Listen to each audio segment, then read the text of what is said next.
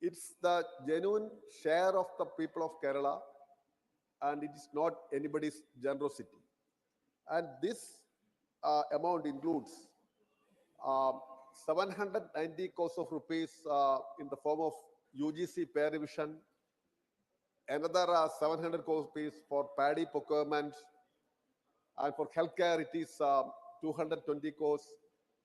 So altogether it is 5,350 crores. And the state of Kerala properly submitted all the documents and made certain changes which were suggested by the central government. But even now, this huge amount is due to the state of Kerala. So I take this opportunity once again to demand the immediate release of the same. Moreover, sir, I would like to add one important thing, that the existing center-state financial relations must be redefined. According to the 15th Finance Commission, as it is rightly observed, states account for more than 62% of the total national expenditure. And these states are playing a major role in achieving the sustainable development goals. But whereas their income share is just 37%. This is a huge, glaring disparity, and this must be addressed within no time. And after the implementation of GST, states are also suffering with shortage of finance. So there is an immediate demand of revisiting, restructuring, or redefining our center-state financial relations. Otherwise, we cannot achieve the sustainable development goals. And I request the, union government, I demand the union government to take note of this. And let me add one more thing. Kerala as a state is the worst sufferer. 15th Finance Commission provided for just 1.9% of the central taxes for Kerala, whereas at the time of 10th Finance Commission, it was 3.9% of the central taxes. So please note all these points and please redefine this center-state financial relations. Thank you. Thank you, Manisi Santosh Kumar P. Please. Those who wants to associate, kindly send your names here. Manisri Sakti Singh Gohil ji.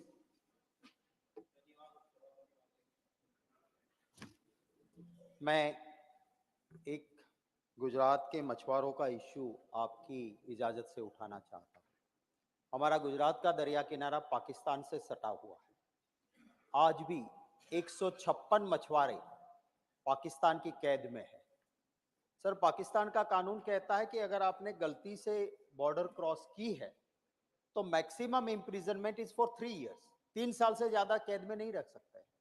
पर 3 साल बीत जाने के बाद भी वो वहीं पे कैद में है। पाकिस्तान मरीन हमारी सरहद से हमारे मछुआरों को उठा के ले जाती है, और जब फिशिंग बोट्स वहां रहती है उसके अंदर से सारे फुर्जे उठा लेते हैं, चुरा के ले जाते हैं।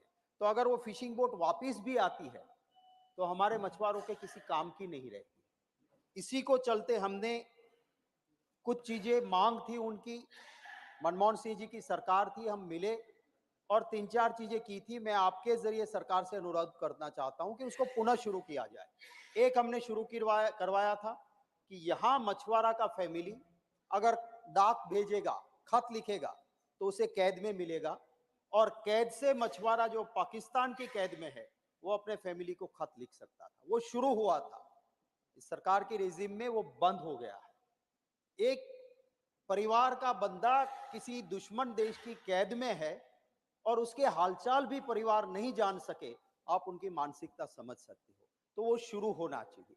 दूसरा हमने करवाया था, उस सरकार ने उस वक्त किया था कि जो भी मछुआरा फिशिंग बोट वहां गया और फिशिंग बोट वहां रख ली है तो उसके लोन की जो किस्तियां उसको रोक दिया जाता था और उसको सब्सिडी फिशिंग बोट के लिए दी जाती थी। वो भी आज शुरू नहीं है। तीसरी हमारी मांग थी और वहां पे हुआ था, पर राशि बहुत कम है, कि जो भी कमाने वाला जो है वो तो चला गया कैद में, और जनरली ये फिशिंग बोट में परिवार के जितने भी मेल मेंबर्स या कमाने वाले होते हैं वो साथ में होते, वो चले जाते हैं, इधर सिर्फ बच्चे और महिलाएं बचती हैं, तो उनको कुछ सब्सिडीज मिलनी चाहिए। उस वक्त की सरकार ने एक बहुत बड़ी राशि ट्रैकिंग सिस्टम के लिए दी थी कि जीपीएस दिया कि जिसे मछुआरे को भी पता चले कि मैं अगर बॉर्डर क्रॉस कर रहा हूं तो वो वापिस रहेगा। ये इंप्लीमेंटिंग एजेंसी गुजरात गवर्नमेंट थी। C&AG ने कहा कि भारत सरकार ने जो पैसे एक फिशरमैन की सेफ्टी के लिए दिए, जीपीएस सिस्टम के लिए, उसमें बहुत बड़ा भ्रष्टाचार हुआ है और इसी वजह से जीपीएस का सिस्टम चल ही नहीं रहा है। मैं सरकार से अनुरोध करता हूं, भारत सरकार की ये राशि थी, C&AG ने कह दिया है तो हम तो मानते हैं कि बहुत सीरियस चीज है, तो इसकी जांच भी होनी चाहिए सीबीआई के जरिए। Thank you sir. माननीय श्री अनिल प्रसाद हेगड़े जी। Thank you, Chairman. Thank you, Deputy Chairman, for giving me the time to speak on an important issue of farmers who are custodians of traditional seed varieties. So, India had rich agrodiversity. Scientist Dr. Richaria had documented thousands of valuable paddy varieties which were evolved and selected by our ancestral farmers. Though Green Revolution paradigm eroded this rich agrodiversity wealth, our farmers continue to conserve some of them in their farms. Despite great logistical hardships and financial hardships, these farmers are conserving thousands of varieties of different crops. Some have been recognized with the Genome Savior Award, so, which is a welcome recognition for their contribution. We also need to remember the role of women farmers. So, government needs to identify and support such, train them for maintaining genetic purity of seeds, characterization and cataloging under a scheme providing infrastructure facilities and stipends. Surely, government will agree with me, sir, that desi seed varieties and the farmers who conserve them need support so that it can then become the basis for spread of organic and natural farming. Sir, while George Fernandez, who led an aggressive campaign against the signing of GATT and WTO treaty, who was an inspiration for me, I am proud that in 2009, when the regulator GEAC approved BT Brinjal, it was again my party leader Nitish Kumar who opposed this. And the then Environment Minister, Mr. Jairam Ramesh, in 2010, ordered a moratorium on GM crops, which continues till the present government approved GM mustard last year, sir. In seed saving, natural and organic farming, I got trained by people like Dr. Debul Dev, who have conserved 1,400 paddy varieties, and Subhas Palekar, who makes Jivamrita out of desi cow dung, and the millet man of India, Dr. Khadar Wali, all of whom advocate desi seeds, sir. Two of them are recipients of Padma Awards by the present government. Each of them believe that there cannot be organic or natural farming without desi seeds. Definitely not GM crops. Thank you. Thank you, माननीय हेगड़े जी। माननीय श्रीमती संगीता यादव जी।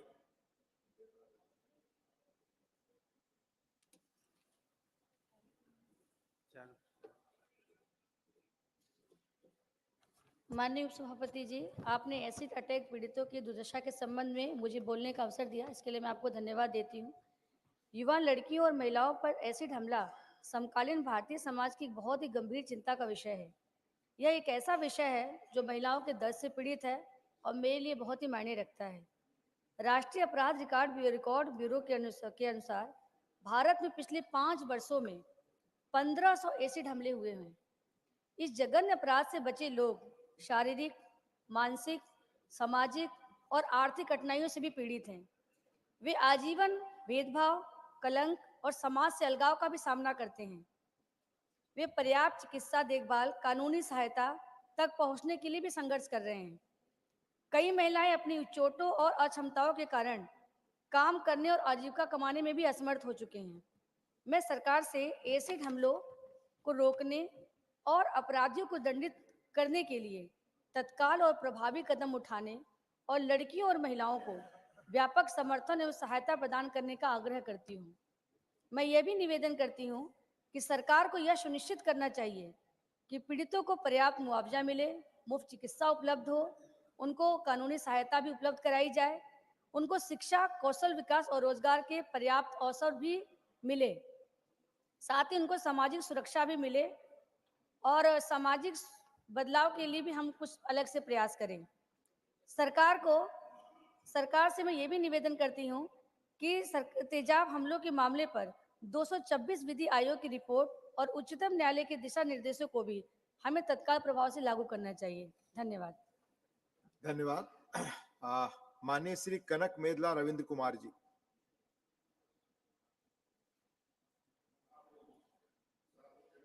అవకాశం ఇచ్చినందుకు ధన్యవాదములు sir. నా సబ్జెక్టుకు సంబంధించినటువంటిది voter ఎన్యూమరేషన్కు సంబంధించి జెన్యూన్గా పద్ధతి ప్రకారం ఎలక్షన్ కమిషన్ రూల్స్ను అనుసరించి ఓటర్ ఎన్యూమరేషన్ జరగవాలని చెప్పింది నా డిమాండు. దానిలో భాగంగా ఓటు హక్కు అనేటటువంటిది నిర్భయంగా వినియోగించుకున్నప్పుడే ప్రజాస్వామ్యం బలోపేతం అవుతుంది. ఓటు హక్కు పరిపాలనా విధానానికి ఆయుధం వంటిది. ప్రజాస్వామ్యానికి దిక్సూచి అయిన అలాంటి ఓటు హక్కును కొన్ని రాష్ట్రాల్లో ఎటువంటి నోటీసులు లేకుండా తొలగిస్తున్నారు. అధికారంలో ఉన్నటువంటి అధికార పక్షం వారు ఓటర్లు తొలగించడానికి రాష్ట్ర యంత్రాంగాన్ని ఉపయోగించుకుని అధికారాన్ని దుర్వినియోగం చేసేటటువంటి పరిస్థితి కనపడుతున్నది. అలాగే ఓటర్ల కోసం ప్యారలల్గా రాష్ట్రాల్లో కొన్ని చోట్ల ప్రాంతీయ సమాంతర వ్యవస్థను నిర్వహిస్తున్నారు. పంచాయతీరాజ్ బదులు పంచాయతీ సచివాలయాలని, మున్సిపాలిటీలో గృహ సారథులని అనేక మందిని ఇట్లాంటి వాళ్ళను నియమించి ఓటర్ ఎన్యూమరేషన్ కార్యక్రమంలో నిబంధనలకు విరుద్ధంగా ఓటర్లలో తొలగించు కార్యక్రమంలో భాగంగా చేస్తున్నారు. అది ముఖ్యంగా మా రాష్ట్రానికి సంబంధించి ఆంధ్రప్రదేశ్లో ఎక్కువ జరుగుతున్నది. ఈ విషయంలో మాకు ఇంతకుముందు గతంలో ఎలక్షన్ కమిషన్కి మేము చాలా రిప్రజెంటేషన్స్ ఇచ్చి ఉన్నాము. అలాగే ఉదాహరణకు అనకాపల్లి పరిధిలో 70,000 ఓట్లు తీసివేశారు, నర్సీపట్నంలో 17,000 ఓట్లు తీశారు, మాడుగుల్లో 9,500 ఓట్లు తీసివేశారు. ఎన్నికల కమిషన్ లెక్క ప్రకారమే, రాష్ట్ర ఎన్నికల కమిషన్ లెక్క ప్రకారమే దాదాపు 10 లక్షల ఓట్లు గోల్మాల్ చేసేటటువంటి ప్రయత్నం జరిగింది. వాటిని సరిచేయలేదు ఈ రోజు వరకు. వాటిని సరిచేయమని చెప్పేసి సెంట్రల్ ఎలక్షన్ కమిషన్కి, చీఫ్ ఎలక్టరల్ ఆఫీసర్కి, అలాగే డిస్ట్రిక్ట్ ఎలక్షన్ ఆఫీసర్లకి కూడా రిప్రజెంటేషన్ ఇవ్వడం జరిగింది. అయినా కూడా ఎటువంటి చర్యలు తీసుకోలేదు. వాటిని తొలగించడం కోసం రాష్ట్రంలో ఉన్నటువంటి అధికార యంత్రాంగం ప్యారలల్ యంత్రాంగాన్ని ఉపయోగించి ఎలక్షన్ కమిషన్ నిబంధనలకు విరుద్ధంగా ఆంధ్రప్రదేశ్లో ఓట్లు తొలగిస్తున్నటువంటి వైనాన్ని ఎన్నికల కమిషన్ దృష్టికి తీసుకువెళ్ళినప్పటికీ కూడా సరిదిద్దనందువల్ల మేము ఈ రోజున పార్లమెంట్లో ఇక్కడ లేవదీయవలసి వచ్చింది. ప్రజాస్వామ్య పరిరక్షణకు వజ్రాయుధమైన ఓటు హక్కును పౌరులకు లేకుండా ఎన్నికల్లో దొడ్డిదారిని గెలవాలనేటువంటి ప్రయత్నంతో జరుగుతున్నటువంటి ఈ చర్యను మేము తీవ్రంగా ఖండిస్తూ, మొత్తానికి ఎన్నికల కమిషన్ ఇప్పటికైనా దృష్టి పెట్టి మేము చెప్పిన అవకతవకల పైన వీటిపైన సరైనటువంటి చర్యలు తీసుకోవాలని, ఎలిజిబుల్ ఓటర్లను చేర్పించాలని ఫారం 7 బల్క్గా ఇస్తూ ఓటర్లను తొలగించడానికి అధికార పార్టీ వాళ్ళు తయారు చేస్తున్న సందర్భంలో వాటిని పరిశీలించి చేయాలని, తొలగించే ముందు ఓటర్కు నోటీసులు ఇవ్వాలని మేము ప్రత్యేకించి కోరుతున్నాము. దీనిపైన రాష్ట్ర అధికార యంత్రాంగం దుర్వినియోగం చేస్తుంది కనుక వేరే రాష్ట్రాలను అధికారులను నియమించి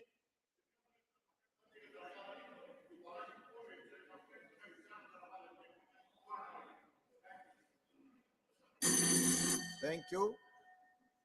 माननीय कनक मेदला रविंद्र कुमार जी, स्टेट गवर्नमेंट्स पे जो आपके कमेंट है as per rules will examine whether it will go or not, please. माननीय Shri V Vijay Sai Reddy. Deputy Chairman, sir. Sir, the provisions for reservation were introduced in the Constitution of India to provide education and employment opportunities to the backward classes, that is BCs, so that they could be at par with others in the society, with other sections in the society. Sir, in fact, the Mandal Commission has recognized the BCs are historically marginalized and made recommendations to provide reservations for backward classes whose income is less than the mandated ceiling. Though the mandate others other BCs whose income is higher than the mandated, the labeled mandated limit, were excluded, and they are called as creamy layer and excluded from the reservation, sir. Sir, the creamy layer was introduced, and it was first raised to 2.5 lakhs in 2004, revised to 4.5 lakhs in 2008, revised again to 6 lakhs in 2013, and last revision took place in 2017 at 8 lakhs per annum. Sir, the enhancement is done to adjust for the inflation once in 3 years. However, the existing limit for creamy layer has not been revised for the last 6 years. During this time, the inflation increased manifold. Applying 3-year formula, the revision of creamy layer limit is twice overdue till now, sir. The delay in revising the creamy layer limit has denied the reservations to many needy and deserving backward classes, that is BCs. There is an urgent need to revise the income criteria. The Ministry of Social Justice also recommended increase the limit from present 8 lakhs to 12 lakhs of rupees. Therefore, I strongly urge the union government to revise the creamy layer limit and ensure that 3-year interval of revising the creamy layer limit is strictly adhered to. This will ensure the true social equality for all BCs in the country. Thank you very much, sir. Thank you, Vijay Sai Reddy ji. Mani Shri M. Muhammad Abdullah.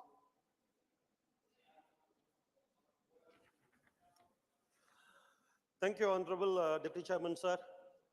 This is my demand to reduce the beneficiary contribution of 10% while implementing Jal Jeevan Mission at villages with more than 50% of SC and or ST.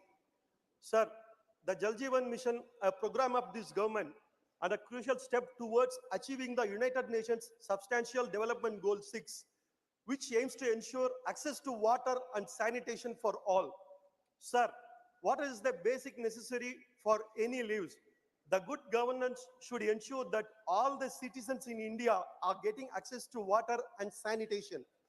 As per the government press release, 60% of the rural households, that is out of 20 crore, and 11.66 crore rural households are connected through functional household tap connection, and remaining 40%, that is approximately 9 crore households, yet to be connected, sir. Sir, the recent problem in this scheme is the revised beneficiary contribution. While launching this scheme, it is mentioned villages having more than 50% ST and ST population, where community contribution would be 5% of the capital cost. Recently, the ministry has increased the community contribution to 10% of the capital cost, and earlier it was 5% only. This has posed a difficulty in implementing the scheme now. Honorable Deputy Chairman, sir, SC/ST population in our country are the most marginalized and economically weaker section. Good governance should empathize their situation and devise the scheme and guideline in favor of the citizens. Increasing the beneficiary contribution for the villages with 50% or more SC and ST households had reduced the interest of the people to avail this scheme, and no wonder this will be the bottleneck for this scheme implementation. Sir, I humbly request the Honorable Minister via this August House to take necessary steps to reduce the beneficiary contribution at these said villages down to 5% or nil. Thank you, sir. Thank you, Mani M. Muhammad Abdullah ji. Mani Shri Balveer Singh ji, Sant Balveer Singh ji. बहुत बहुत धन्यवाद उप सभापति जी, ਤੁਸੀਂ ਆਪਾਂ ਨੂੰ ਸਮਾਂ ਦਿੱਤਾ। ਸੋ ਅੱਜ ਅਸੀਂ पर्यावरण ਦਾ ਪੋਲੂਸ਼ਨ, ਹਵਾ ਦਾ ਪ੍ਰਦੂਸ਼ਣ ਜਿਹੜਾ ਸਭ ਤੋਂ ਮਾਰੂ ਸਿੱਧ ਹੋ ਰਿਹਾ, ਉਹਦੇ ਉੱਤੇ ਅਸੀਂ ਸੰਸਦ ਦਾ ਧਿਆਨ ਦਿਵਾਉਣਾ ਚਾਹੁੰਦੇ ਹਾਂ। ਸੋ ਗੁਰੂ ਨਾਨਕ ਪਾਤਸ਼ਾਹ ਨੇ ਅੱਜ ਤੋਂ 500 ਸਾਲ ਤੋਂ ਵੱਧ ਸਮਾਂ ਪਹਿਲਾਂ ਜੋ ਉਪਦੇਸ਼ ਦਿੱਤਾ ਸੀ, ਪਵਨ ਗੁਰੂ ਪਾਣੀ ਪਿਤਾ ਮਾਤਾ ਧਰਤ ਮਹੱਤ, ਦਿਵਸ ਰਾਤ ਦੋਇ ਦਾਈ ਦਾਇਆ ਖਿਲ ਸਗਲ ਜਗਤ। ਅੱਜ ਇਹ ਸਾਰਾ ਵਿਸ਼ਵ ਤਾਂ এনवायरमेंट ਦੇ ਪੋਲੂਸ਼ਨ ਤੋਂ ਪੀੜਤ ਆ, ਉਹਦੇ ਵਿੱਚ ਜਿਹੜਾ ਭਾਰਤ ਦੇ ਵਿੱਚ ਬਹੁਤ ਵੱਡਾ ਪੋਲਿਊਸ਼ਨ ਆ, ਜਿਹਦੇ ਨਾਲ ਬਹੁਤ ਵੱਡਾ ਨੁਕਸਾਨ ਜਿਹੜਾ ਹੈ ਉਹ ਜਿਹੜਾ ਹੈ ਦੇਸ਼ ਵਾਸੀਆਂ ਦਾ ਹੋ ਰਿਹਾ। ਹਵਾ ਦੇ ਪ੍ਰਦੂਸ਼ਣ ਕਾਰਨ ਹਰ ਸਾਲ 21,08,000 ਮੌਤਾਂ ਜਿਹੜੀਆਂ ਹਵਾ ਦੇ ਪੋਲਿਊਸ਼ਨ ਕਰਕੇ ਹੋ ਜਾਂਦੀਆਂ, ਜਿਹੜੀ ਕਿ ਬਹੁਤ ਵੱਡੀ ਗਿਣਤੀ ਆ। ਇਹ ਇਸ ਹਵਾ ਦੇ ਪੋਲਿਊਸ਼ਨ ਦੇ ਕਾਰਨ ਜਿਹੜੀਆਂ ਹੋ ਰਹੀਆਂ ਮੌਤਾਂ। ਇਸ ਵੇਲੇ ਜੇਕਰ ਹਵਾ ਦੀ ਜੋ ਗੁਣਵੱਤਾ ਦੀ ਗੱਲ ਕਰੀਏ ਤੇ ਦਿੱਲੀ ਦੇ ਵਿੱਚ ਸਿਰਫ ਸਾਲ ਦੇ ਵਿੱਚ ਇੱਕ ਦਿਨ ਹਵਾ ਜਿਹੜੀ ਹੈ ਉਹ ਨਾਗਰਿਕਾਂ ਨੂੰ ਸ਼ੁੱਧ ਮਿਲੀ ਹੈ। ਬੰਬਈ ਦੇ ਵਿੱਚ 5 ਦਿਨ ਤੇ ਚੇਨਈ ਦੇ ਵਿੱਚ 15 ਦਿਨ ਸਾਫ਼ ਹਵਾ ਜਿਹੜੀ ਹੈ ਉਹ ਸਾਹ ਲੈਣ ਯੋਗ ਸੀ। ਬਾਕੀ ਸਾਰਾ ਪੋਲਿਊਸ਼ਨ ਦੇ ਨਾਲ ਜਿਹੜਾ ਹੈ ਸਾਰੇ ਅਸੀਂ ਮਾਰ ਚੱਲ ਰਹੇ ਹਾਂ। ਸੋ ਅਸੀਂ ਧਿਆਨ ਦਿਵਾਉਣਾ ਚਾਹੁੰਦੇ ਹਾਂ ਕਿ 2019 ਦੇ ਸਮੇਂ ਤੋਂ ਹੋਣ ਵਾਲੀਆਂ ਮੌਤਾਂ ਦੇ ਪ੍ਰਦੂਸ਼ਣ ਕਾਰਨ ਜਿਹੜਾ ਵਿਸ਼ਵ ਦੀ ਜਿਹੜੀ ਹੈਗੀ ਹੈ $37.8 ਬਿਲੀਅਨ ਦਾ ਨੁਕਸਾਨ ਹੋਇਆ, ਜਿਹੜੀ ਭਾਰਤ ਦੀ GDP ਦਾ 1.37% ਕੁੱਲ GDP ਦਾ ਹਿੱਸਾ ਹੈ। ਬਹੁਤ ਵੱਡਾ ਨੁਕਸਾਨ ਜਿਹੜਾ ਹੈ 에ਅਰ ਪੋਲਿਊਸ਼ਨ ਦੇ ਨਾਲ ਹੋ ਰਿਹਾ। ਇਹ ਹੈਰਾਨੀ ਦੀ ਗੱਲ ਇਹ ਹੈ ਕਿ ਜਦੋਂ 에ਅਰ ਪੋਲਿਊਸ਼ਨ ਦੀ ਗੱਲ ਆਉਂਦੀ ਹੈ ਤੇ ਸਭ ਤੋਂ ਵੱਡਾ ਬਲੇਮ ਪੰਜਾਬ ਦੇ ਕਿਸਾਨਾਂ ਦੇ ਉੱਤੇ ਧਰ ਦਿੱਤਾ ਜਾਂਦਾ ਕਿ ਪੰਜਾਬ ਦੇ ਕਿਸਾਨ ਪਰਾਲੀ ਨੂੰ ਅੱਗ ਲਾਉਂਦੇ ਆ ਤਾਂ ਪੋਲਿਊਸ਼ਨ ਆ, ਜਦੋਂ ਕਿ ਪੰਜਾਬ ਦੇ ਪੋਲਿਊਸ਼ਨ ਦਾ ਲੈਵਲ ਥੱਲੇ ਹੁੰਦਾ ਤੇ ਦਿੱਲੀ ਦਾ ਪੋਲਿਊਸ਼ਨ ਜਿਹੜਾ ਹੈਗਾ ਹਾਈ ਲੈਵਲ ਤੇ ਹੁੰਦਾ। ਪਰ ਕੋਈ ਵੀ ਪੰਜਾਬ ਦਾ ਜਿਹੜਾ ਕਿਸਾਨ ਆ ਆਪਣੀ ਪਰਾਲੀ ਨੂੰ ਅੱਗ ਨਹੀਂ ਲਾਉਣਾ ਚਾਹੁੰਦਾ, ਕਿਉਂਕਿ ਹਰ ਕੋਈ ਪੋਲਿਊਸ਼ਨ ਤੋਂ, ਕਿਉਂਕਿ ਗੁਰੂ ਪਾਤਸ਼ਾਹ ਦਾ ਭੈ ਮੰਨਦੇ ਆ ਸਾਰੇ। ਪਰ ਅਫਸੋਸ ਹੈ ਕਿ ਪੰਜਾਬ ਸਰਕਾਰ ਨੇ ਪਿਛਲੇ ਸਾਲ ਇੱਕ ਸੈਂਟਰ ਸਰਕਾਰ ਨੂੰ ਸੁਝਾਅ ਦਿੱਤਾ ਸੀਗਾ ਕਿ ਜੇਕਰ ਇਹਨਾਂ ਕਿਸਾਨਾਂ ਦੀ ਆਰਥਿਕ ਮਦਦ ਕੀਤੀ ਜਾਵੇ ਤੇ ਇਹ ਜਿਹੜਾ ਹੈ ਪਰਾਲੀ ਦੀ ਅੱਗ ਨੂੰ ਜਿਹੜੀ ਲੱਗ ਰਹੀ ਹੈ ਇਹਨੂੰ ਰੋਕਿਆ ਜਿਹੜਾ ਹੈ। ਦਿੱਲੀ ਸਰਕਾਰ ਤੇ 1500 ਰੁਪਇਆ ਜਿਹੜਾ ਹੈ ਉਹ ਸੈਂਟਰ ਸਰਕਾਰ ਦੇਵੇ, ਕਿਸਾਨਾਂ ਦੀ ਮਦਦ ਕੀਤੀ। धन्यवाद धन्यवाद धन्यवाद। Nothing is going on record. माननीय संतोलवीर जी, 3 मिनट का ही है ये 0 आवर, तो 3 मिनट, इसलिए उससे अधिक आप बोलेंगे तो रिकॉर्ड पे नहीं जाएगा। प्लीज। माननीय honourable Shri P. Wilson. Sir, there is an attempt to thrust the Uniform Civil Code by the Union government on the people of this country. The Uniform Civil Code proposes a unified set of personal laws applicable to all religions, which would govern marriage, divorce, inheritance, and adoption. If the UCC is implemented, the current separate laws for Hindus, Muslims, Christian, Parsis, Zoroastrians, Sikhs would be replaced by a common law.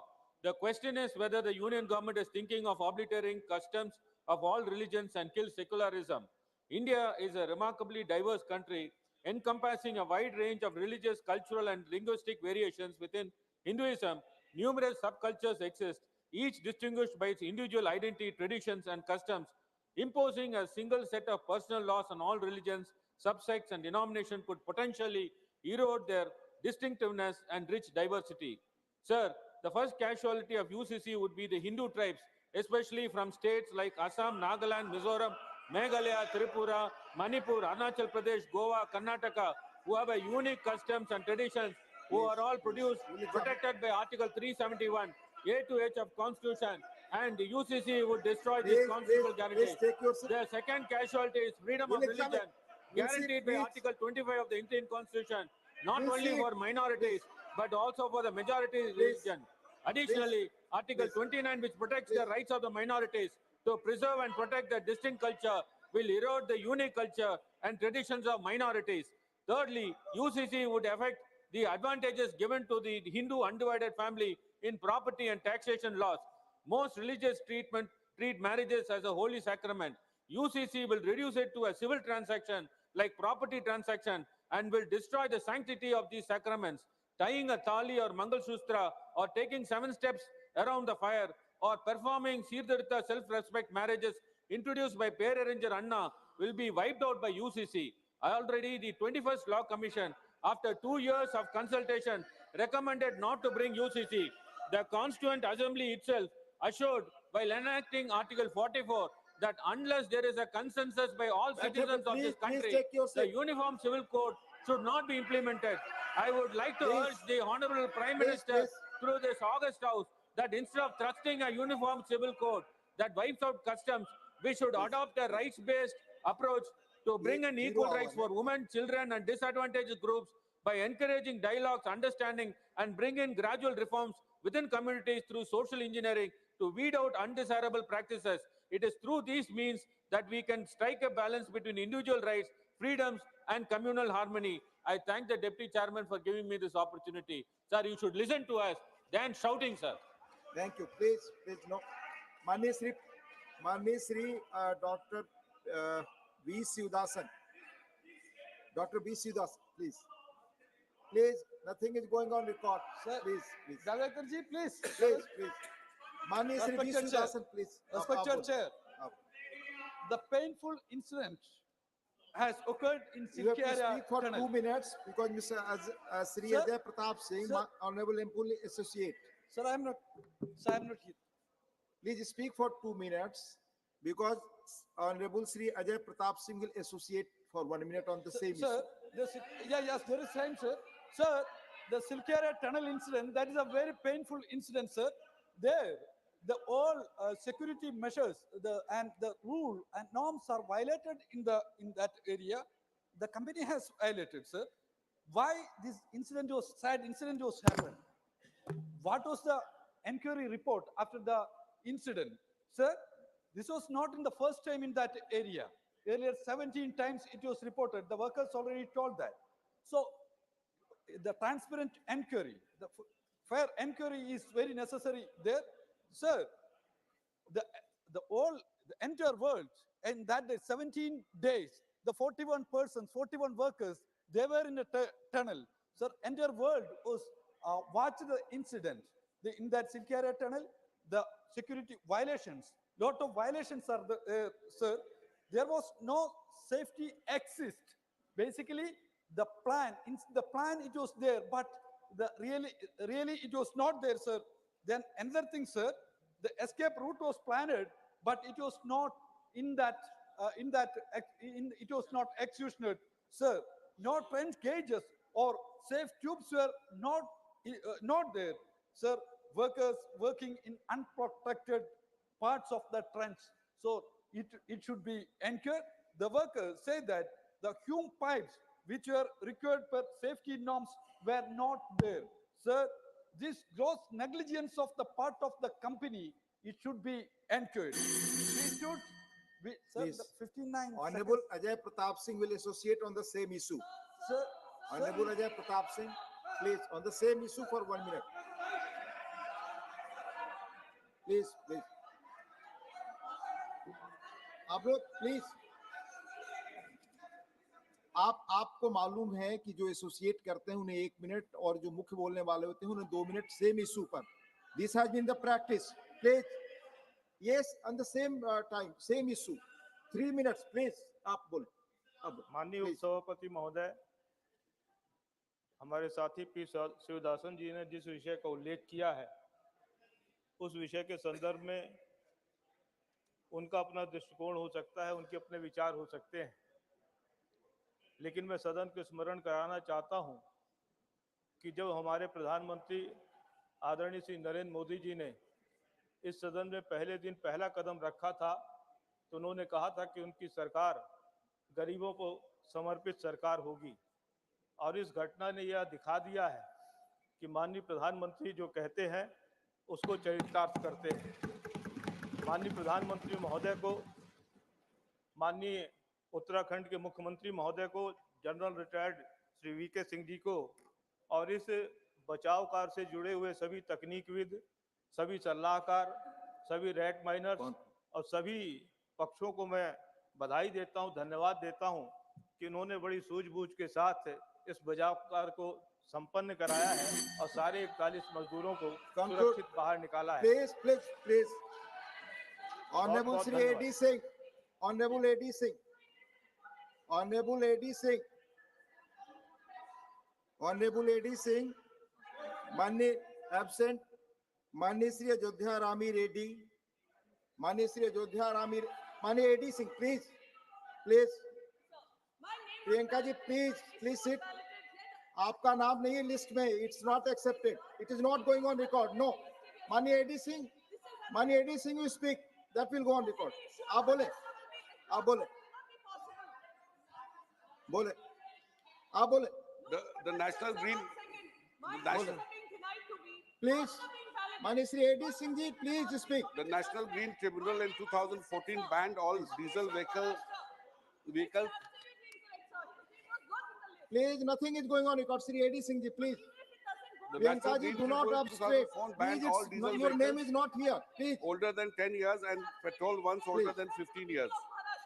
The ministry has also issued a notification in 2023 for deregistration and scrapping all vehicles owned by the central and state government that do not comply with NGT order. Delhi government has issued orders for deregistration and scrapping vessels. Further, we know that older vessels are at risk to road safety, consumes more fuel and pollute the environment. To tackle the problem, the government has come out with a vehicle scrapping policy. Under this scheme, the persons opting for scrapping the vessels get incentive in the form of reduced registration fee and road taxes besides the incentives from the auto industry. As per government estimate, at present there are more than 1 crore vehicles that are required to be deregistered and scrapped across the country, for which government has approved 70 registered vehicle scrapping facility, out of which 38 are operational. However, the situation on the ground level, particularly in NCR, is totally different. There are lakhs of vehicles, including government vehicles flying, which have reached the 10 years diesel and 15 years 10 years petrol and 15 years diesel mark, adding to the cause of pollution.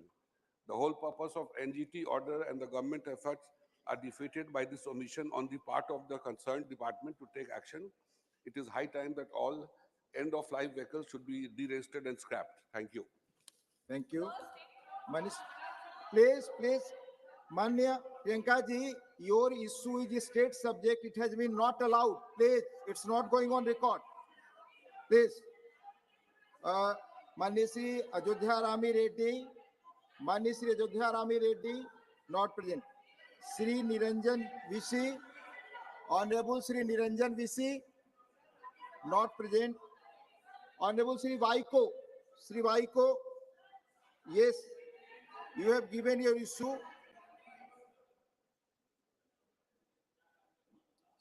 It's on concern for frequent attacks and arrest of Indian fishermen by Sri Lanka Navy. You have given a subject for. Please. Sri Vaiko, please. You do not want to speak? So, Honorable Sri Alaram Karim ji, your issue is there. Mani Sri Alaram Karim, need to increase share of central government in various important government schemes like PMAY, etc. Please. Sir, Mr. Chairman, sir. I have submitted Please, an important issue related with the financial position of Kerala. My colleague Sandosh presented here that matter. With the development activities and other things, Kerala is facing acute shortage of finance. Sir, we request the Government of India to revisit the Financial Commission's definitions and the principle of fund allocations. Now, our borrowing limit is drastically reduced. And some public sector companies, those who have taken loan for their purpose, it is also calculated as state borrowing. Sir, that is a unfair practice. So far, such attitude was not taken against any state. Government of India's public sector, certain departments, particularly National Highway Authority, has taken huge loan. It is not calculated as the loan of Government of India. So these principles are to be revisited.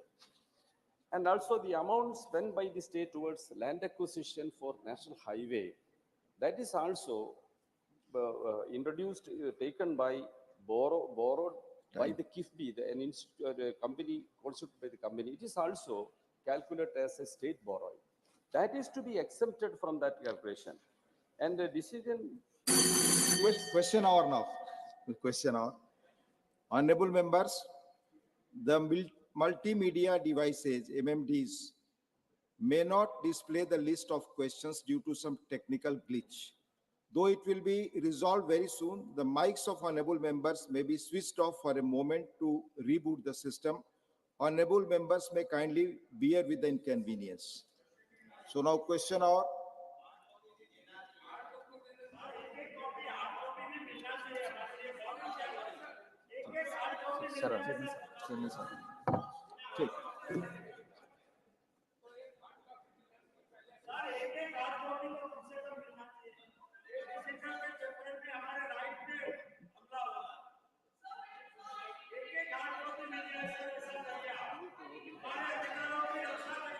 Those of the members who have an impression about it, I would be happy to receive them in my chamber and discuss the matter today itself.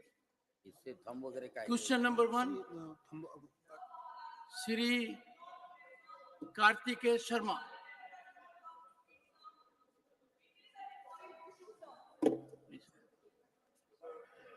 Number 1.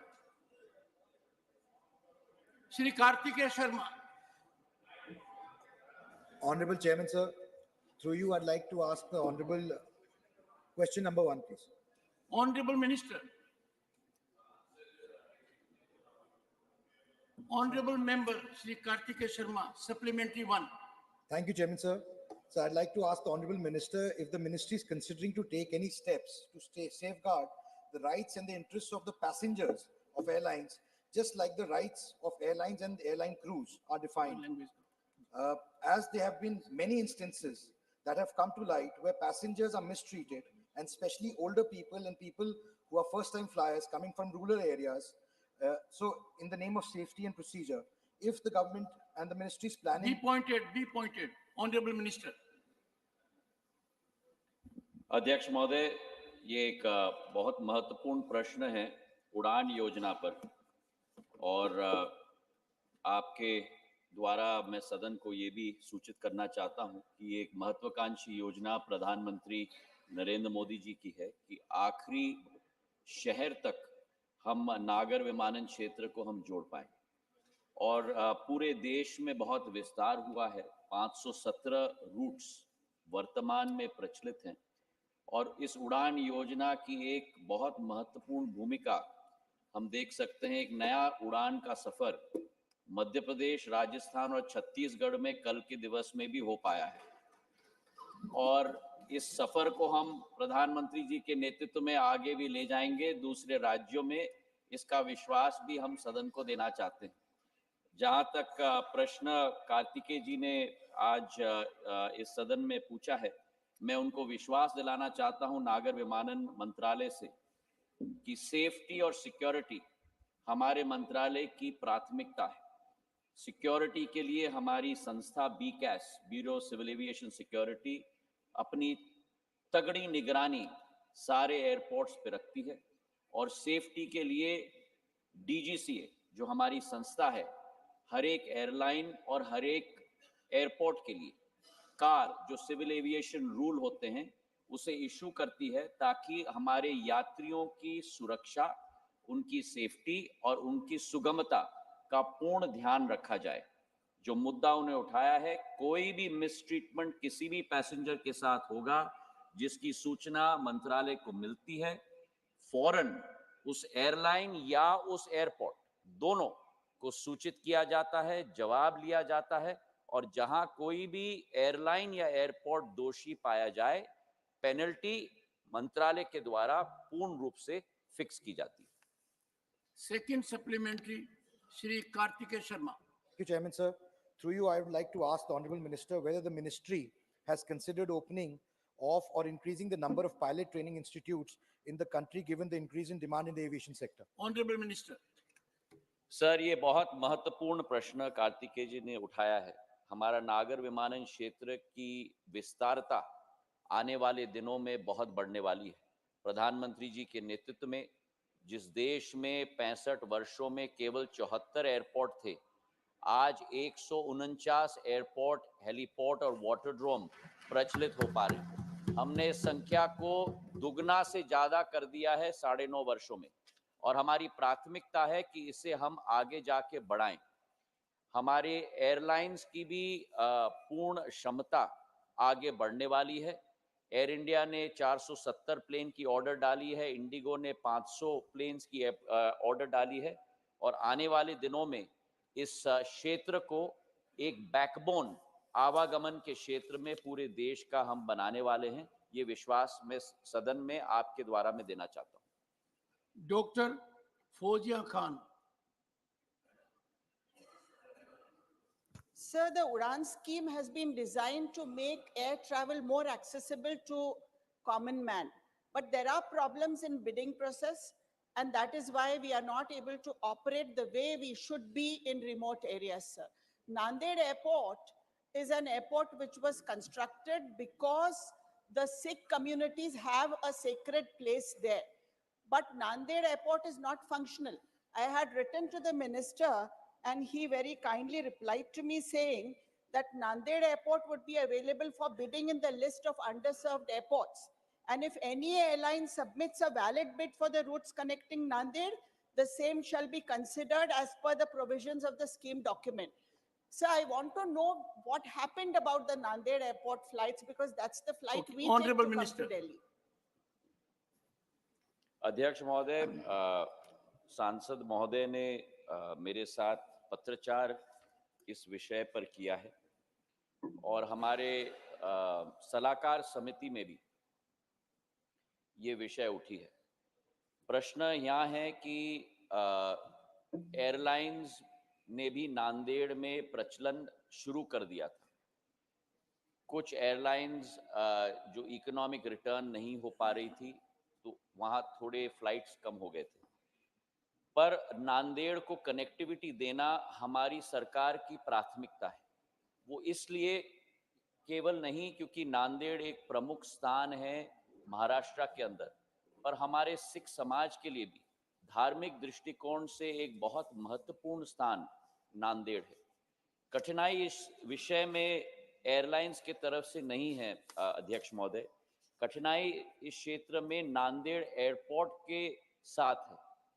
Maharashtra सरकार ने इस airport को एक private sector entity को दी है, क्योंकि ये airport केंद्र सरकार की नहीं है, ये प्रदेश सरकार की है, और ये एयरपोर्ट प्राइवेट सेक्टर एंटिटी को दी है, जिस एंटिटी ने आज तक एयरपोर्ट्स अथॉरिटी ऑफ इंडिया के फीस को भी रीएम्बर्स नहीं किया।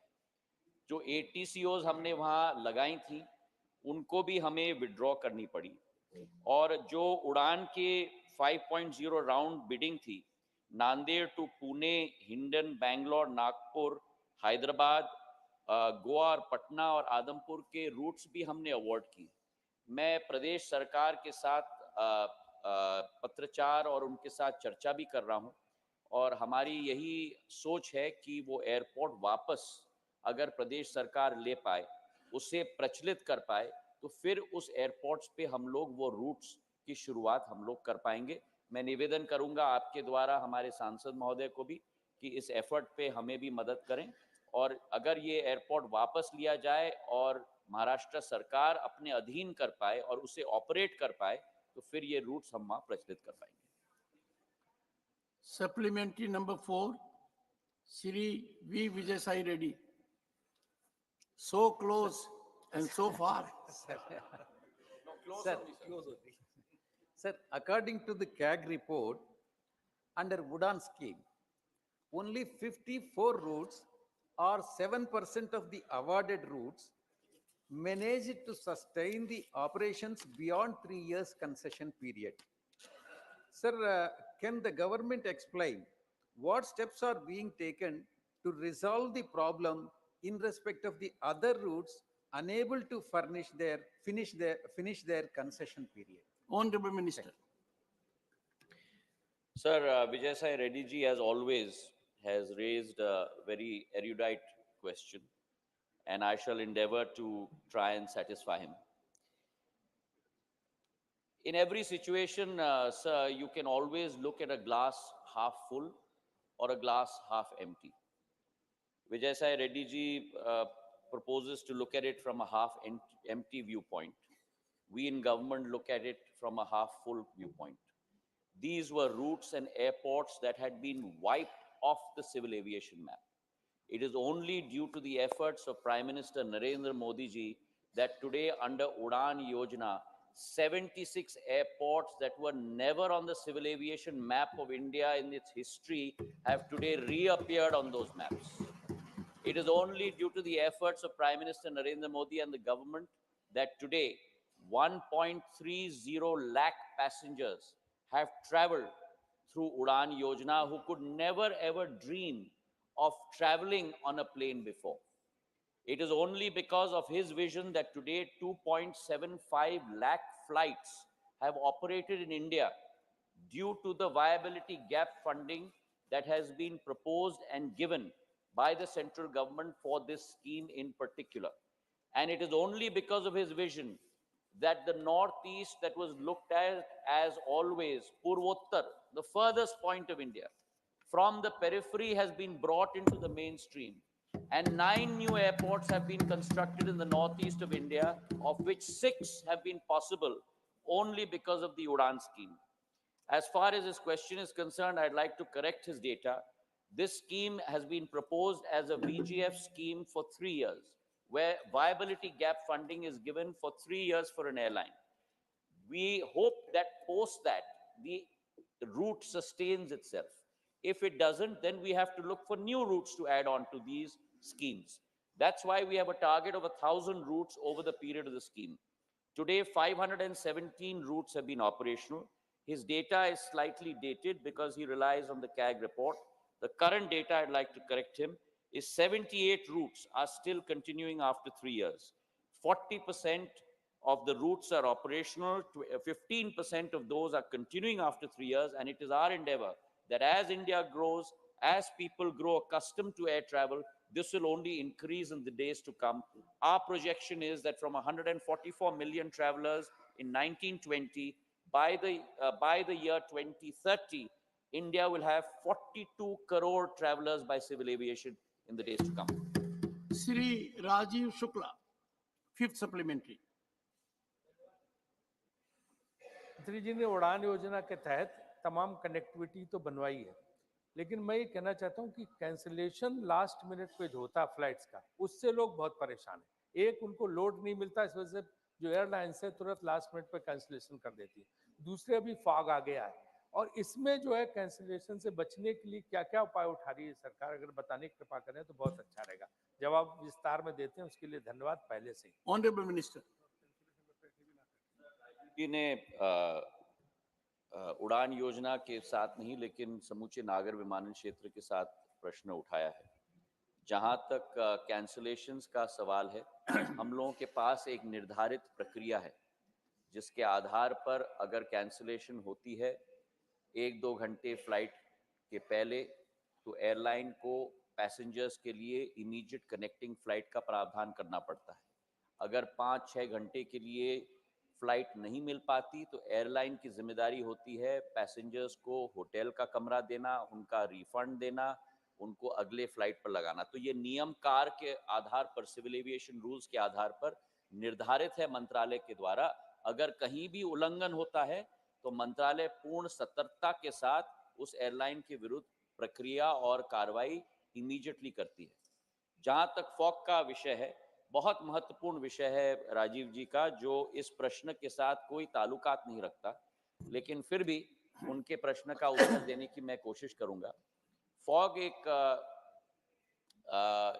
ऐसा माहौल है जिस पर कोई डायरेक्ट कोरिलेशन हम नहीं रख पाते किस दिन फॉग आएगा नहीं आएगा। इसलिए 2021 में जब मैंने मंत्रालय का प्रभार प्रधानमंत्री जी के द्वारा मुझे दिया गया था, जुलाई के माह में नवंबर के लिए फॉग रूटीन के लिए हमने एक नई प्रचलन शुरू की।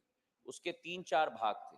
पहले तो हमारे कैट 1, कैट 2 और कैट 3 ट्रेन पायलट्स की संख्या एयरलाइंस को में बढ़ोतरी होने के लिए हमने उनको सीधा प्रावधान बनाने को कहा।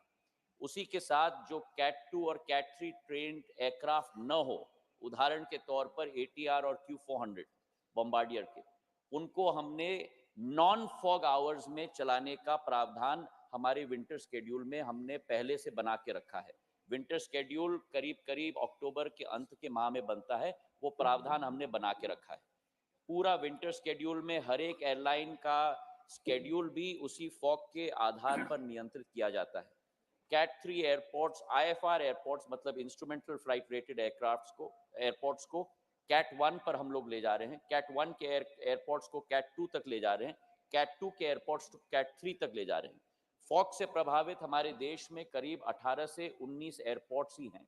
उसमें उत्तर भारत के भी एयरपोर्ट्स हैं, जैसे लखनऊ है जहाँ से राजीव जी आते हैं, हमारे दिल्ली का एयरपोर्ट भी है, और इन एयरपोर्ट्स में भी प्रावधान कैट 3 का हमने कर दिया है।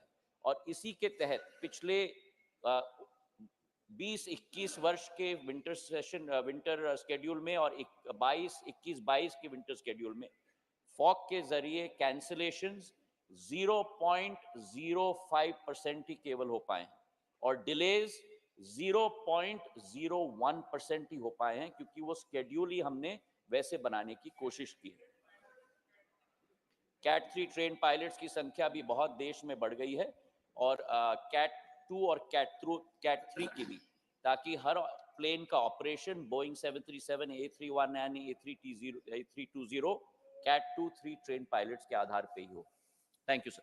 क्वेश्चन नंबर, पानी की क्वालिटी को जांचने के लेकर, मापने को लेकर के कोई व्यवस्थित व्यवस्था नहीं थी। लेकिन जल शक्ति, अब जल जीवन मिशन प्रारंभ होने के बाद में देश भर में जिस तरह से माननीय प्रधानमंत्री जी के आशीर्वाद से एक तरफ जहां देश के सभी घरों तक पीने का स्वच्छ पानी पहुंचे, इस दिशा में काम प्रारंभ हुआ है। और जो काम प्रारंभ हुआ 2019 से लेकर के अब तक जो 16% घरों तक पीने का स्वच्छ पानी जाता था, आज मैं गर्व के साथ में कह सकता हूं कि आज देश के 71% घरों तक पीने का स्वच्छ पानी पहुंचने लगा है। और पीने का स्वच्छ पानी पहुंचने लगा है, इसके कारण से माताओं बहनों ने जो आशीर्वाद दिया है, उसका परिणाम कल देखा आपने कि प्रचंड बहुमत के साथ में 3 राज्यों में भारतीय जनता पार्टी की सरकार बनी। लेकिन ये जो पीने के पानी की गुणवत्ता और आर्सेनिक के को लेकर के माननीय सदस्य ने प्रश्न किया है, देश भर में 2016 में 14,143 ऐसे हैबिटेशन थे। माननीय सदस्य सही है कि इंडो गैंगेटिक जोन में आर्सेनिक की समस्या है। 14,183 क्षेत्रों में हैबिटेशंस में इस तरह की चुनौती थी, जो 2017 तक बढ़कर के 18,258 हैबिटेशंस हो गए थे, क्योंकि ये डायनेमिक प्रॉपर्टी है, पानी की लेवल्स को लेकर के, विड्रॉल को लेकर के इस तरह के परिवर्तन आते हैं। लेकिन माननीय प्रधानमंत्री जी के जल जीवन मिशन प्रारंभ करने के बाद में जिस तरह का परिणाम आया है, उसके चलते हुए आज इनकी संख्या निरंतर घटी है। मैं गर्व के साथ में एक बात कह सकता हूं कि 2017 से जो हमने नेशनल वाटर क्वालिटी मिशन में जो प्रायोरिटी ऐसे अफेक्टेड हैबिटेशंस को देना प्रारंभ किया था, वहां से लेकर के जल जीवन मिशन तक आज देश में एक भी ऐसा हैबिटेशन नहीं है जहां पर व्यक्ति को सेफ पीने का पानी, आर्सेनिक मुक्त पीने का पानी उपलब्ध न हो। देश के जो है इन 18,258 हैबिटेशंस में से केवल 378 हैबिटेशन ऐसे बचे हैं, जिनमें से 319 पंजाब में है और 59 वेस्ट बंगाल में, जहां जो है कम्युनिटी वाटर ट्रीटमेंट प्लांट के माध्यम से पीने का स्वच्छ पानी मिले, ऐसी व्यवस्था की गई। लेकिन माननीय सदस्य ने जो प्रश्न पूछा है, मैं उसी के परिप्रेक्ष्य में कहना चाहता हूं कि जो व्यवस्था देश में नहीं थी माननीय सभापति महोदय, कि देश में पीने का पानी जो हमारे जीवन से, हमारे जीवन के, हमारे स्वास्थ्य से जुड़ा हुआ सबसे महत्वपूर्ण विषय है, उसको जांचने का कोई किसी तरह का जो है देश में व्यवस्था ही नहीं थी। आज देश में हम खुशी के साथ में कह सकते हैं कि 2111 लेबोरेटरीज देश भर में काम कर रही, जिसमें से 1300 से ज्यादा लेबोरेटरीज NABL एक्रेडिटेड है। और माननीय अध्यक्ष, माननीय चेयरमैन साहब, देश भर में 19-20 तक जहां केवल 50 लाख टेस्ट कुल मिलाकर के होते थे पीने का पानी की गुणवत्ता को जांचने का, ये जो व्यवस्था हमने की और देश भर में 23 लाख महिलाओं को ट्रेन करके जो फील्ड टेस्टिंग किट दिए, लेबोरेटरीज के इंफ्रास्ट्रक्चर की गुणवत्ता के विषय पर समाधान हो सके। लेकिन माननीय सदस्य जिस प्रांत से आती हैं, मैं बहुत दुख के साथ में कहना चाहता हूं, माननीय सदस्य से कहूंगा कि अपने प्रांत में उस विषय पर बात करें। आज देश में पूरे देश में केवल एकमात्र प्रदेश वेस्ट बंगाल बचा है जो आज भी 40% से नीचे जल जीवन मिशन पर है। उस पर गति बढ़ाने की नितांत रूप से आवश्यकता है, ये मैं आपके माध्यम से निवेदन करना चाहता हूं। सेकंड सप्लीमेंट्री श्रीमती मौसम नूर। Sir, I would request the Honorable Minister to give a specific answer on what is the total financial investment made by the Ministry in establishing community water purification as part of the arsenic mitigation efforts. Thank you. Honorable Minister. माननीय chairman साहब, हमने quality को priority देते हुए जहां quality affected habitations हैं, जो जल जीवन मिशन का जो फंड एलोकेशन का जो हमने बेंचमार्क बनाया है, उसमें क्वालिटी अफेक्टेड एरियाज को 15% का प्रायोरिटी दिया है, क्योंकि देश भर में अलग अलग स्थानों पर अलग अलग तरह के क्वालिटी को लेकर के चैलेंजेस और इश्यूज हैं। राज्य सरकारें प्राथमिक रूप से ऊपर उपबंध करती हैं और कम्युनिटी वाटर ट्रीटमेंट प्लांट भी अलग अलग तरह के जो है प्रदूषण को लेकर के उसके मिटिगेशन के लिए अलग अलग तरह के उपबंध उसके लिए किए जाने की आवश्यकता होती है। Honorable Minister, it's a very pointed question. I know, I'm replying so direct pointedly. response. She wished to understand about, she wished to know about the community water treatment water plant to mitigate the arsenic. मैं आपको विश्वास दिलाता हूं कि इसकी सूचना राज्य सरकार से मंगवा करके हम जो है माननीय सभा सदस्य को शीघ्र भेज देंगे। The Honorable Minister would get in touch with the Honorable Member to get all the details he wants. Supplementary, Dr. Fozia Khan. I'm so surprised. Sir, according to the risk of antimicrobial resistance, this is a significant global concern today. This issue extends beyond medical overuse, encompassing factors like water contamination from the pharmaceutical industry.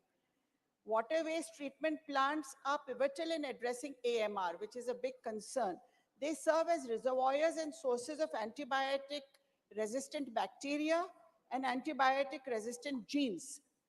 So recognizing various sources as potential routes for AMR spread, including recreational water, specifically in the rural areas, sir, in light of these challenges, what proposals or initiatives has the ministry put forth or intends to propose to prevent water seepage into this declining groundwater? Additionally, are there steps taken to monitor the levels of AMR in groundwater? Honorable Minister. Chairman साहब, माननीय सदस्य ने अत्यंत महत्वपूर्ण प्रश्न किया और मैंने अपने पहले प्रश्न के जवाब में भी कहा है कि भारत में इस तरह का कोई प्रोटोकॉल और व्यवस्था ही पहले नहीं थी कि पीने के पानी की जांच की जा सके, और व्यवस्था न होने के चलते हुए सामान्यतया शहरी परिवेश में लोग अपने घर में इस तरह के वाटर ट्रीटमेंट प्लांट्स और आरओ वाटर ट्रीटमेंट प्लांट लगाने के लिए बाध्य थे। लेकिन क्योंकि इस तरह की व्यवस्था अब खड़ी की और पहली बार देश में सारे बेसिक पैरामीटर्स पर और सारे जो है सेकेंडरी पैरामीटर्स पर टेस्टिंग की व्यवस्था खड़ी हुई है, देश की सरकार इस पर अपनी दृष्टिकोण से निरंतर निगरानी बनाए रखती है। लेकिन क्योंकि पीने का पानी और इसके अंतर पानी जो है वो राज्य सरकारों का विषय है, तो प्राथमिक रूप से इस विषय पर काम करने की, इस विषय पर निगरानी रखने की जो है वो जिम्मेदारी राज्य सरकारों की है। लेकिन भारत सरकार माननीय नरेंद्र मोदी जी के नेतृत्व में इस विषय पर राज्य सरकारों के सहयोग के लिए तत्परता के साथ में खड़ी है।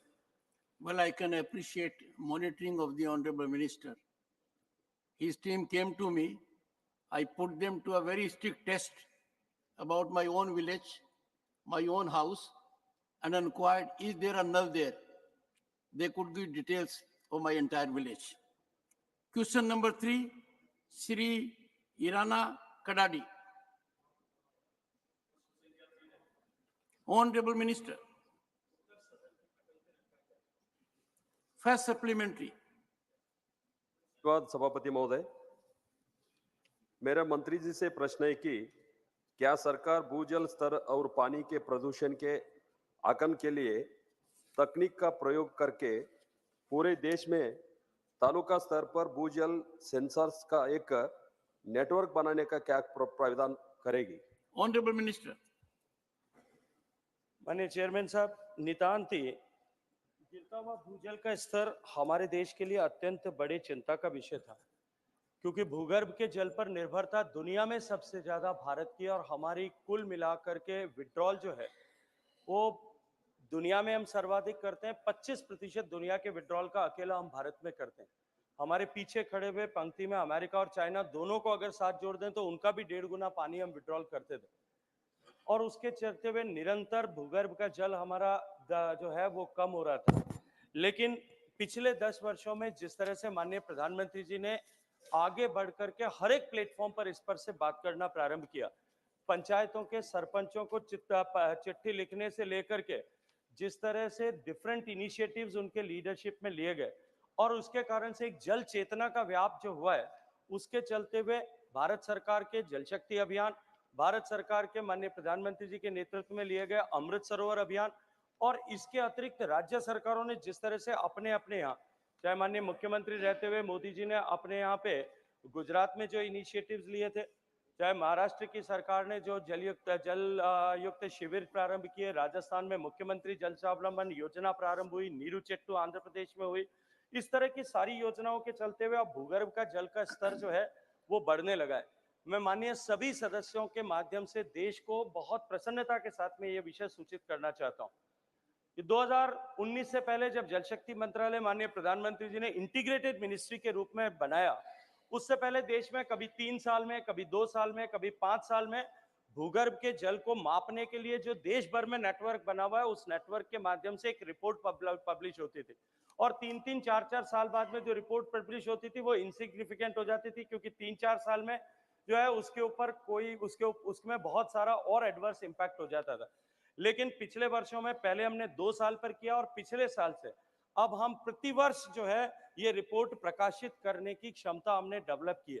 और मैं इसके साथ ही अत्यंत प्रसन्नता के साथ में कहना चाहता हूं कि 2023 में 2020 के बाद में जो डाउनवर्ड्स हमारा हमेशा घटता हुआ भूगर्भ जल का आंकड़ा आता था, जो 6000 से ज्यादा ब्लॉक्स में मॉनिटर करते थे, हर साल हमारे क्रिटिकल जो है ब्लॉक्स, सेमी क्रिटिकल और जो है ब्लॉक्स और ओवर एक्सप्लॉइटेड ब्लॉक्स की संख्या निरंतर बढ़ती जा रही थी। पिछले 4-5 साल के परिणाम हुए कि अब जो है पिछले साल में 2023 की तुलना में, अगर 22 की तुलना में अगर मैं बात करूं तो 2023 की रिपोर्ट जो हमने 3 दिन पहले पब्लिश की है, आज उसके चलते हुए सेफ जोन जो है सेमी क्रिटिकल से सेफ जोन ऐसे 127 जोन है। ओवर एक्सप्लॉइट से क्रिटिकल की तरफ आकर के पॉजिटिव ट्रेंड हुआ, ऐसे ओवर जो है 27 ब्लॉक्स हैं, सेमी क्रिटिकल से सेफ हुए 127 ब्लॉक हैं, ओवर एक्सप्लॉइटेड से सेफ हो गए ऐसा 1 ब्लॉक है, और ओवर एक्सप्लॉइटेड से सेमी क्रिटिकल हुए ऐसे 4 ब्लॉक्स हैं। इस तरह से 224 ब्लॉक्स में positive. Rami Reddy.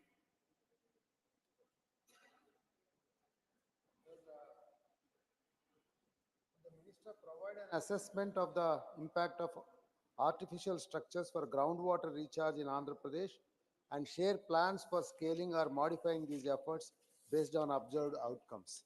Honorable Minister. माननीय सभापति महोदय, जैसा मैंने एक निवेदन किया कि क्योंकि ये प्रत्यक्ष रूप से राज्य सरकार का विषय है, इसलिए राज्य सरकार को ही इसमें इनिशिएटिव लेकर के अपने प्लान्स बना करके और अपने योजनाओं को धरातल पर उतारना है। भारत सरकार विभिन्न योजनाओं के माध्यम से उसके लिए जो है वो सहयोग करने के लिए विभिन्न योजनाओं के माध्यम से उस पर निवेश करने के लिए जैसी योजना का प्रारूप है उस पर हमेशा ही उसके लिए जो है वो आगे बढ़ करके काम करने के लिए आतुर। Fourth supplementary, Dr. Fozia Khan.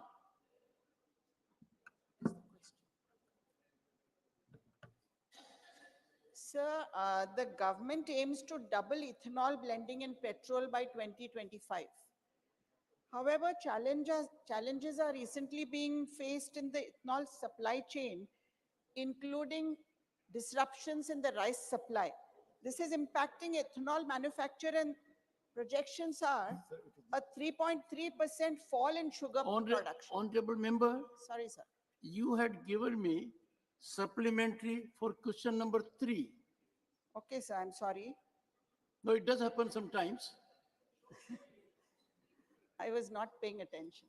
Sir, India is the largest global user of groundwater, extracting 4.92 billion cubic meters annually, with 63% of Indian districts experiencing declining groundwater levels. This decline is directly correlated with higher poverty rates, estimated to be 9% to 10% higher in areas where groundwater tables fall below 8 meters. In light of this given situation, what specific measures has the ministry undertaken to identify regions at risk of low groundwater levels? And additionally, what initiatives has the ministry taken to raise awareness among farmers about the challenges associated with excessive groundwater use, considering the invisible nature of groundwater and the potential for unscientific extraction and over-exploitation? Honorable Minister.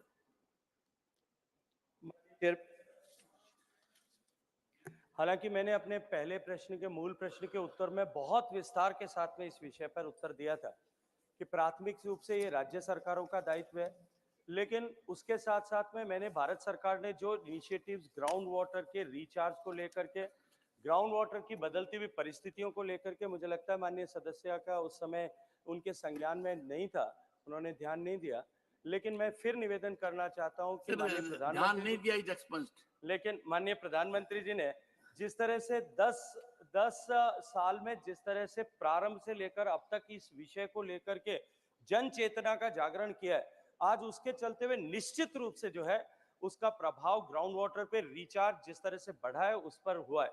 जैसा मैंने निवेदन किया था कि अटल भूजल योजना के माध्यम से हमने पहली बार देश में सप्लाई साइड से इतर हट करके जो है वो डिमांड साइड मैनेजमेंट पर काम करना प्रारंभ किया है, उसका प्रभाव भी अब ऐसे 7 प्रांत जहां चुनौती ज्यादा बड़ी थी वहां दिखाई देने लगा है।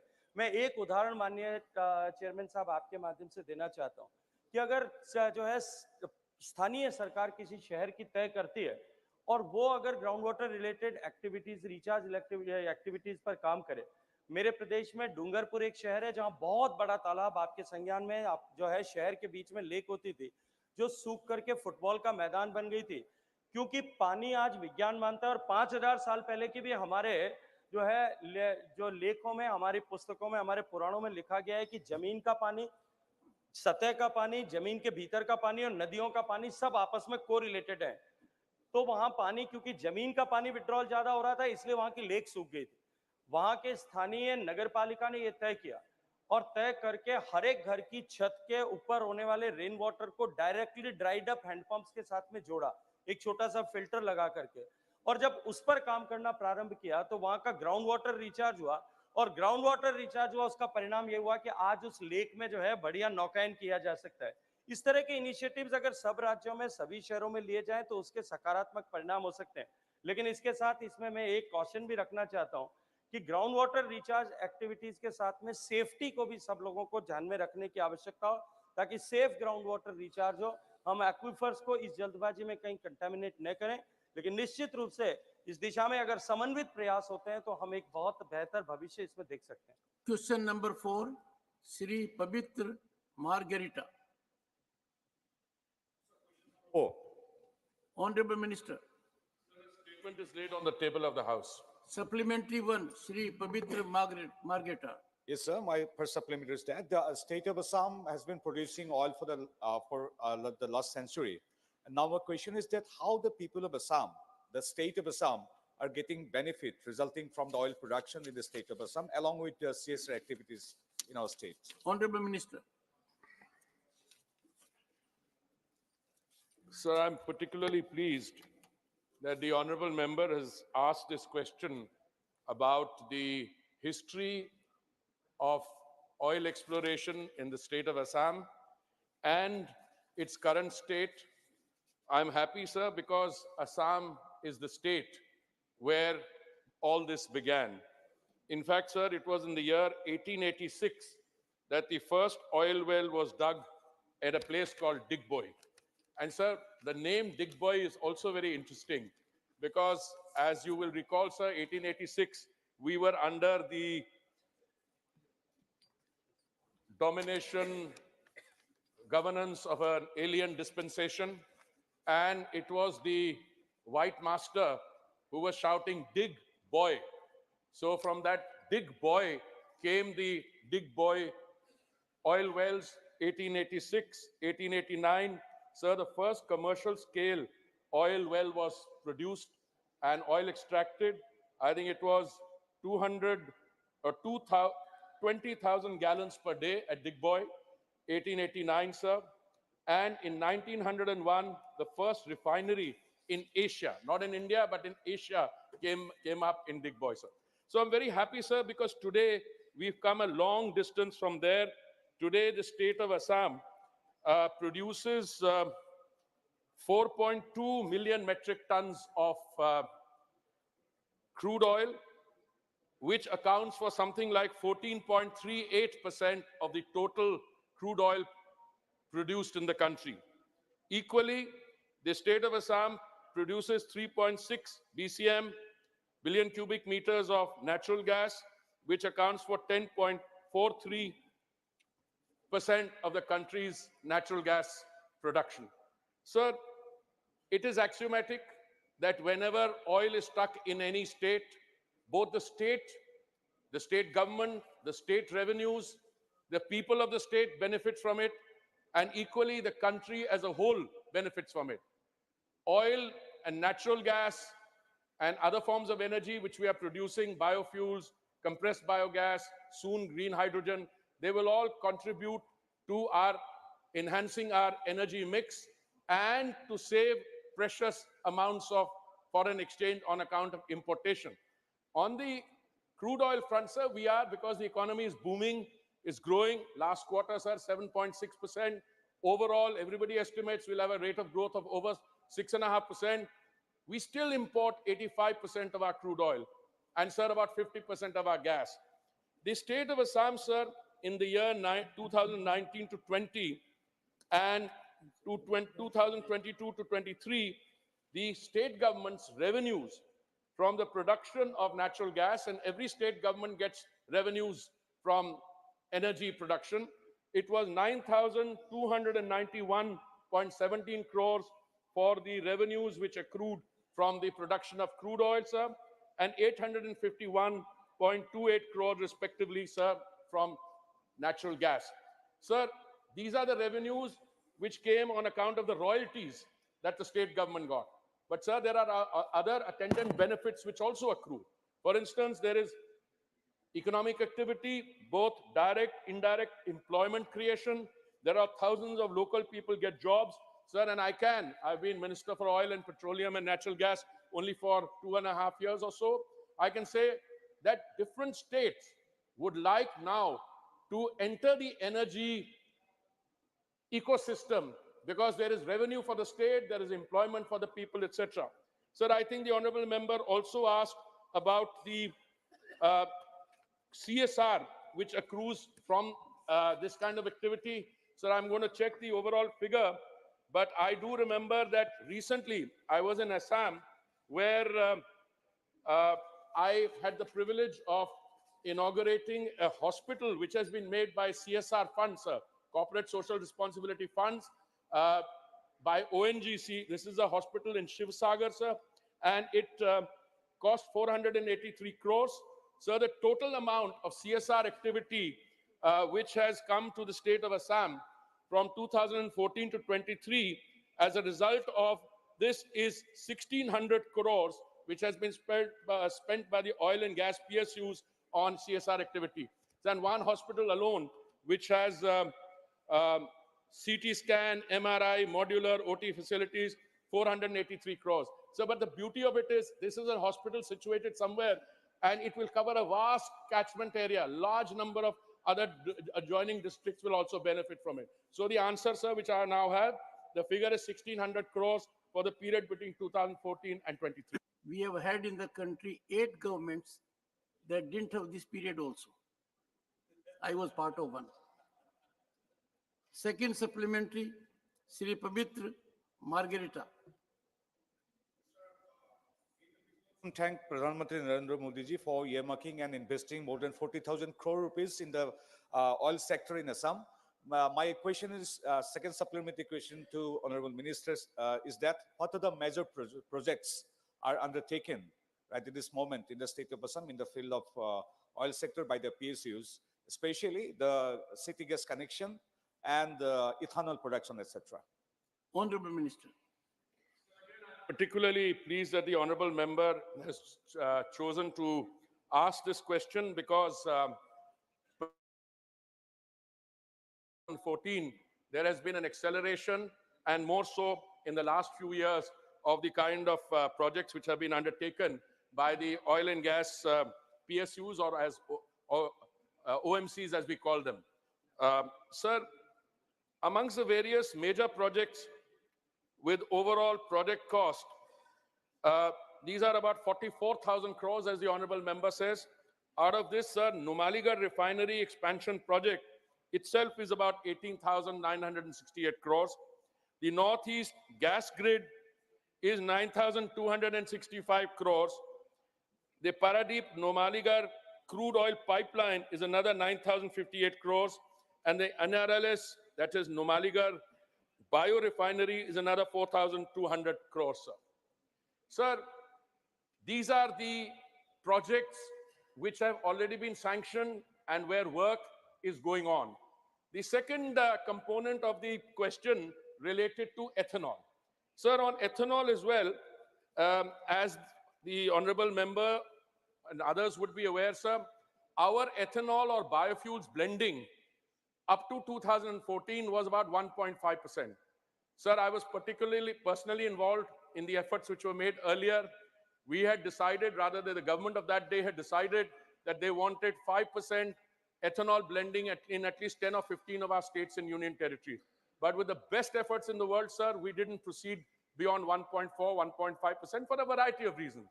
I think in order to succeed in ethanol blending, you need to put in place an ecosystem which will make it viable both for the feed providers, for the production of ethanol, and for its use. Today, sir, I'm very happy we had a target of 10% blending by November 2022. We were able to achieve that target 5 months in advance. Our second target, sir, was 20% ethanol blending by 2030. The Honorable Prime Minister, because of the success of this and his leading up front, we were able to bring that target of 2030 to 2025. Today, we are in a situation, sir, we are already doing 12% blending. We will achieve the 20% blending 5 years in advance. For that, we need 1,000 crore liters. And, sir, we are already at about 580 or 600 crore liters. Insofar as Assam is concerned, sir, the oil marketing companies have signed 7 long-term offtake agreements for setting up dedicated ethanol plants with total production capacity of 1,150 kiloliters per day. The total financial outlay of these projects, sir, is 1,370 crore. In addition, sir, NRL is setting up a commercial 2G ethanol plant at Numaligarh, which is expected to be commissioned by 2024, that is next year. The capacity of this plant is 185 kiloliters per day, and its feedstock will be bamboo. The project cost, sir, is 4,200 crores. Sir, I would like to conclude my response to this supplementary by saying one of the most reassuring and heartwarming aspects of our biofuel program is that we have gone from this traditional sugarcane-based feedstock thing to now second generation, that is to make ethanol from agricultural waste, parali, to make ethanol from bamboo, and Assam is leading the way in the production of 2G from bamboo, sir. Supplementary 3, Virender Prasad Basse.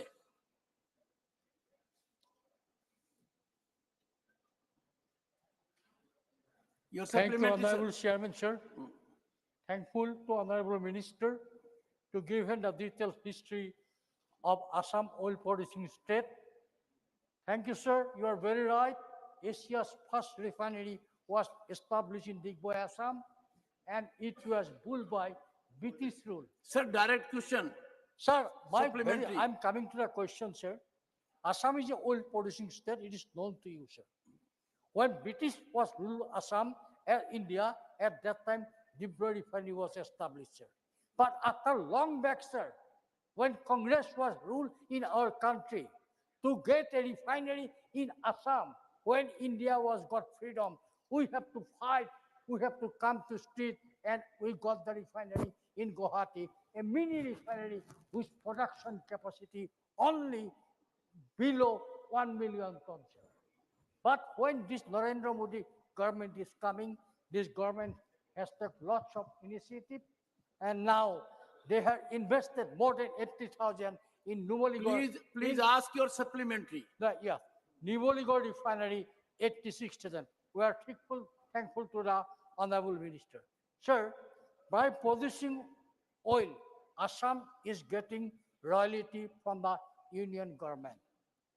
India is a oil deficit state, sir. We are importing crude oil from the abroad, sir. Now, I'd like to know from Honorable Minister, is Government of India seriously thinking about the increase of the royalty of crude oil production, which compare with the international? Honorable Minister. Very happy that the honorable member has decided through this supplementary to go deeper into the issue of earnings. And he wants serious response. And I'm going to give him a serious response with serious.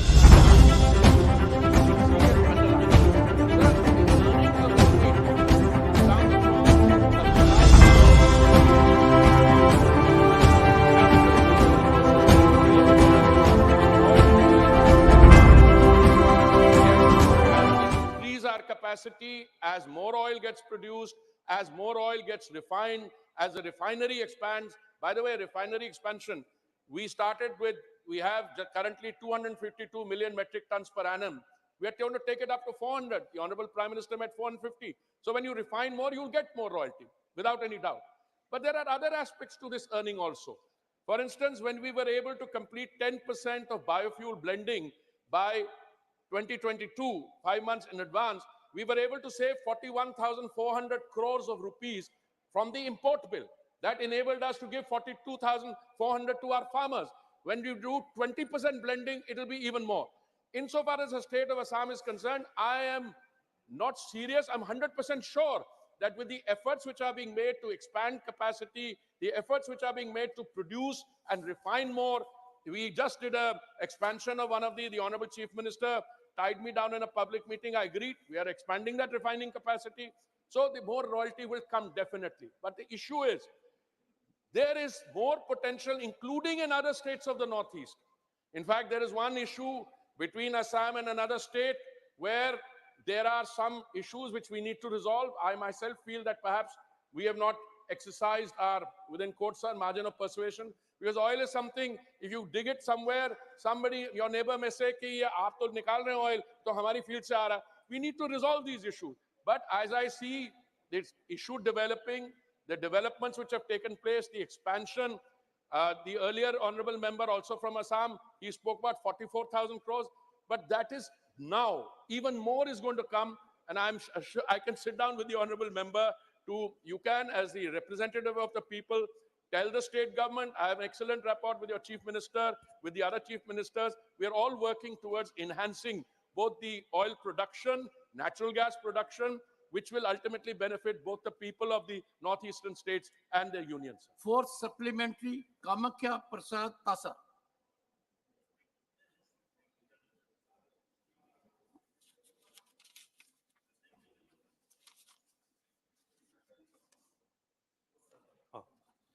Sir, मैं मंत्री जी को धन्यवाद देता हूं क्या वो विस्तृत से इसका आंसर दिया. मेरा डायरेक्ट क्वेश्चन है, ये ओएनजीसी ऑयल, इसका प्रोडक्शन कितना है और प्राइवेटाइजेशन कितना ऑयल फील्ड को क्या हुआ? क्योंकि प्राइवेटाइजेशन देने का मतलब है उन लोग का प्रोडक्शन, उन लोग को सफिशिएंट प्रोडक्शन नहीं कर पा रहा है. इसका प्रोडक्शन बढ़ाने के लिए ओएनजीसी और ऑयल को क्या इंस्ट्रक्शन मिनिस्ट्री ने दिया? Honorable Minister. Honorable Minister. Sir, the petroleum and natural gas sector has the benefit of both the private sector in exploration and production, and it also has the our OMCs, the marketing companies. Sir, how much is produced? I think we already have in the body of the answer, sir, I have stated that the production of crude oil in India, million metric ton, just now is 29.2 million metric tons. Sir, oil typically, oil and gas, these are capital intensive sectors which have a large gestation period. Now, very often in the past, and I'm not looking at anyone or pointing fingers at anyone, when crucial decisions on investment could not be taken because there was this counterpoint of view that instead of putting in so much of capital expenditure, you're probably better off importing a cheap oil. Then of late, there has been this other narrative, sir, which has emanated from the climate change discussions, the transition to sustainability. Globally, the investment in traditional fossil fuel, the entire system has dropped. But I can assure you, sir, we are doing things differently. There's now a concerted attempt, along with the international oil companies with which we have signed the MOUs, our own OMCs, they're all collaborating, and we now have a situation where hopefully this figure of 29.2 million metric tons, I hope that by the time, whoever is the minister at that stage from the BJP government, after 2029, he will be able to give a figure with the multiplier of that, because I'm sure, I'm confident that the work which has been set up now and the exploration and production, all the incentives we've taken. To give you one example, sir, we have about 3.5 million square kilometers of sedimentary basin. But we never, for some reason I don't understand, we never exploited more than 6 to 7%. We are now taking this 6 to 7% exploitation of the sedimentary basin to double the amount. And the answer to the question, the body of the answer provides, in fact, specific details on what have been done in that. And I'll read out to the honorable member. It says specifically that we are taking increase the net geographical area under exploration from 2.5 lakh square kilometers to 5 lakh square kilometers. This plus the opening up of 1 million square kilometers, which used to be part of the no-go areas for a variety of reasons. Sir, and it's only the Honorable Prime Minister who could have taken this decision to free this up from resident objections of security agencies, defense ministry, etc. Today we are in the situation, we are looking at towards the period ahead where this figure of 29.2 million metric tons will be much higher, and that we will be able to reduce our import dependence even as our consumption is increasing. Shri Santosh Kumar P. Explaining the improvements made in these fields. So may I know, will the government take any initiative to control the petroleum and natural gas prices? Honorable Minister. The honorable member has asked this. There are two ways of controlling prices, and clearly the model that we have been following, we have ensured that in the last 2 years, prices of petrol in India have come down by 11%, and of diesel, they've also come down, but by a smaller amount. Why have we been able to do it, sir? Because the central government, because of the initiative and decision of the Prime Minister, we reduced central government excise on 2 occasions, in November 21 and in May 2022, and we brought down the price by 13 and 16 Question rupees. number 5, Mr. Shri Binoy Vishwam. Question number 5, Honorable Member, question number 5, Shri Binoy Vishwam. I raise it. Honorable Minister. Yes, sir. Yes, Honorable Minister. Sir, reply is laid on the table of the House, sir. The House will meet again at 2 p.m. today.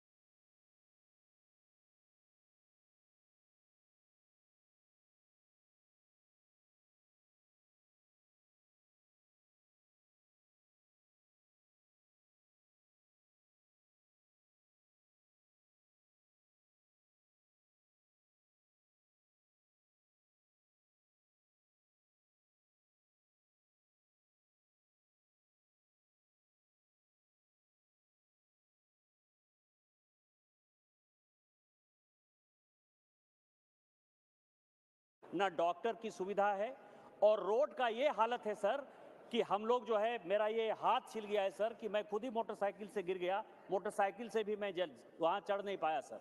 मेरा आपके माध्यम से भारत सरकार से आग्रह है कि इस तरह आदिवासियों के खिलाफ माहौल बनाने वाला, आदिवासियों के खिलाफ नहीं काम करने वाला और बांग्लादेशी घुसपैठियों को बढ़ाने वाला मेरे इलाके में जो सरकार है उसको बर्खास्त किया जाए, यहाँ से केंद्रीय टीम को भेजा जाए और बच्चे जो मर रहे हैं प्राइमेटिव ट्राइबल ग्रुप पहाड़िया के, उनकी जान बचाएगी। Thank you very much. सभा की कार्यवाही 2 बजे तक के लिए स्थगित की जाती है।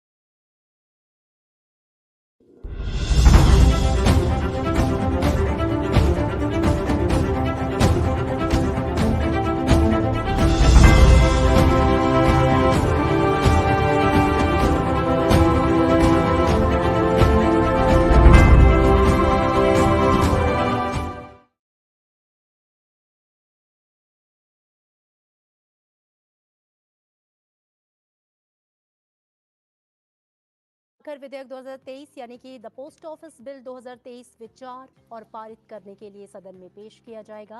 विधेयक को विचार और पारित करने का प्रस्ताव केंद्रीय मंत्री अश्विनी वैष्णव करेंगे। भारत में डाकघर से संबंध विधि का समेकन और संशोधन करने वाले विधेयक पर विचार करने का प्रस्ताव वो करेंगे। भारतीय डाकघर अधिनियम 1898 भारत में डाकघर के कामकाज को नियंत्रित करने की दृष्टि से 1898 में अधिनियमित किया गया था। बिल के ऑब्जेक्ट्स एंड रीजंस की बात करें तो डाकघर विधेयक 2023 का उद्देश्य भारतीय डाकघर अधिनियम 1898 को निरस्त करना और भारत में डाकघर से संबंधित कानून को समेकित और संशोधित करना और उससे जुड़े या उसके प्रासंगिक मामलों का प्रावधान करना है। विधेयक में ये प्रावधान किया गया है कि निर्धारित नियमों के अनुसार डाकघर ऐसी सेवाएं प्रदान करेगा जो केंद्र सरकार दे सकती है।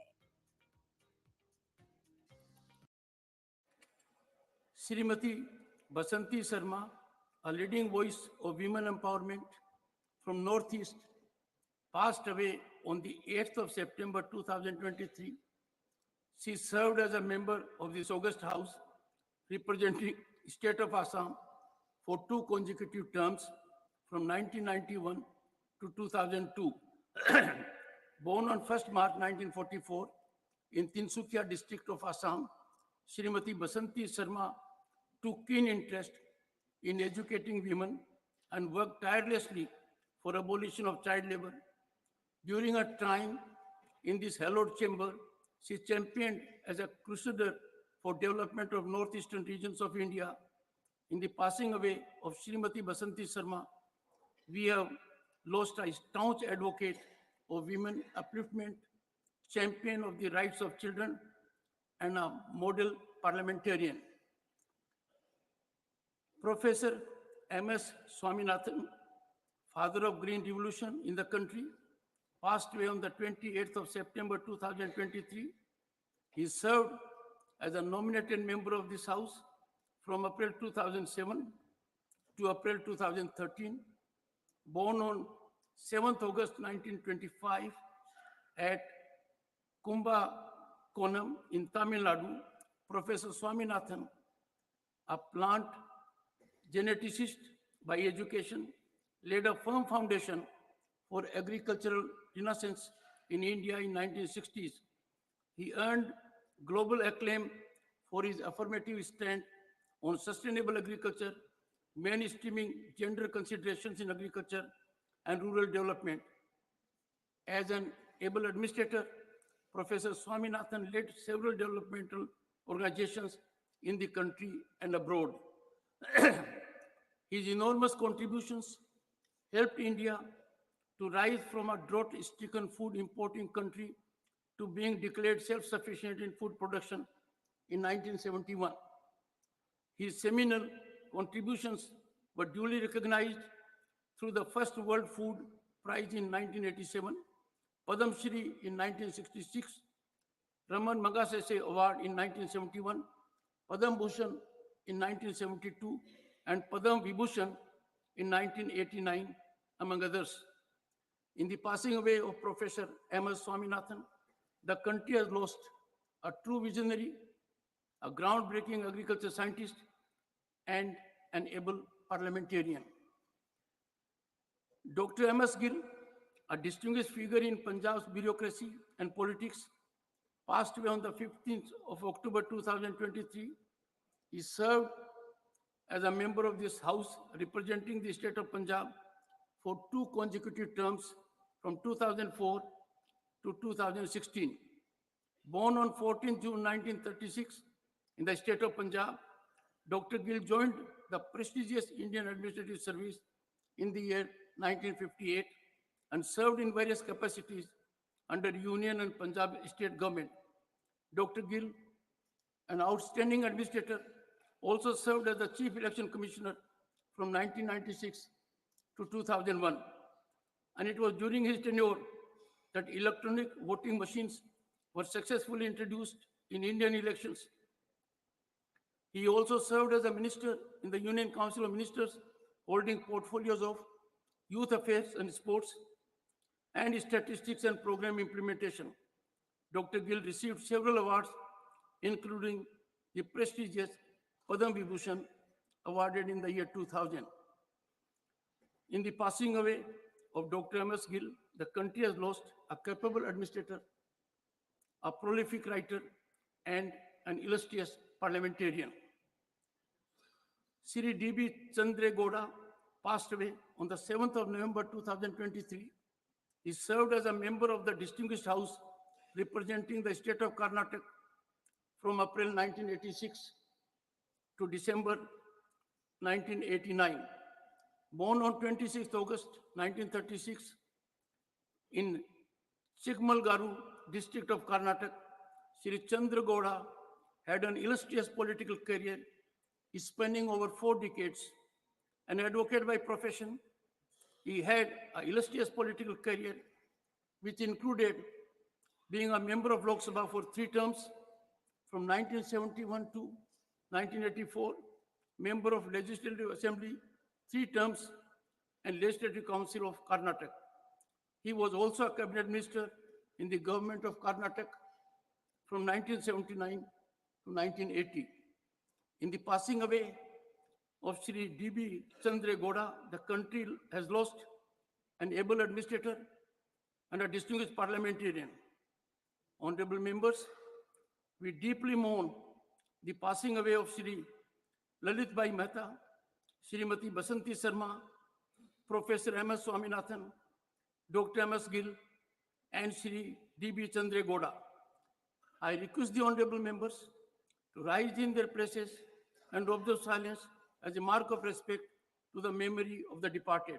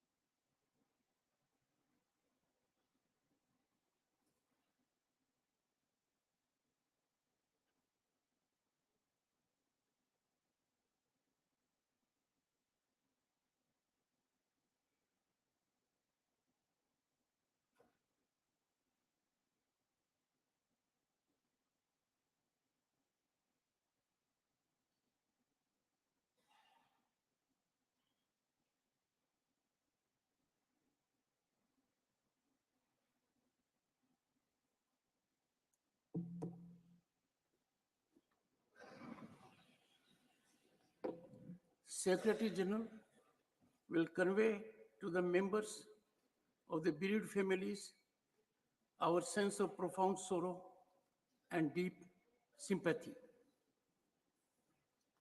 Papers to be laid on the table Secretary General. Kind permission, I rise to lay on the table a copy of the Constitution 128th Amendment Bill 2023, passed by the House of Parliament during 261st session of Rajya Sabha and assented to by the President. Sri Rao Sahib Dadarao Danve. सभापति महोदय, मैं आज की कार्यसूची में मेरे नाम के सामने क्रम संख्या 3 पर उल्लेखित कागजों को सभा पटल पर रखता हूं। श्री कौशल किशोर। जी, आपकी अनुमति से मैं आज की कार्यसूची में क्रम संख्या 4 पर मेरे नाम के समक्ष सूचीबद्ध कागजातों की एक प्रत हिंदी व अंग्रेजी में सभा पटल पर रखता हूं। Shri V Muraleedharan. Respected Chairman, sir, with your permission, on behalf of my colleague Sri Ajay Bhattji, I rise to lay the papers listed against his name at serial number 5 in today's revised list of business. Reports of the Department-related Parliamentary Standing Committee on Home Affairs, Sri Brajlal. Thank you, Chairman, sir. I rise to present the following 3 reports in English and Hindi of the Department-related Parliamentary Standing Committee on Home Affairs. Number 1, 246th report on Bharatiya Nyaya Samhita 2023. Second, 247th report on Bharatiya Nagarik Suraksha Samhita 2023 and 248th report on the Bharatiya Saksh Bill 2023. The reports were presented to the Honorable Chairman Rajya Sabha on 10th number 2023 when the House was not in session and forwarded to the Honorable Speaker Lok Sabha on the same day. Orders for the publication and circulation of the report were given by Honorable Chairman Rajya Sabha. Thank you, sir. Announcement. Honorable members, notices under Rule 267 received from Dr. John Bitas, Sri P. Wilson, Sri Santosh Kumar P. and Sri Binoy Vishwam do not merit any admittance. Announcement 2. I have to inform honorable members that the panel of vice chairpersons has been reconstituted with effect from 4 December 2023 with the following honorable members: Shrimati Fulo Devi Netam, Shrimati S. Fognan Konyak, Shrimati Darshana Singh, Dr. Sonal Man Singh, Dr. Sasmit Patra, Sri V. Vijay Sai Reddy, Sri Sukhendu Sekhar Rai, and Sri Kartikesh Sharma. Announcement 3.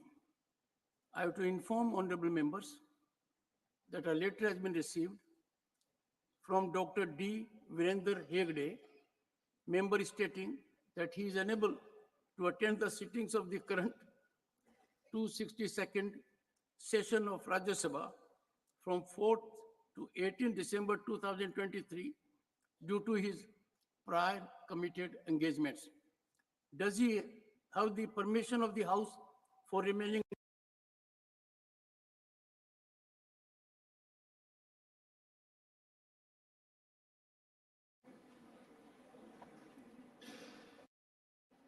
Of the Committee of Privileges, Sri Ilamaram Karim. Honorable Chairman, sir, I rise to present the 75th report in English and Hindi of the Committee of Privileges on questions of alleged intentional and deliberate act of presenting misleading facts to the media, misrepresentation of the proceedings of the Council, and affront to the authority of Chair, and for including the names of members in the proposed select committee without their consent in violation of rules by a member. Thank you. Honorable members, The committee, after deep and thoughtful consideration, finds Sri Raghav Chadha, Honorable Member, guilty for both the charges. Charge 1, that he intentionally and deliberately presented misleading facts to the media, misinterpreted proceedings of the council, resulting in affront to the authority of the chairman Rajya Sabha, and engaged in outrageous defiance of the resolutions of the House and directives of the Honorable Chairman Rajya Sabha. And charge 2, for including the names of members in proposed select committee without their consent in blatant transgression of Rule 72 of Rules of Procedure and Conduct of Business in the Council of States, Rajya Sabha. As regards the sentence, the committee finds the suspension suffered by him since 11th August 2023 from the House thus far as sufficient sentence that will meet the ends of justice. The committee stands committed to upholding the sanctity of parliamentary proceedings and safeguarding the integrity of the institution. The committee expresses hope that Sri Raghav Chadha, member, will reflect and introspect. The committee expects Sri Raghav Chadha to uphold the expected standards of conduct and decorum befitting a member of parliament. Honorable members, Sri GVL Narasimha Rao, honorable member, to move a motion in the matter. Sir, the mic is not on, sir.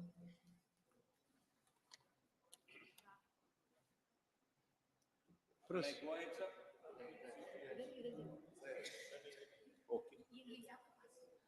Sir, I move the following motion under proviso to Rule 256(2) of the Rules of Procedure and Conduct of Business in the Council of States, Rajya Sabha, that this House resolves that Sri Raghav Chadha, member, be held guilty of breach of privileges and the suspension suffered by him so far be taken as sufficient punishment, and the House may consider discontinuance of suspension of Sri Raghav Chadha, member, from the service of the Council from this date.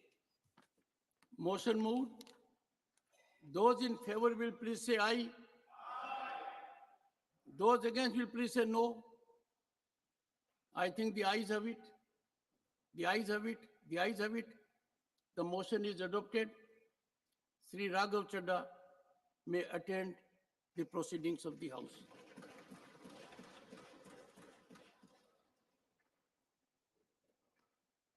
The Post Office Bill 2023, Shri Ashwini Vaishnav, to move a motion for consideration of the Post Office Bill 2023.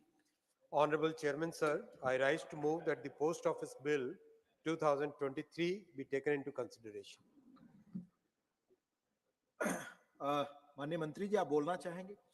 Honorable Chairman, sir, 125 साल पुराने Indian post office act को amendment करने के लिए bill लेके आया गया है, पोस्ट ऑफिस बिल 2023।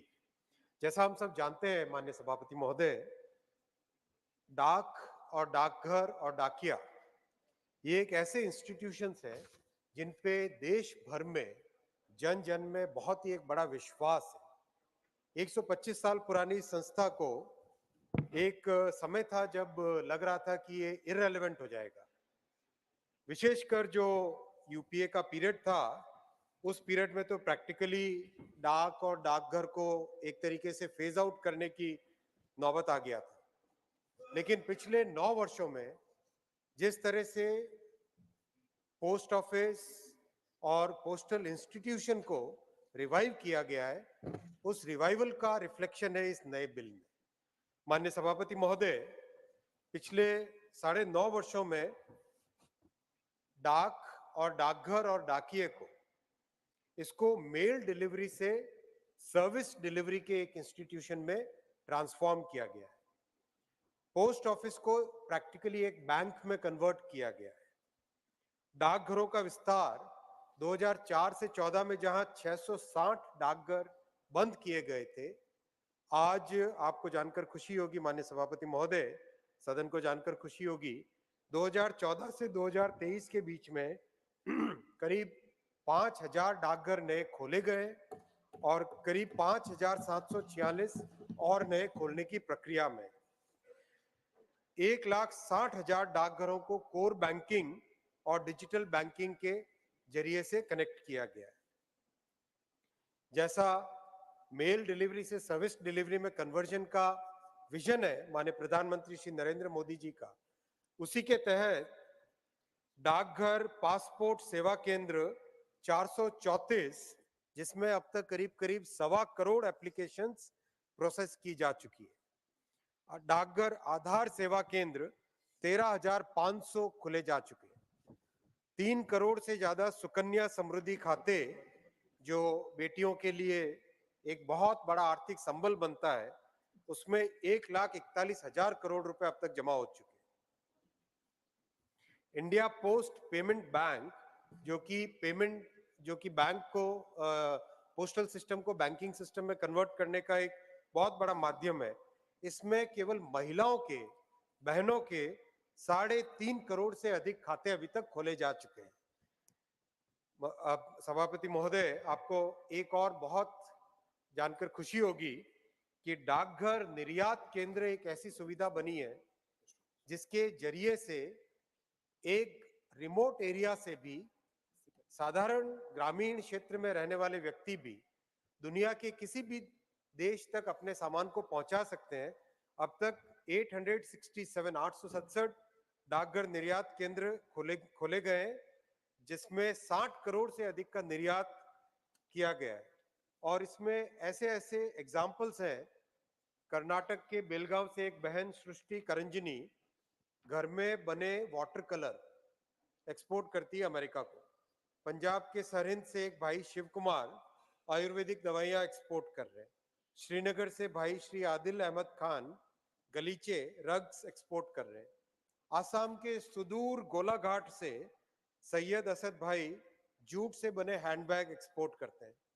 और कोट्टयम केरला से मैथ्यू जोसेफ नेचुरल और आयुर्वेदिक प्रोडक्ट्स निर्यात कर रहे हैं। तो इस तरह के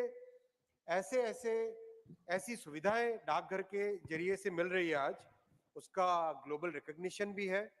यूनाइटेड नेशंस का जो ऑर्गेनाइजेशन है यूपीयू, उसने अभी रिसेंटली स्पेशल जूरी अवार्ड दिया है inclusive growth, inclusive tender, inclusive trade inclusion के लिए डाकघर निर्यात केंद्र को यूपीओ से अवार्ड घोषित किया गया है। माननीय सभापति महोदय, डाकघरों में नवीनतम टेक्नोलॉजी का उपयोग हो रहा है। अभी हाल ही में आपने देखा होगा कि एक 3 डायमेंशनल प्रिंटेड डाकघर बना बेंगलुरु में, और एक नया एक्सपेरिमेंट किया गया जिसमें 4 लाख से अधिक श्रमिक सुरक्षा बीमा खाते खोले गए।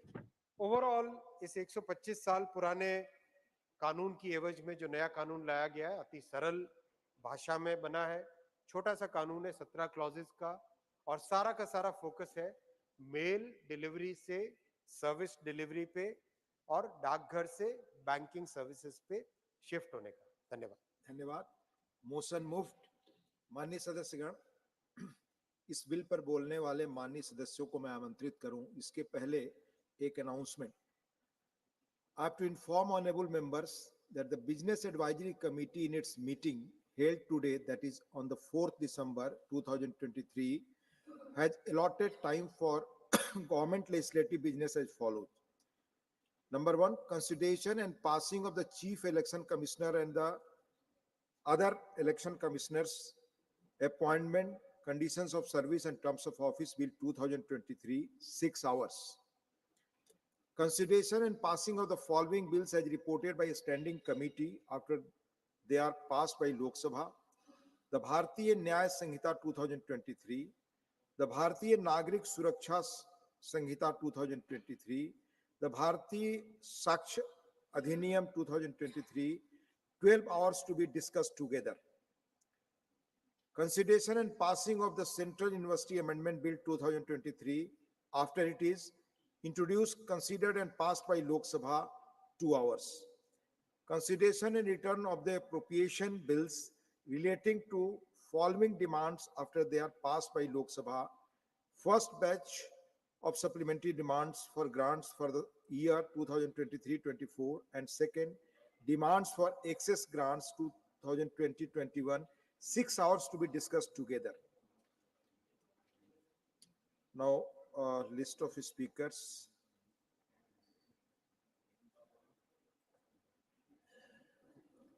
माननीय श्री शक्ति सिंह गोहिल जी।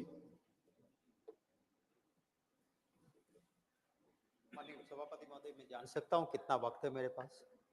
15 मिनट है माननीय जी। 15 मिनट जी, थैंक यू। माननीय उपसभापति महोदय, ये बिल जब लाया गया है और मूवर ऑफ द बिल मंत्री जी ने कुछ इतिहास, कुछ ऐसी बातें रखी है यहाँ। मैं जरूर ये कहूंगा कि डाक सेवा उत्कृष्ट परिकृष्ट बनी, उसका इतिहास हजारों साल का है।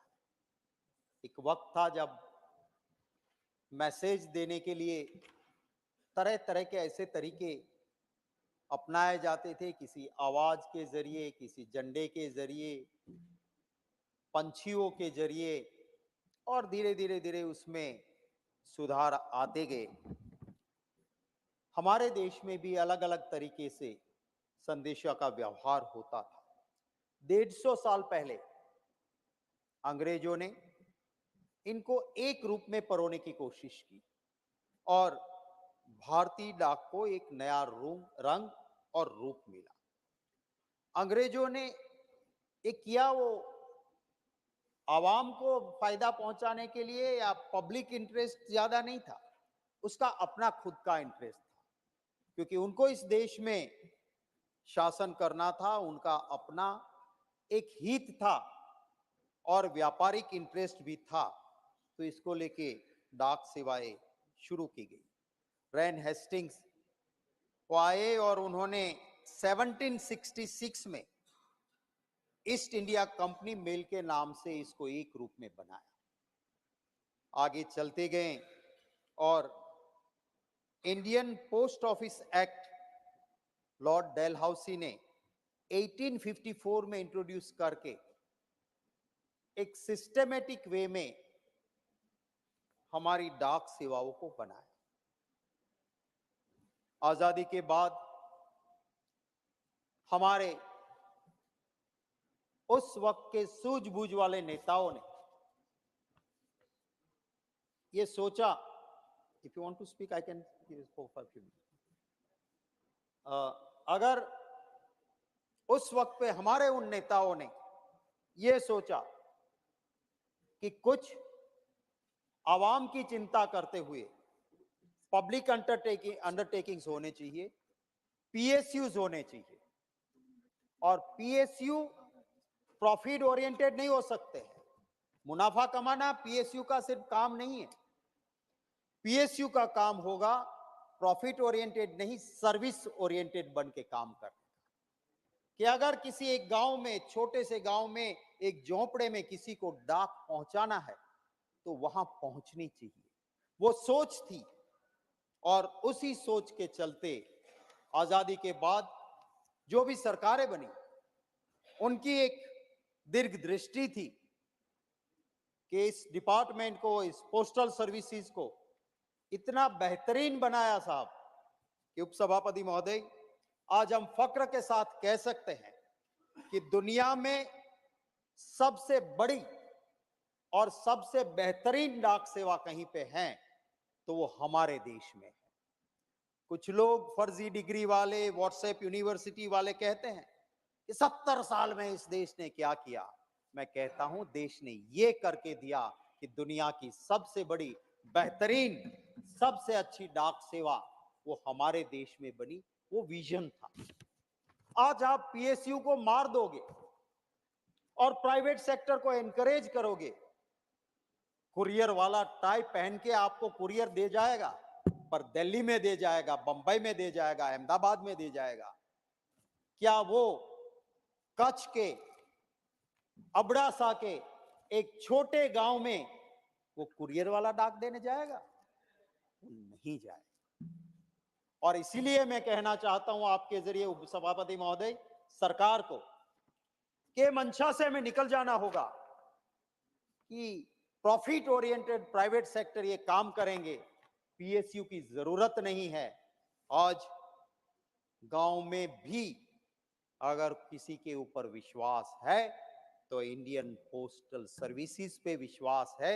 आज भी कहता है कि डाकिया डाक लाया, डाकिए की डाक पे आज गांव के गरीब का भरोसा है। आप उसको मारने की अगर हम कोशिश करेंगे तो उससे आवाम का भला नहीं हो सकता है। मैं इस बिल के कुछ प्रावधान के ऊपर जाने से पहले एक दो बात रखना चाहता हूं। माननीय उपसभापति महोदय, ये सरकार पीएसयू के जरिए मिलने वाली सर्विस पे कैची क्यों चलाती है वो मुझे समझ में नहीं आता। पोस्टल सर्विस के अंदर एक हुआ करता था यूपीसी, अंडर पोस्टल सर्टिफिकेट, और यूपीसी का आधार अदालतें भी मानती थी कि यूपीसी से गई हुई डाक है, मींस इट इज सर्टिफाइड, सामने वाले को मिली। और registered post was expensive compared to registered post. UPC was with very less money one was able to do UPC. अब आपने क्या कर दिया, यूपीसी खत्म कर दिया। आज अगर जाओ पोस्ट ऑफिस में और कहो कि मुझे एक खत यूपीसी के जरिए हमारे मंत्री जी को भेजना है, तो कहेंगे कि no more UPC service is available in postal department. क्या हम ये करना चाहते हैं? सिर्फ नाम बदलने से, नया कानून बदलने से कुछ नहीं बदलता है। अपनी मंशा लोगों की सेवा करने के लिए बदलनी होगी। आम आदमी को, आम नागरिक को फायदा कैसे पहुंचे उसकी चिंता हमें करनी होगी। तभी सही मायने में मैं मानूंगा कि हम जो काम कर रहे हैं वो ठीक हो रहा है। माननीय उपसभापति महोदय, department of post DOP, also known as the Indian Post, has been backbone of the country's communication, has played a crucial role in country's social and economic development. बहुत क्रूशियल रोल इसने किया है। आप इसको कोरोना काल आया, समझ सकता हूं, सभी को लॉसेस हुआ, और इसकी सबसे ज्यादा इंपैक्ट अगर कहीं हुई होगी तो वो इस डिपार्टमेंट के ऊपर हुई होगी। आप दीजिए उनको सब्सिडी, आप दीजिए उनको पैसा, आप इनको मजबूत बनाएं। मैं आपके जरिए मंत्री जी को कहना चाहता हूं, पोस्टल डिपार्टमेंट में हमारा स्पोर्ट्स का कोटा रहता है। इस देश का नाम रोशन करने वाले हमारे रमतवीरों को इस डिपार्टमेंट में नौकरियां मिलती थी। मुझे खुशी होगी मंत्री जी जवाब देंगे कि कितने वक्त से आपने वो स्पोर्ट्स कोटा के उन हमारे नौजवान लड़के लड़कियों को जॉब में नहीं लिया है। तो क्यों नहीं लिया है? और आप जब लेते हो किसी को तो थोड़ी निगाह उधर भी रखिए कि अगर आपने एक नेशनल प्लेयर जो टेबल टेनिस की है और उसको नौकरी दी है, और अगर उसकी पोस्टिंग आपने ऐसी जगह की है कि जहां पे टेबल टेनिस के बच्चों को वो प्रशिक्षित नहीं कर सकती या खुद की भी प्रैक्टिस नहीं कर सकती है, तो उसका क्या फायदा होगा? आप रखिए उसको उस जगह पे जहां टेबल टेनिस में इंटरेस्टेड बच्चे हो। उस तरह से इस डिपार्टमेंट में नहीं हो रहा है। मैं इंडिविजुअल केसेस यहां डिस्कस नहीं करता हूं, पर मंत्री जी कहेंगे मैं उसकी इंफॉर्मेशन भी उनको जरूर दूंगा। Exclusive privilege of central government, ये जो नया कानून लेके आए हैं, the act provides wherever the central government established posts, it will have an exclusive privilege conveying letters by post as well as incidental services such as receiving, collecting, sending, delivering letters. The bill does not certain such privileges. The bill also states that the post office will have the exclusive privilege of issuing postage stamps. मैं एक और प्रावधान पे माननीय उपसभापति महोदय आपके जरिए सरकार का ध्यान आकर्षित करना चाहता हूं। ये जो आप प्रावधान कर रहे हो उसमें प्रावधान है इस नए कानून की वजह से the act specifies the services provided by the post offices include the delivery of postal articles including letters, postcards, parcels, money orders. The bill provides that the post office will provide services prescribed by the central government. आप क्यों नहीं clarity करते हो कि आप ये इनसे करवाना चाहते हैं? कानून बनाना संसद का अधिकार है। उस अधिकार के ऊपर कोई भी कंट्रोल करने की कोशिश नहीं होनी चाहिए। सरकार ऐसा ग्रे एरिया ना रखे कि कानून बन गया है तो बाद में मुझे जो ठीक लगेगा वो सर्विसेज लूंगा मैं इनसे। कल कोई पॉलिटिकल पार्टी है वहां से सोचेगी कि मेरे पॉलिटिकल पार्टी के ये पैम्फलेट्स भी इनसे बंटवाना है और इसके लिए मुझे ये रूट करना पड़ेगा तो मैं रूट करूंगा। इसीलिए मैं कहता हूं कि आप जो भी सर्विसेज लेना चाहते हो कम विद अ क्लियर है, come with a clear proposal. We are here to discuss and then we'll either pass or reject the bill. But we'll have an opportunity to express ourselves. आप इसका grey area एक बार बार ऐसे bills आते हैं मैं देखता हूं, हम पास तो करते हैं पर उसमें क्लैरिटी नहीं होती और बाद में नोटिफिकेशन के जरिए बाद में कुछ अमेंडमेंट के जरिए सरकार उसको अमेंड करती रहती है। Now the another provision by this bill is power to intercept shipments. Sab, privacy, right of privacy is a fundamental right. मैं जानता हूं सिक्योरिटी जरूरी है, मैं समझ सकता हूं लोगों की सुरक्षा के लिए आप करो, but on name of security अभी अभी हमने देखा कि वर्ल्ड में जिस एक कंपनी का नाम है कि जिसका सॉफ्टवेयर कोई इंटरसेप्ट नहीं कर सकता है, हमारे जैसे मुझे भी मिला एमपीज को कि state sponsored hackers are trying to hack your mobile. किस दिशा में हम जा रहे हैं? और अगर आप राइट टू प्राइवेसी को कॉम्प्रोमाइज करवाते हो on the name of security, मैं मानता हूं इस बिल के इस प्रावधान को। और आप पावर्स कैसे देते हो? Sir, I will take you to those provisions, I will read what will happen after this bill. Powers to intercept shipments. The act allows the interception of a shipment being transmitted through the post on certain grounds. Now just look at what are the grounds. An interception may be carried out on the occurrence of any public emergency. Is there any clarity? What is public emergency? When you have objects and reasons, I fail to understand why government in objects and reason not clarifying what is the public emergency. Thereafter, or in the interest of public safety or tranquility, एक wide range आपने दे दी।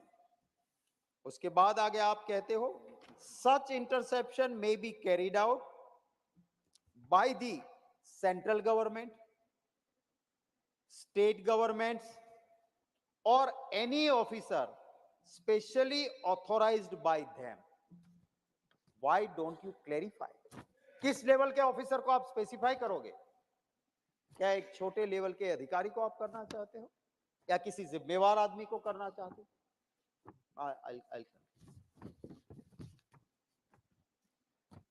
and interception of shipment can be detained or disposed of by the officer in charge. The officer also have a powers to open, detain or destroy the shipment. डाकिया के ऊपर का भरोसा आपके ऐसे प्रावधान से चला जाए। आज एक 50 पैसे का पोस्ट कार्ड के ऊपर भी लोगों को भरोसा होता है कि मैंने लिखा तो ये पहुंचेगा। आप ये प्रावधान करके आप क्या करने जा रहे हैं? हम बात करते हैं डेवलप्ड कंट्री की, हम बात करते हैं विश्व गुरु की, और हम विश्व गुरु जहर की बात कर रहे हैं, ऐसा मुझे यहाँ पे लग रहा है। इस बात को गौर से देखिए और मंत्री जी से अनुरोध है कि ऐसे प्रावधानों में आप क्लैरिटी लेके आइए कि किसको आप कब, कौन, कहां और कैसे करेगा। मैंने पहले ही कहा कि फंडामेंटल राइट ऑफ प्राइवेसी के साथ एक कॉम्प्रोमाइज हम नहीं कर सकते हैं।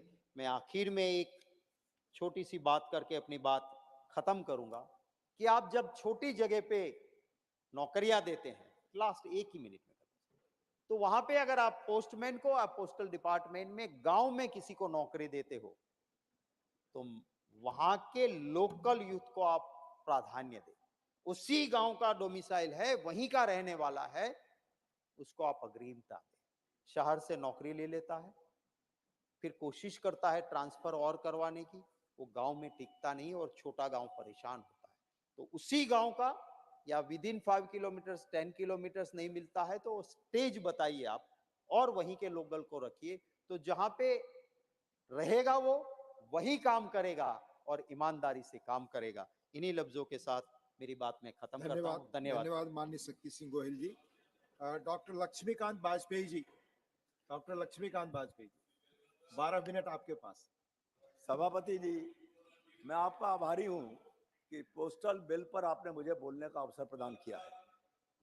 इस सरकार ने जो पोस्टल बिल 2023 लाई है, ये गरीबों के लिए और सेवा सुशासन के सिद्धांत को ध्यान में रखकर लाई है। पोस्ट ऑफिस की सर्विसेज जनता के प्रति समर्पित सेवाएं हों, इस दृष्टि से ये पोस्ट ऑफिस बिल 2023 लाया गया है। सबका साथ सबका विकास, ये विषय भी इसे पोस्टल बिल का केंद्र में है।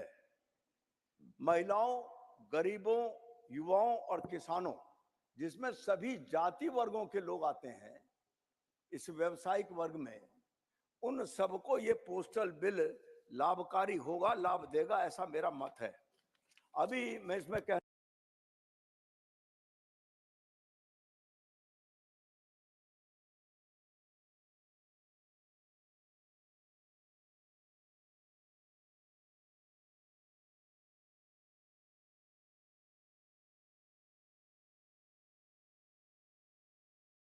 तो पोस्ट ऑफिस बंद किए गए थे। इस सरकार ने अपने कार्यकाल में अभी तक 5000 से ऊपर पोस्ट ऑफिस खोले हैं। यही कि पोस्ट ऑफिस सर्विसेज को गांव, गरीब और किसान तक पहुंचाने के लिए सरकार समर्पित है। अब 5000 कुछ और खुलने जा रहे हैं, तो कहां 700 बंद करने वाली सरकार और कहां 10,000 बैंक को, पोस्ट ऑफिस को खोलने वाली सरकार। रोजगार का सवाल बताया गया है। ये अगर नए डाकखाने खुलने हैं तो किसी बिना मैन पावर के तो नहीं खुलेंगे। 1 लाख लोगों को नौकरी 5000 डाकखाने खोलने पे मिली है, तो जब ये 5700 डाकखाने खुलेंगे तो रोजगार का सृजन स्वाभाविक होगा। ये तथ्य भी समझ में हमको आना चाहिए। डाक निर्यात केंद्र कोई कल्पना भी नहीं कर सकता था। व्यक्ति अपने निर्यात करने वाली सामग्री को लेकर डाकखाने में जाता है, डाकखाना उसको उसके लिए बॉक्स प्रोवाइड करता है, बॉक्स में उसका सामान रखकर टेपिंग करता है, पता लगाता है और उसके निर्यात वाले सामान को उस स्थान तक पहुंचाने का काम करता है। इसकी कल्पना भी कभी हिंदुस्तान में नहीं थी कि डाकखाना भी निर्यात केंद्र के रूप में काम करेगा। पासपोर्ट सेवा केंद्र ठीक है कि 7-8 साल पहले हुए थे, लेकिन आज 1.5 करोड़ लोगों को पासपोर्ट की सुविधा, क्योंकि डाकखाना हर जिले में है। पहले पासपोर्ट सेंटर के लिए हमको जाना पड़ता था, मेरठ के लोगों को गाजियाबाद जाना पड़ता था और अदर जिलों में जाना पड़ता था। आज मेरठ के पोस्ट ऑफिस में सुविधा मिली है, तो उस सुविधा को और मजबूत करके 1.5 करोड़ लोगों का पोस्टमार्ट जारी करने का काम किया गया। टेक्नोलॉजी का युग है, टेक्नोलॉजी का उपयोग करके पोस्ट ऑफिस को कोर बैंकिंग की दिशा में ले जाने का काम इस सरकार के द्वारा किया गया है। डिजिटल पेमेंट योजना ये भी पोस्ट ऑफिस के माध्यम से इसी सरकार के द्वारा चालू की गई है। श्रमिकों के बारे में जिसकी चिंता बहुत कम लोग किया करते थे, उन श्रमिकों का भी बीमा पोस्ट ऑफिस के माध्यम से पायलट प्रोजेक्ट के रूप में किया गया है और लगभग 1.5 लाख श्रमिकों का पायलट प्रोजेक्ट के रूप में किया जा चुका है और अब इसके सफल होने के बाद इसका विस्तार करने का संकल्प भी सरकार का है। मैं कुछ बातें और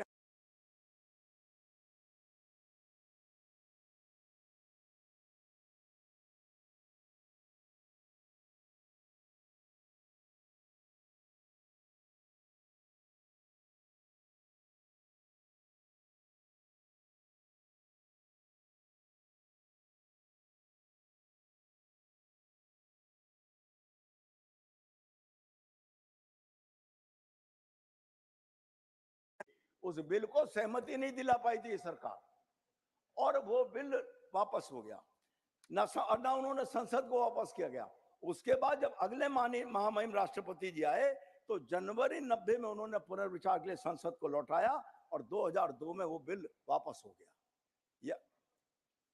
वर्ष 2002 में भी इस प्रकार का एक प्रयास हुआ पोस्ट ऑफिस के सेवाओं में सुधार के लिए बिल कानून लाकर, लेकिन वो भी स्टैंडिंग कमेटी को भेज दिया गया और स्टैंडिंग कमेटी के बाद ये बिल भी लैप्स हो गया। 2006-2011 में 2 ड्राफ्ट बिल जारी किए गए सदन के विचार के लिए, लेकिन वो ड्राफ्ट बिल भी स्टैंडिंग कमेटी में पहुंच गए और उसके बाद सदन में उसका मतलब वो बिल का रूप में परिणित नहीं हुए मान्यवर। ये बिल 2023 सरकार ने अपनी संकल्प शक्ति के द्वारा लाई है और पास भी होगा। तो पिछले इतिहास को अगर हम देखते हुए कहें तो इस सरकार की संकल्प शक्ति मजबूत संकल्प शक्ति है। आदरणीय मोदी जी के नेतृत्व में ये सरकार इस बिल को जब पास कराएगी तो ये पोस्ट ऑफिस सेवाएं आम जन का भाग बनेंगी, ऐसा मुझको कहना है। सारी चीजें सरकार पर निर्भर नहीं होंगी। इस बिल के बाद महानिदेशक को भारतीय डाक का प्रमुख नियुक्त किया जाएगा और उसको प्रभावी बनाया जाएगा और महानिदेशक के जो निर्णय होंगे उस निर्णय को संसदीय अनुमोदन की आवश्यकता नहीं होगी। डाक सेवा के महानिदेशक जब भारतीय डाक प्रमुख नियुक्त किया जाएगा तो सेवाओं के शुल्क और डाक टिकटों की आपूर्ति के मामले में नियम बनाने की शक्ति भी उसमें निहित होगी। महानिदेशक डाक सेवाएं प्रदान करने के लिए आवश्यक किसी भी गतिविधि का नियम बना सकेंगे। डाक टिकटों और डाक स्टेशनरी की आपूर्ति और बिक्री के भी नियम बने जाएंगे। मार्केट के हिसाब से पोस्टल चार्जेज और दरें तय की जा सकेंगी। डाक घर को डाक टिकट जारी करने का भी अधिकार हो जाएगा। आधुनिकीकरण को बढ़ावा होगा और ड्रोन के जरिए पार्सल और लेटर भी पहुंचाए जाएंगे। हमने अपने बचपन में सुना था कि कबूतर के माध्यम से चिट्ठी भेजी जाया करती थी किसी युग में। आज ड्रोन के जरिए पत्र भेजने का संकल्प इस बिल के माध्यम से सरकार का है।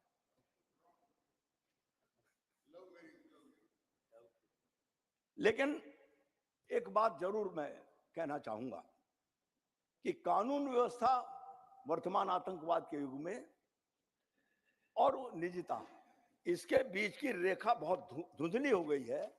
इंटरसेप्शन करने का अधिकार जो है वो सुरक्षित तरीके से हो, ये मेरा इस संबंध में निवेदन है। लेकिन सरकार इस बात की सावधानी रखेगी, इसका मुझे विश्वास भी है। केंद्र सरकार वस्तुओं को पते पर पहचानकर्ताओं और पोस्ट कोड उपयोग करने के लिए मानक निर्धारित कर सकती है।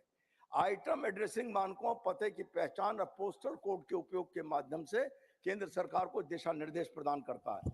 किसी परिसर की सटीक पहचान के लिए भौगोलिक निर्देशांक के आधार पर भौतिक पते को डिजिटल कोड से बदल देगा, जबकि डिजिटल एड्रेसिंग एक दूरदर्शी अवधारणा है। ये छटाई की गई प्रक्रिया को सरल बनाएगा और मेल और पार्सल डिलीवरी की सटीकता भी बढ़ाएगा और उसमें शीघ्रता भी लाएगा। सबसे बड़ी बात इस बिल की ये है कि ये नागरिक केंद्रित सेवाओं को विकसित करने के लिए, सुविधाजनक बनाने के लिए विधेयक लाया है।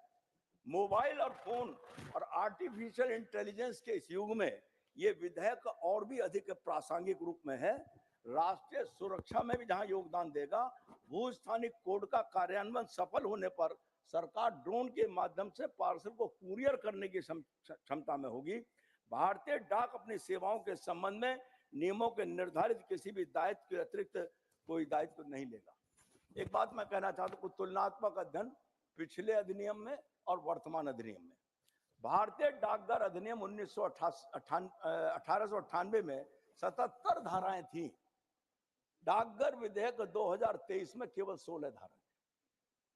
पत्र डाक पर एकाधिकार था पिछले अधिनियम में, डाकघर विधेयक 2023 में अब एकाधिकार नहीं। दंडात्मक प्रावधान की 23 धाराएं थी पिछले एक्ट में, इस एक्ट में कोई दंडात्मक धारा की व्यवस्था नहीं है। फोकस है पहले था मुख्यतः मेल पर, डाक पर, अब डाक द्वारा जनता के उपयोग की सुविधाएं उसके मोहल्ले में और उसके गांव में देने पर केंद्रित है नया विधेयक 2023।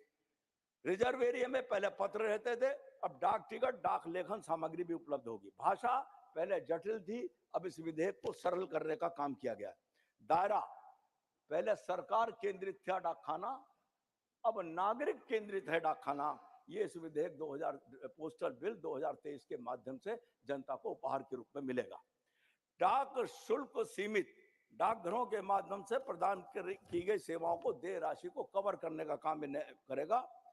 और वो जो बात मैंने पहले कही थी कि पता सूचकों और पोस्ट कोडों का प्रावधान होगा। पहले दरों को तय करने की शक्ति शासन में थी, अब महानिदेशक में होगी। कुल मिलाकर इस विधेयक के माध्यम से सरकार ने पोस्टल सेवाओं को जन उन्मुखी बनाने में जो प्रयास प्रारंभ किया है, निश्चित तौर पर पिछली सरकारों के जिनके बिल स्टैंडिंग कमेटी में जाकर या लैप्स होकर चले गए, सरकारों को कोई चिंता डाक सेवाओं को जनता के प्रति जवाबदेह बनाने की नहीं थी। आदरणीय मोदी जी की सरकार में और आदरणीय मंत्री जी श्री वैष्णव जी ने जिस प्रकार का विधेयक लाए हैं, मैं इनको बधाई भी देना चाहता हूं, साधुवाद भी देना चाहता हूं। और इस बिल के माध्यम से डाक सेवाएं जनता के दरवाजे पहुंचेंगी, जन उपयोगी होंगे, ऐसा मुझे विश्वास है। धन्यवाद। धन्यवाद माननीय doctor Laxmikant Vajpayee ji. Now honourable Shri Sukhendu Sekhar Ray जी।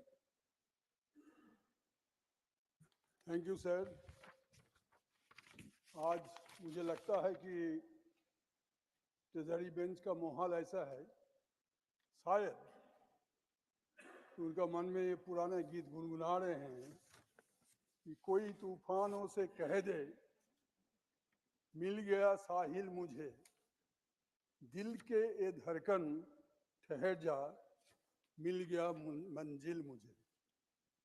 मैं बधाई देता हूं उन लोगों को, कांग्रेस पार्टी को भी, जो भी सफलता जिनको मिला है। लोकतंत्र में ऐसा होता है। और आज के दिन एक ऐसा बिल लाया गया जिसके लिए मेरे मन में बहुत अफसोस है। मैं वो अफसोस जताना चाहता हूँ। पहले तो एक बात है कि मैं सिर्फ 2 क्लॉज का रेफर करूंगा। Clause 9 sub clause 1,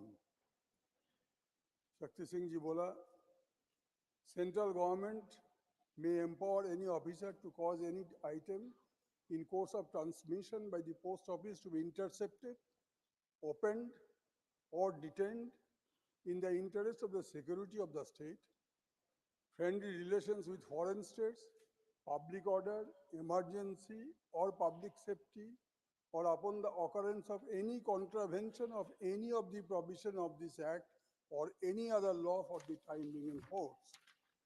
Now, before I come back to this, if we look at clause 16, subclause 1, it says the Indian Post Office Act 1898 is hereby repealed.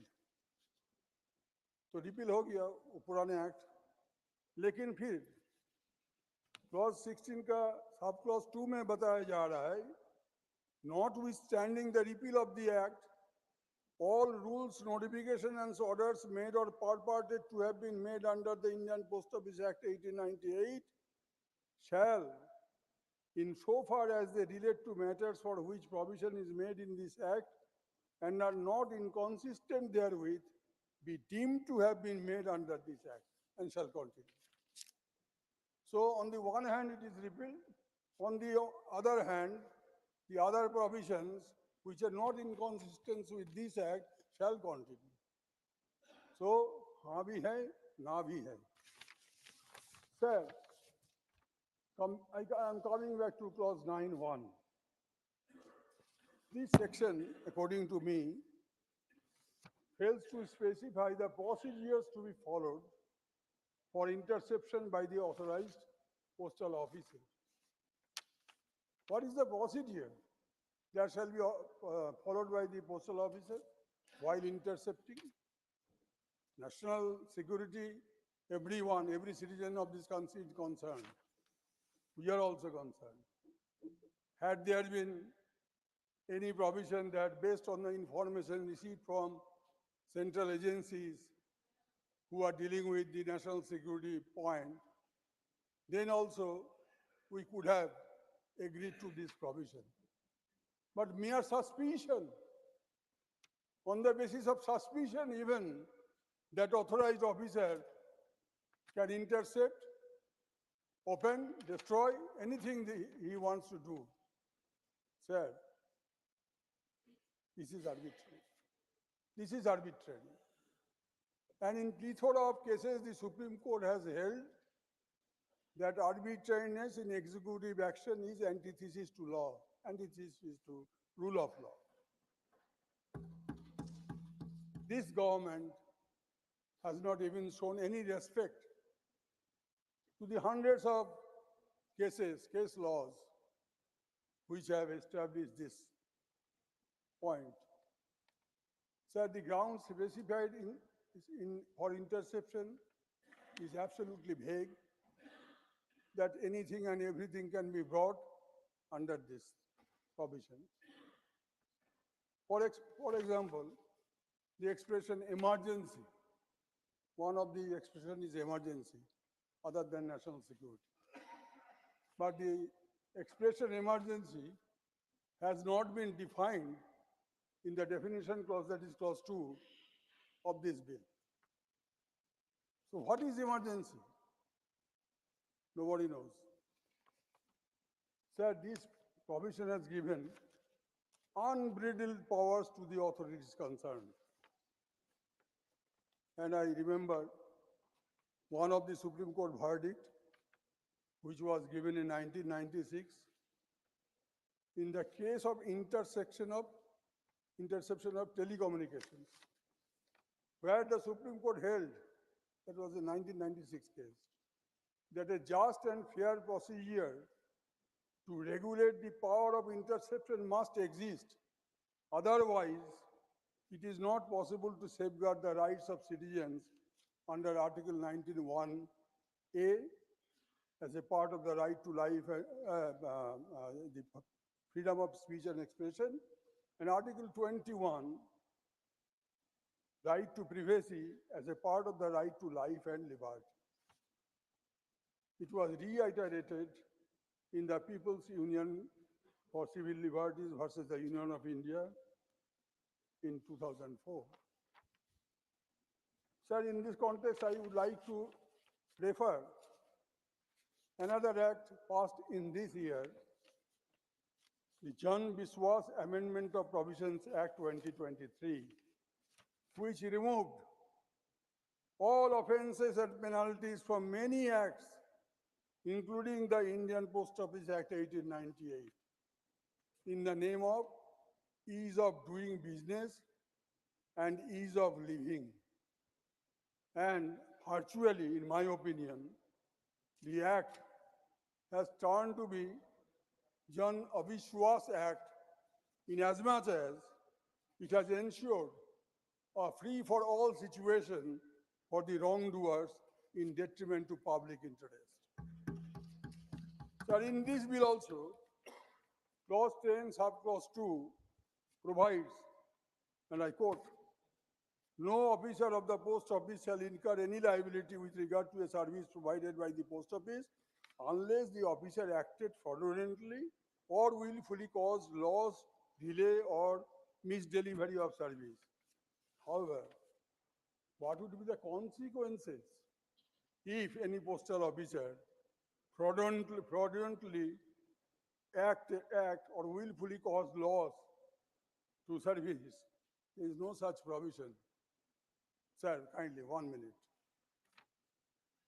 In the Parent Act of 1898, there was provision for imprisonment up to 2 years and fine or both. That has been removed. This bill does not whisper about the private courier services, and they have been excluded from the purview of the bill. This undermines the equality before the law. This is too much of laissez-faire. Sir, finally, I submit that this bill, if passed, shall create another avenue in transforming our democracy into a surveillance state after the Pegasus Gate. And this is why I oppose this bill in its entirety on behalf of my party, All India Trinamool Congress. Thank you, sir. Thank you. Thank you, Mani Sukendu Sekhar ji. Now, Honorable Sri P. Wilson. Thank you, Deputy Chairman, sir. I raise to express my strong opposition to the Post Office Bill 2023 in its current form, as it will lead to winding up of post offices and its services in India. Bill is a step to privatize and encourage private players in postal services. The bill is introduced without studying the services required in the competitive world. It lacks a complete blueprint on infrastructural upgrades, technological intervention for sorting and facilitating accurate delivery of mails and parcels, and appears to be a hasty exercise just to replace old colonial laws. Our prestigious India Post, which is the world's largest postal network, has its presence across every nook and corner of our country, serves as a vital link connecting urban and rural India. Often viewed as a lifeline for 1.4 billion Indians, it plays a crucial role in our daily lives. The proposed bill, aimed at replacing the India Post Office Act 1998, needs an immediate reconsideration, as certain provisions could have far-reaching implications. Under Clause 9, the central government can empower any postal officer to intercept, open, detain any postal article on the grounds of security of the state, friendly relations with foreign states, public order, emergency of public safety.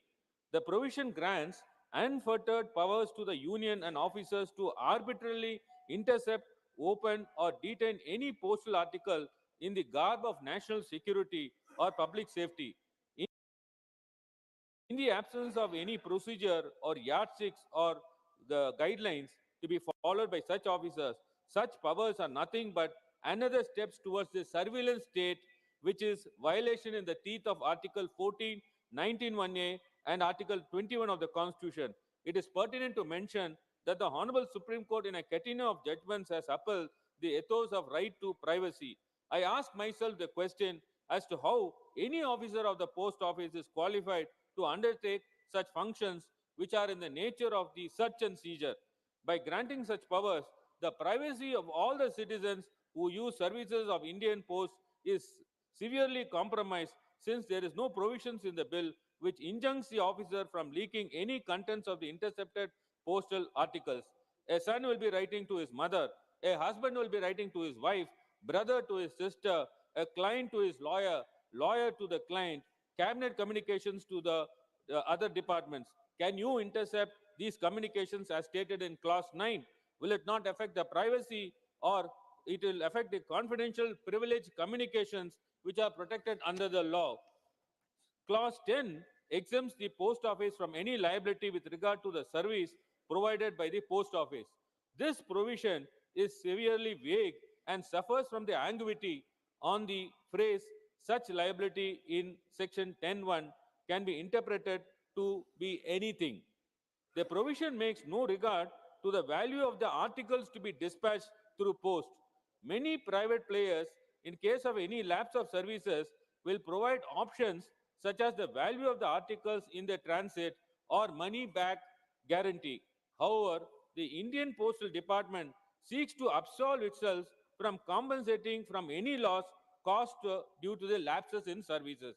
This indeed can open the way for abuses, as the party empowered to impose such rules is an interested party, though it prescribes liability for postal officers who are acting fraudulently or willfully causing losses, delay, or misdelivery. The consequence of such action is not provided in the bill. This dilutes the provisions of the earlier Act 1898, which prescribes imprisonment, fine, or both in the above cases. Clause 10, thus, is highly arbitrary and discriminatory and push the people to skip the Indian postal services. The bill, under the statement of objects and reasons, aims to provide for a simple legislative framework to facilitate evolution of the post office for delivery of citizen-centered services. However, the provision shows that such evolution is only backwards. The bill grants the parallel powers to both the Union and also to the Director General to frame rules and regulations for conducting any functions essential for running of a post office. This highlights the ambiguity and overlapping powers of central government and the Director General in framing the rules and regulations for delivery of several postal services. I request this House, while we recognize the importance of modernizing our postal services to be competitive with the private players, and it's crucial to strike a balance that upholds constitutional principles, protects fundamental rights, and ensures accountability. Our rich postal heritage, serving millions across the nation, deserves a legislative framework that reflects the spirit of transparency, fairness, and citizen-centric governance, and not another source for surveillance state and affect the fundamental rights of speech and reputation. Thank you, Deputy Chairman, sir. Thank you, Mani P. Wilson ji. Mani Sri Raghav Chadha.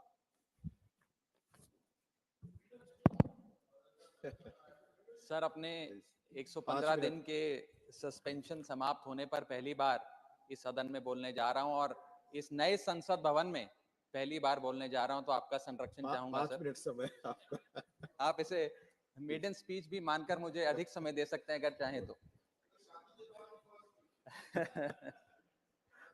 Sir, मैं आम आदमी party की ओर से the post office bill 2023 को oppose करने के लिए खड़ा हुआ हूं, इसका विरोध करने के लिए खड़ा हूं। सर, ये कानून को अगर बारीकी से पढ़ा जाए तो इसमें 2 बड़े खतरनाक प्रावधान हैं, सेक्शन 9 और सेक्शन 10।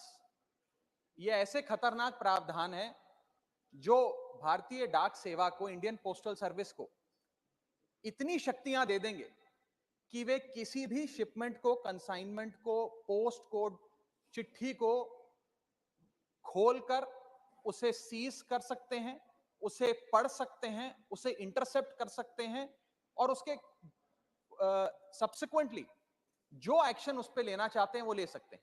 और इसके कोई रूल्स, कोई प्रोसीजर, कोई दायरा, कोई क्राइटेरिया बिल्कुल भी इस पूरे कानून में नहीं लिखा गया।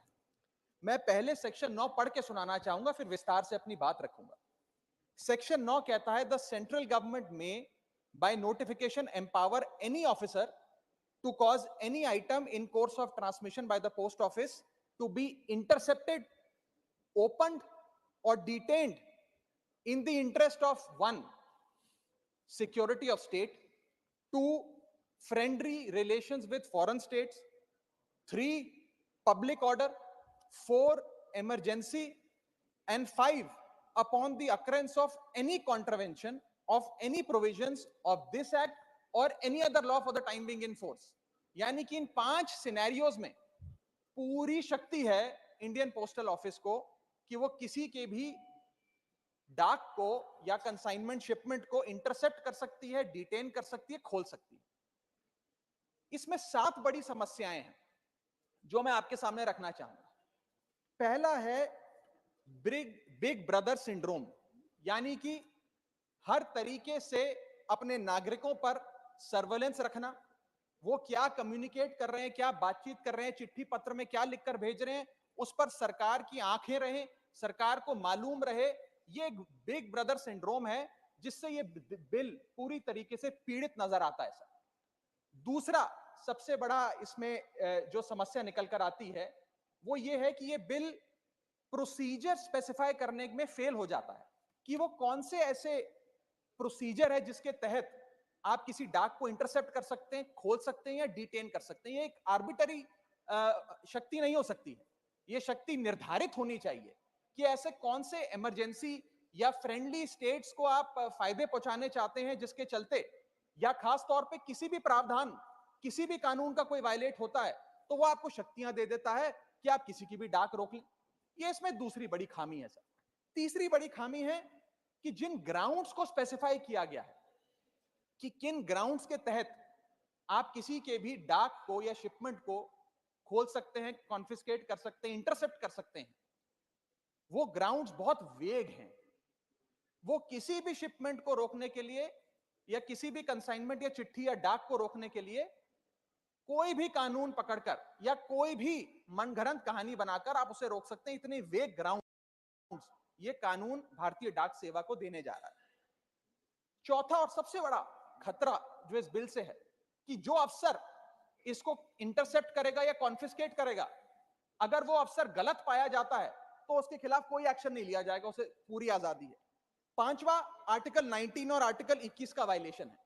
सर इसके साथ एक और मैं खतरनाक चीज बताना चाहूंगा कि ये राइट टू प्रिवेसी जो है, ये राइट टू प्रिवेसी का वायलेशन है। और राइट टू प्रिवेसी का एक हाल ही में वायलेशन मेरे साथ और इस सदन के कई सदस्यों के साथ हुआ, जब हमें अपने स्मार्टफोन पर, एप्पल के स्मार्टफोन पर एक नोटिफिकेशन आया, जिस नोटिफिकेशन में सर ये लिखा गया कि स्टेट स्पॉन्सर्ड अटैकर्स ने आपके फोन को इन्फेक्ट कर दिया है और इसके जरिए वे आपके कैमरा, आपके माइक, फोन का जो माइक होता है और फोन के अंदर जितने भी डॉक्यूमेंट्स, पासवर्ड्स, कॉन्टैक्ट्स हैं, वो सारे स्टेट स्पॉन्सर्ड हैकर जो है उसके निगरानी में आ जाते हैं, उसकी पोजीशन में आ जाते हैं।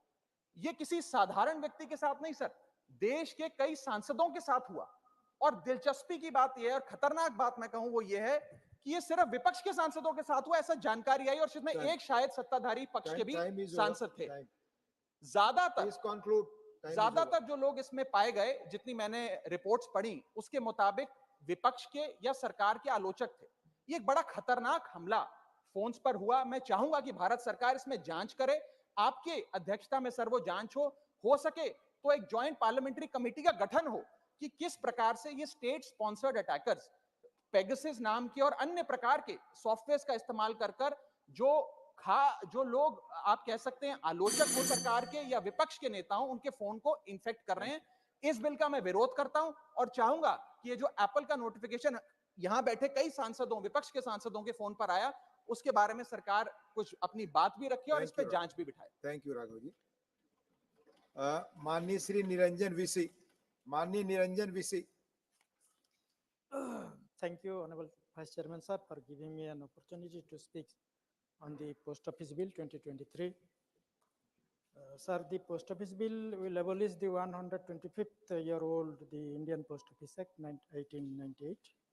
By virtue of this bill, the work of the Post Office can be easier. The bills aim to modernize postal services and merge them with Digital India. This includes offering online shopping, e-commerce solution, and digital payments. For this, I would like to congratulate our Honorable Minister of Communications, Sri Ashwini Vaishnav ji. Sir, the bill seeks to utilize the wide network of post offices to provide banking and insurance services closer to the poor, ST, SC, women, and farmers, which will boost rural development. There is a possibility of creation of jobs through expansion of postal and financial services, especially in rural areas, which can contribute to economic growth and reduce employment. But sir, the central government will appoint the officer. If that officer feels that any parcel is against the security of the nation or can disturb the peace, then that officer can stop the parcel, open it and check it, and can confiscate it, and later such items can also be destroyed. But law and order is a state subject, sir, so the state government should empowered to verify the articles. The bill makes India's postal services globally competitive and will boost trade and facilitate international delivery and logistics. And also promote financial inclusion in rural areas, which will promote rural development. But sir, there are 272,000 Gramin Dak Sevaks in India, working in 156,000 post offices, branch post offices. They call the GDS Gramin Dak Sevak, also known as postmaster, branch postmaster, and Dak master in our rural areas. But sir, they perform the duty of postal life insurance, rural postal life insurance, India Post Payment Bank, Sukunya Samruddhi accounts, Mahila Samman accounts, delivering letters, parcel, articles, collecting and depositing of premium regularly. The Gramin Dak Sevak also distributing pension, stipend, wages of NRGS, wages of candle leaf pluckers in rural areas.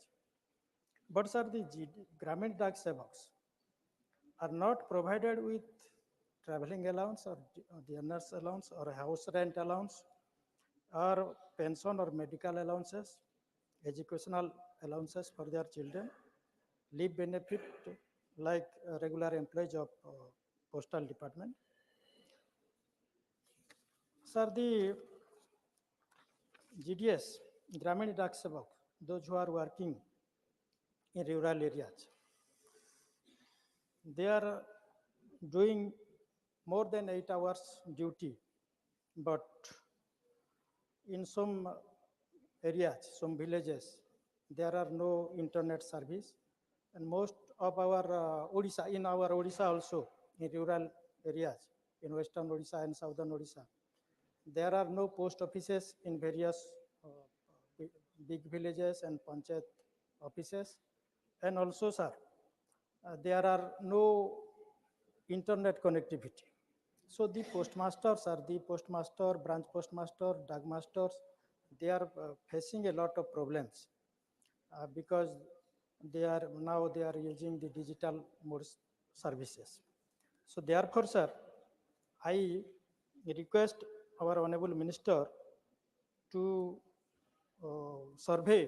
conduct survey in rural villages, rural areas, to provide better service for the farmers and women self-help groups and the students living in the forest villages, rural areas, and to make provision of internet connectivity and also communication facility. Sir, I draw the kind attention of Honorable Minister of Communications, Sri Ashwini Vaishnavji, through you, sir, that the GDS, the Gramin Dak Sevak, the postmaster, branch postmaster, should be provided with departmental status and their service should be regularized. Also, their insurance benefit, group insurance, unutilized leave bill for 180 days, and increase service discharge benefit scheme from 3% to 10%.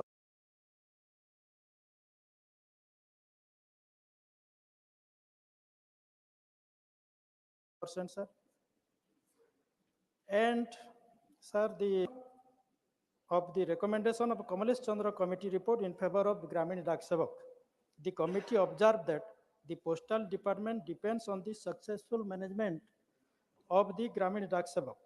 So the Gramin Dak Sevak are the soul of postal departments, and it is difficult to survive without a soul. So their demand be fulfilled. Sir, with this, on behalf of my party BJD, and my leader, Honorable Chief Minister, respected Sri Naveen Patnaik ji, I support this. Thank you.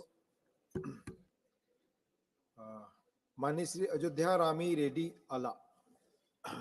Thank you, Deputy Chairman, sir, for allowing me to share a few of my thoughts on the proposed amendments to the Post Office Bill 2023. Sir, there haven't been any amendments to this colonial act in the past 125 years, and I appreciate the introduction of such an essential piece of legislation in Parliament. There are few positives of this amendment. This bill increases the authority of the central government to intervene in such situations involving vital aspects such as security, maintaining public order, responding to emergencies, and ensuring public safety. More specifically, the bill allows for the interception, examination, or temporary detention of any item in transit through the postal system under the aforementioned circumstances. Such a provision can be a game changer in terms of countering illicit smuggling and unauthorized transportation of drugs and contraband products via postal services. Thus, I applaud this positive approach in addressing the evolving nature of threats and risks associated with the postal network. Flexibility in pricing. There is also an enhanced pricing flexibility is considered in this bill, which is critical, especially in the context of an increasingly competitive business, which lets the postal services promptly respond to the market's ever-changing expectations. Furthermore, the services independent pricing allows it to stay adaptable in the face of changing economic situation. The ability to alter service charges and pricing structures allows the department to ensure that its service remain affordable, accessible, and sustainable, even with economic conditions getting changed. In essence, this empowerment aligns with the Postal Department's mandate to deliver a diverse spectrum of citizen-centric services. Also, generalizing the nomenclature of interception of parcels. Sir, in contrast to the outdated provisions of the existing 1898 Act, the bill introduces significant shift in its approach to the interception of objects within India's postal system. The key distinction is in the usage of technology, wherein the present Act explicitly defines seized postal products as those carrying explosive, dangerous, filthy, noxious, or deleterious substances, while the new bill, on the other hand, has broader and more inclusive phrasing. Recent data shows an increase in security threats and illegal activities related to postal system, not only in India but also globally. This purposefully change in terminology serves an important purpose as it broadens the scope of interception beyond the constraints of specified items, embracing a broader range of potential security threats and criminal activity involving mail shipments. By taking a more general stance, the measure recognizes the changing nature of security concerns. However, there are certain problems pertaining to this bill, and I would like to highlight few of them, and I provide my suggestions to this. Relating to intercepted postal articles. It lacks procedural safeguards, raising concerns about potential violation of individuals' freedom of speech, expression, and privacy. Additionally, the ground of emergency as a basis for interception may surpass reasonable restrictions outlined in the Constitution. The term emergency lacks a precise definition, providing a broad scope for interception. This goes against constitutional principles established by the Supreme Court and requires more clarity. Exemption from liability for lapses in services, that also need to be looked at. The removal of offences and penalties. The absence of provisions for offences and penalties as they were removed in Jan Vishwas Act 2023 remains another issue. As per the earlier act, various offences committed by officers of a post office, which included the illegal opening of postal articles by a postal officer were punishable.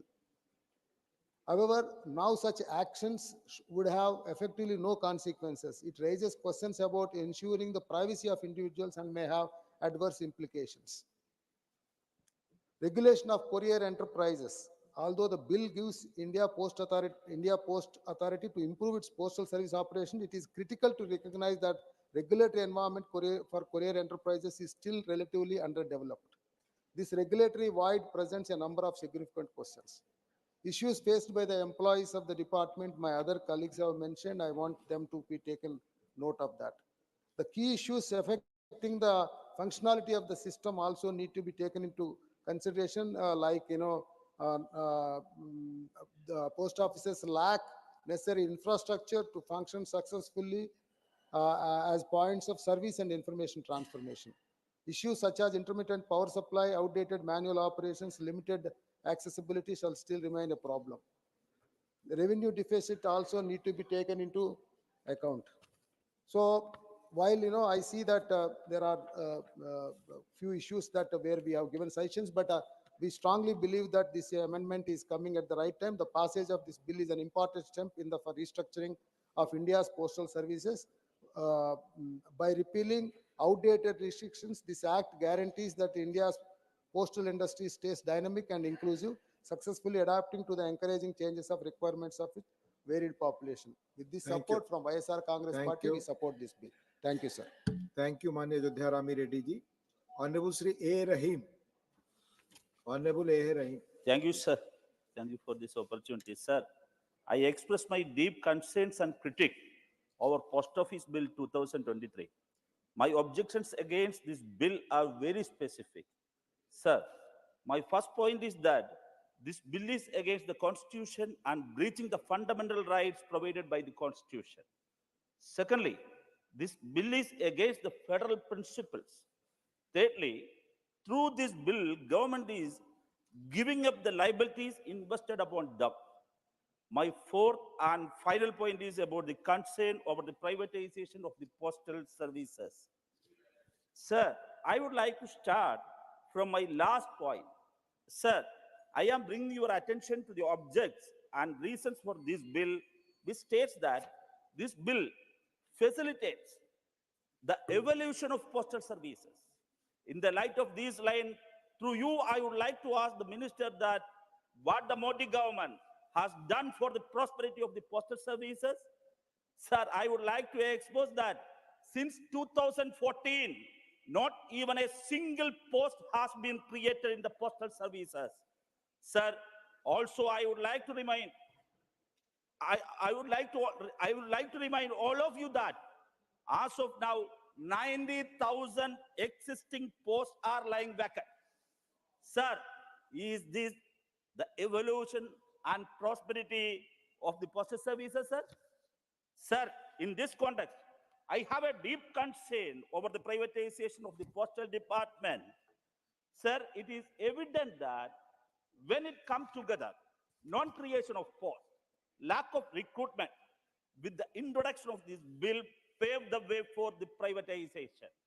Sir, now I am coming to my next point, is that according to clause 10 of this bill, sir, which states the bill has a significant omission concerning the consequences for officers who misappropriate or damage postal items, which used to be punishable offenses, but is not addressed in this bill.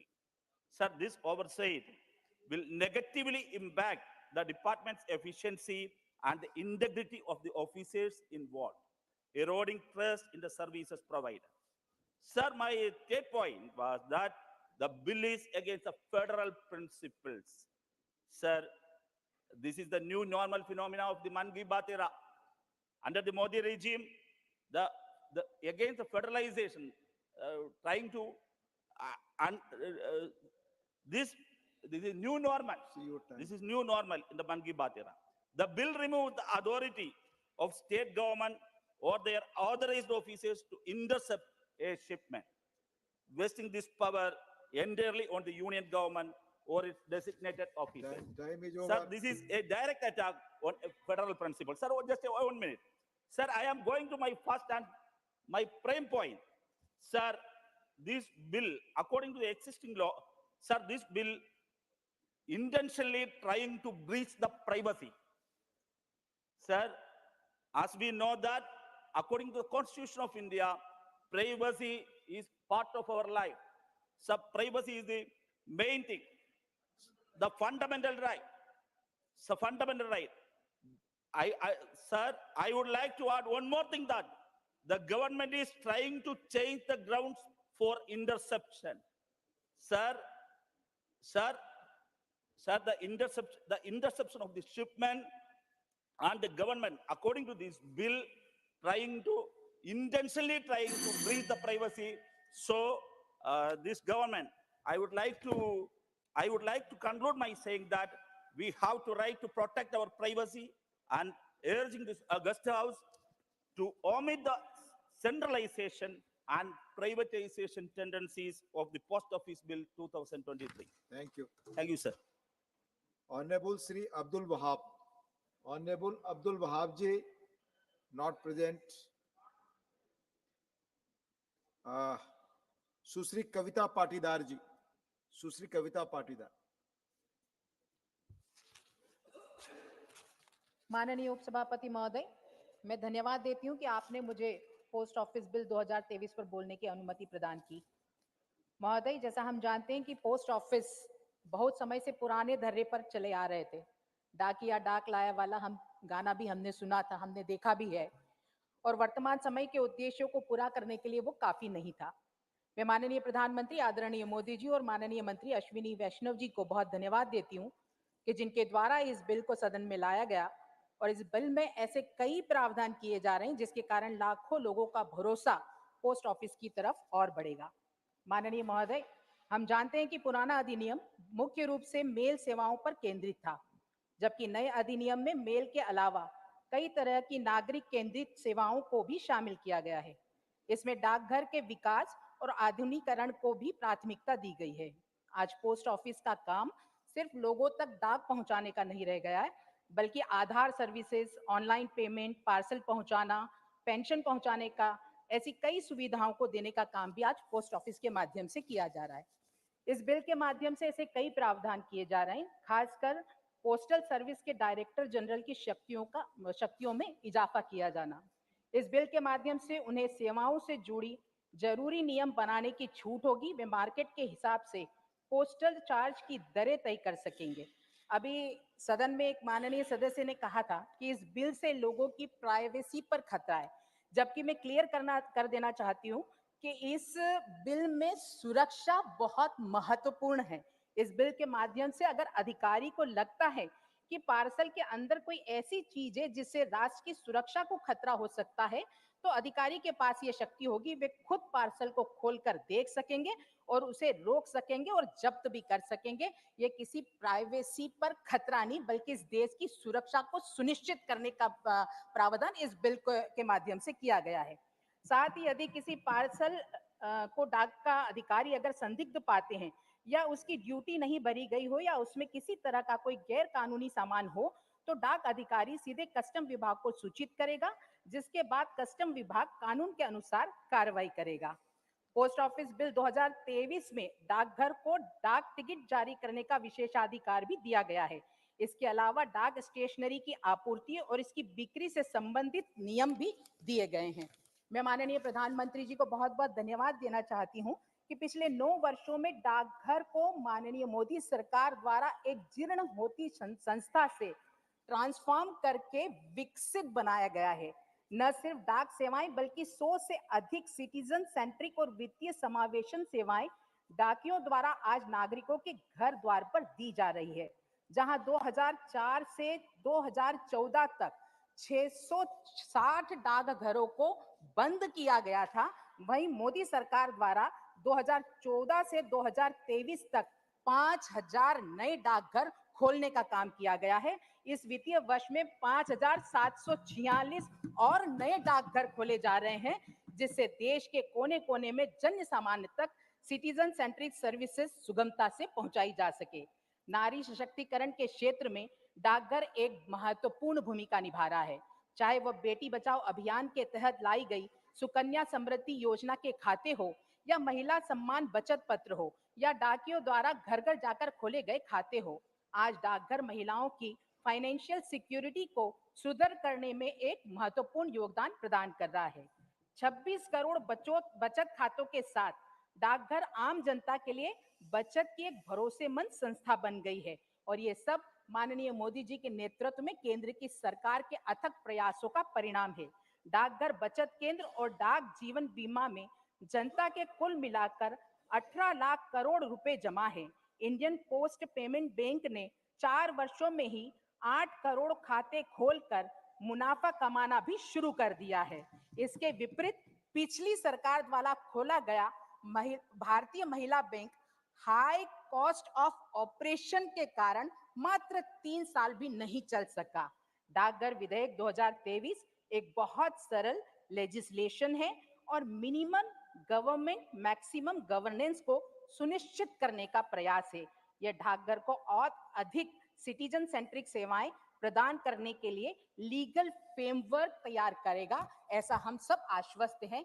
पुनः मैं माननीय मंत्री जी अश्विनी वैष्णव जी को धन्यवाद देते हुए अपनी बात को समाप्त करती हूँ। बहुत बहुत धन्यवाद। धन्यवाद Sushri Kavita Patidar ji. Honourable V Vijay Sai Reddy.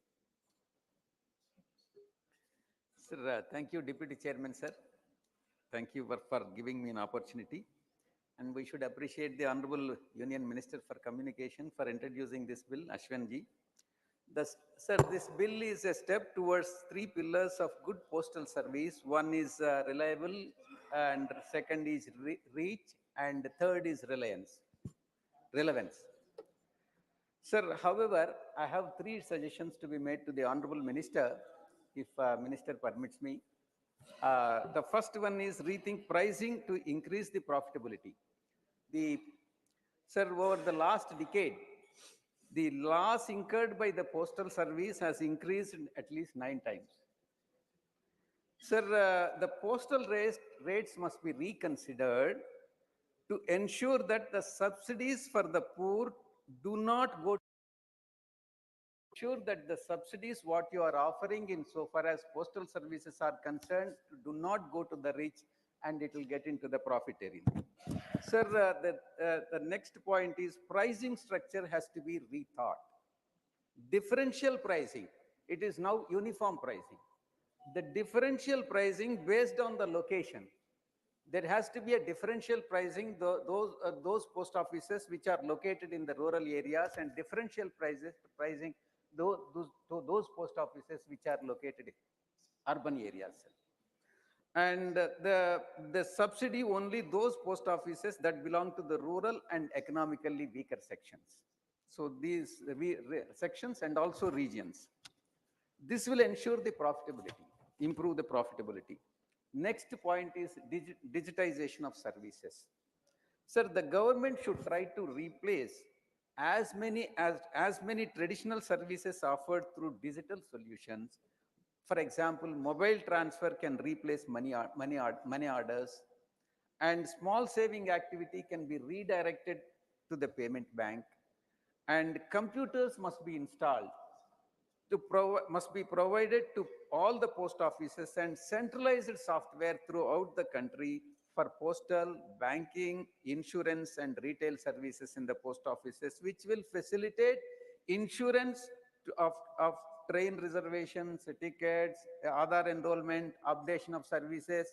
All these things will improve the profitability and also the quality of service to the rural areas, sir. Rural people. Sir, the third point which I would like to suggest, third suggestion which I would like to make to the Honorable Minister is payments bank and financial services in rural areas. The conception of India Post Payments Bank is a sound step and must be expanded through the training of the existing staff, thorough training of the existing staff to sell financial products like insurance, mutual funds, and in the rural areas. This proves our commitment to sustainable financial inclusion and citizen empowerment. Post offices can be integrated with ENAM, E-N-A-M, that is E-National Agricultural Market Initiatives, where terminals can be kept in these offices for use by the farmers. So this is very important suggestion, sir. Sir, further, sir, dog sevaks can be used to also form a link with the agricultural markets, that is ENAM markets, that as they have direct interface. These dog sevaks have a direct interface with the farmers and can be given the responsibility of spreading awareness as well as being the link with the markets, sir, market prices, sir. With these aspects, suggestions, we support the bill and I commend the bill, sir. Thank you very much. Thank you. Thank you, Mani Vijay Sai Reddy ji. Honorable Sri Kanak Medla Ravindra Kumar ji. Please.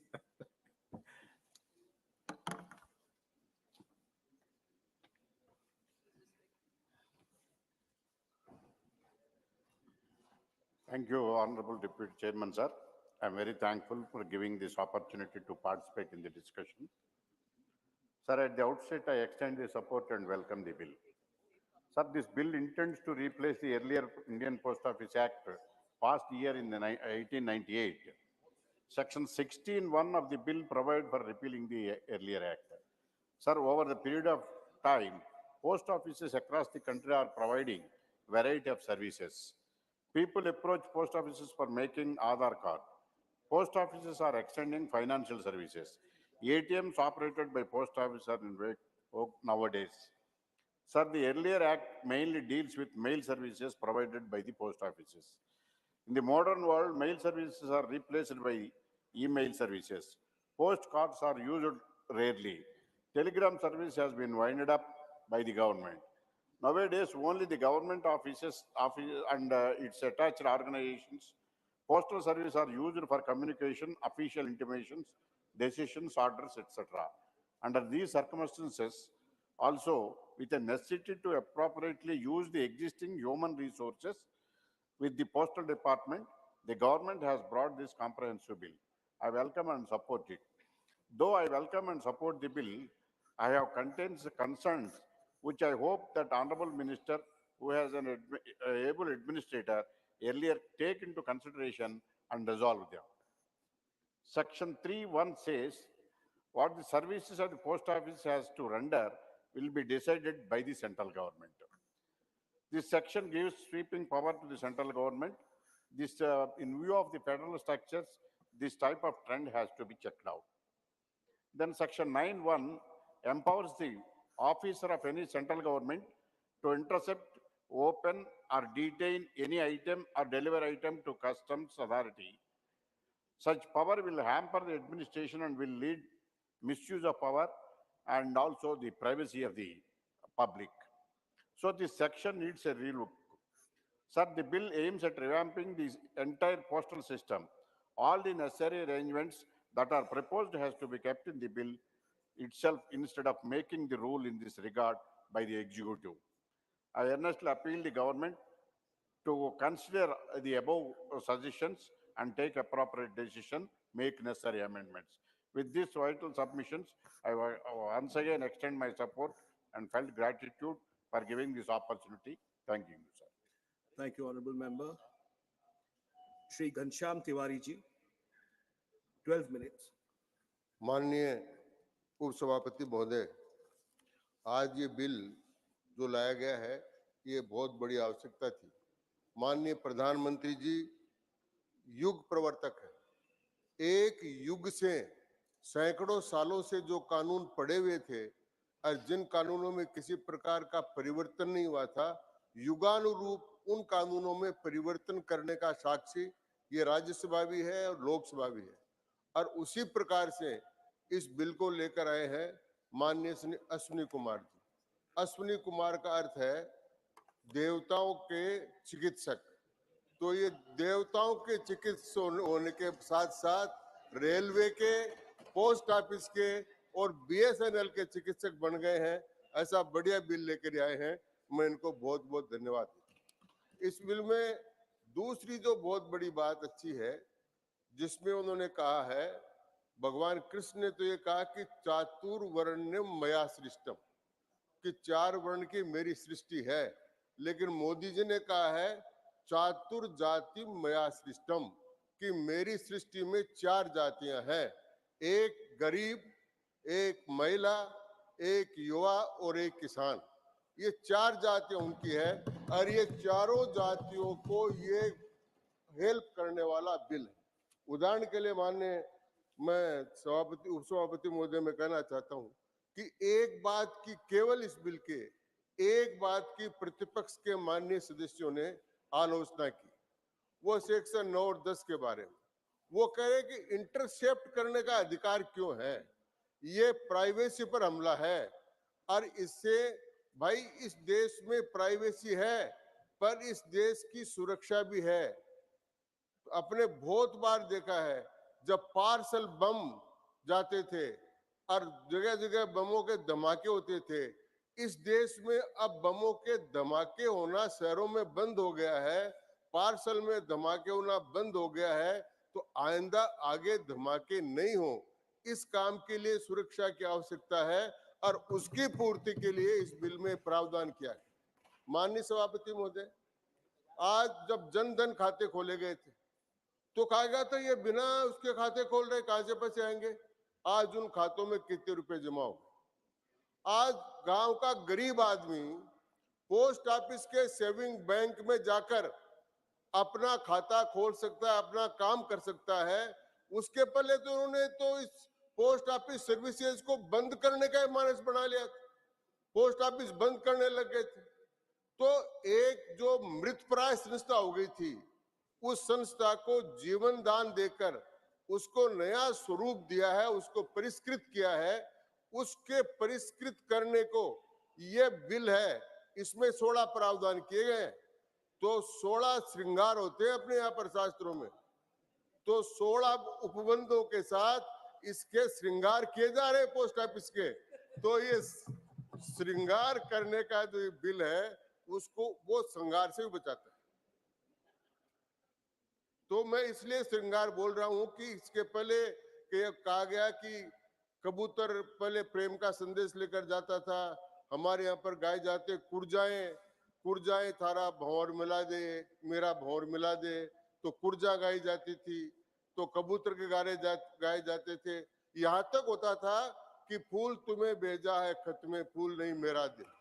लेकिन अब तो वो खत जाता ही नहीं। इसलिए अब ये लोग कई बार चर्चा करते हैं कि साहब इसमें प्राइवेसी खत्म हो जाए। भाई ईमेल का इनका जमाना, लोग ईमेल करते रहते थे, रोज चैटिंग करते हैं, हाय हेलो करते रहते हैं, इसमें किसकी प्राइवेसी खत्म हो रही है।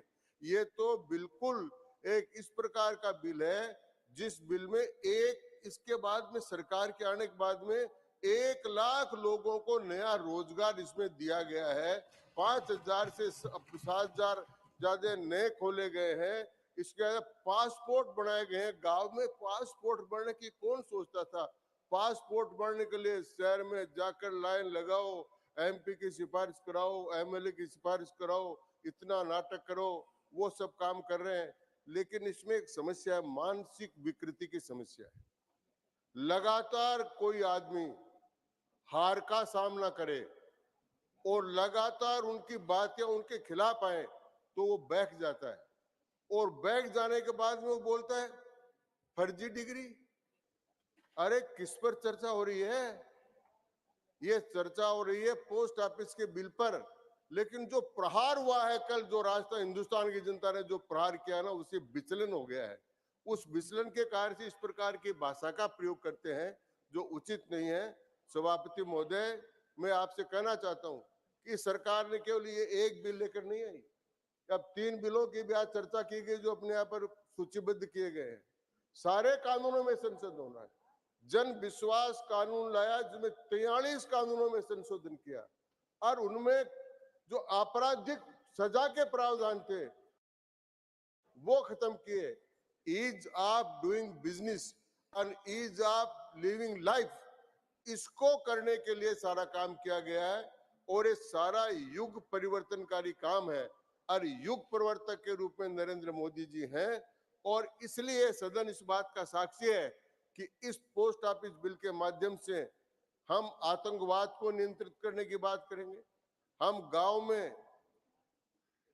पासपोर्ट बन जाए उसकी मांग करेंगे, गांव में खाता हो जाए। अब आप गांव से एक्सपोर्ट हो रहा है, कई नाम माननीय मंत्री महोदय ने बताए।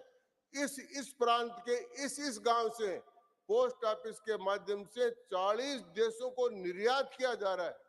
इसलिए ये सारा बिल मैं समझता हूं कि सब योग्यताओं के साथ और बहुत संक्षिप्त विधेयक, और आगे के लिए आगे की बातों को ध्यान करने के लिए दूसरी बात ये कही गई कि ये कंपटीशन का नहीं है।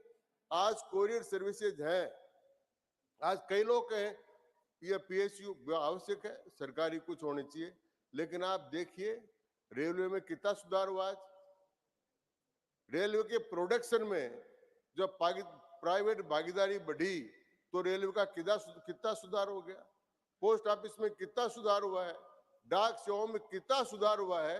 ये सुधार के लिए आज कोरियर सर्विसेज हैं, तो कोरियर सर्विसेज से भी बहुत बड़ा काम होता है। इसलिए ये सारा जो विस्तार का काम है, वो विस्तार का काम करने का जिम्मा इस सरकार ने लिया, क्योंकि पिछले बारों में जो सरकार थी वो तो लीक पीटती थी कि ये बिल बना हुआ है, इसमें ये अमेंडमेंट कर दो।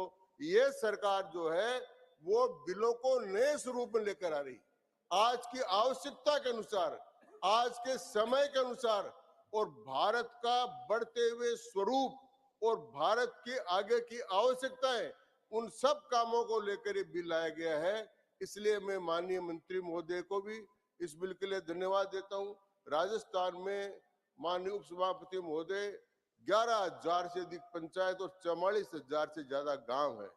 उन गांवों तक कोई बैंक तो नहीं पहुंच सकती, लेकिन पोस्ट ऑफिस उस गांव-गांव तक पहुंचा गया है, और उस पोस्ट ऑफिस में गांव-गांव का आदमी अपना सेविंग बैंक का अकाउंट खोलकर, अपना पासपोर्ट बनाकर, अपना रुपया लेकर अपना एक्सपोर्ट करने का काम कर सकता है। इस प्रकार का अच्छा विधेयक है। मैं इस विधेयक का समर्थन करता हूं और माननीय मंत्री महोदय को बहुत बहुत धन्यवाद। माननीय श्री अब्दुल वहाब जी। Yeah, I was attending a parliamentary committee meeting. That is why I was delayed. Sorry for that. And during the time also, the committee meeting is coming. There is also another problem.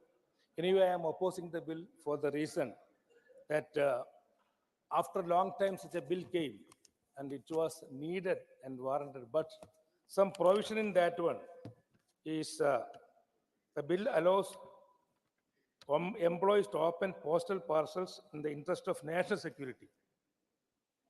But all other agencies, then it is people will allow to go to other agency because we are sure that they will open, and even if security, non-security, that will be a practice. And there is no provision which says the post office and its officers shall be exempt from any liability by any reason of any loss, misdelivery, delay, or damages in the course of providing service. How can he do this completely open hand? Give some restrictions somewhere. And flexibility to post service to fix prices, compete with the fiercely competitive industry. Definitely, there is competitive industry, courier service and all. So government should be, this is not a governmental business, it should be for the benefit of the public. So there should not be such what you call private, in the name of competition, they cannot fix any right. Indian Postal Service is known for its service before, and it should continue. The reason for I am opposing the bill is no privacy on the letters and parcels sent by clients. There are no consequences for unauthorized opening of postal articles, no liability on post offices or loss. The price of Indian Post Service may go unaffordable to common people. That's why I am opposing this bill. Thank you very much. माननीय doctor Fauzia Khan ji. Thank you very much, sir. So the intent of this bill ought to have been the strengthening of the network of the postal services framework in India to make it more robust, modernized, and speedier. But the legislative intent of the bill doesn't seem to be anywhere near these objectives, sir. It's like trying to fit a giraffe into a mailbox. It aligns more with the plan to turn us into the most surveilled nation. Sir, in the current scenario in India, there has been an erosion of trust in almost all government-provided services. The diminution of this trust has led to more inclination towards private services.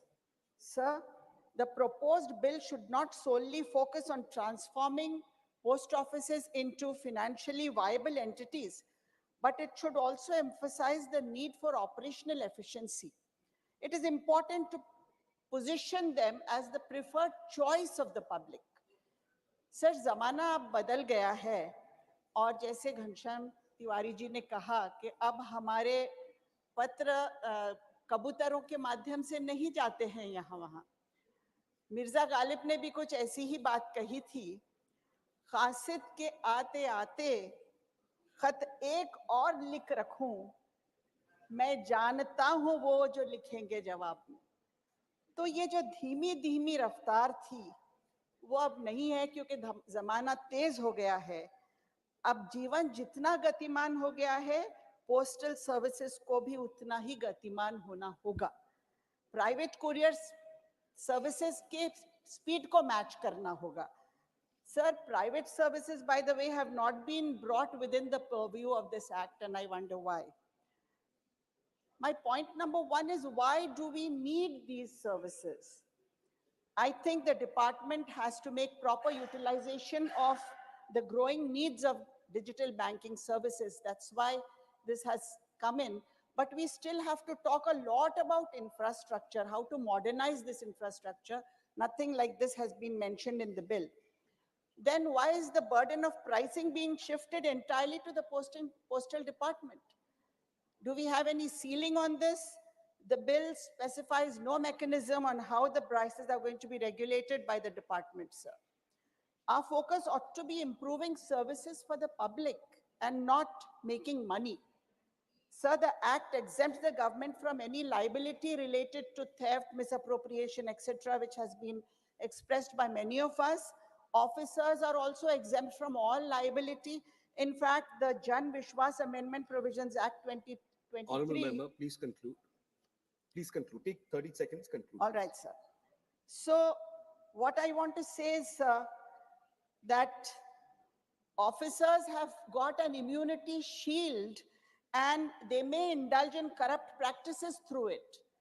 And we are left with our privacy dancing in the monsoon rain without an umbrella. So I think, sir, it is important that we are concerned about privacy. We are concerned about security concerns are all right, but we cannot undermine the need for privacy. Thank you, sir. माननीय श्री लाहर सिंह सिरोया जी।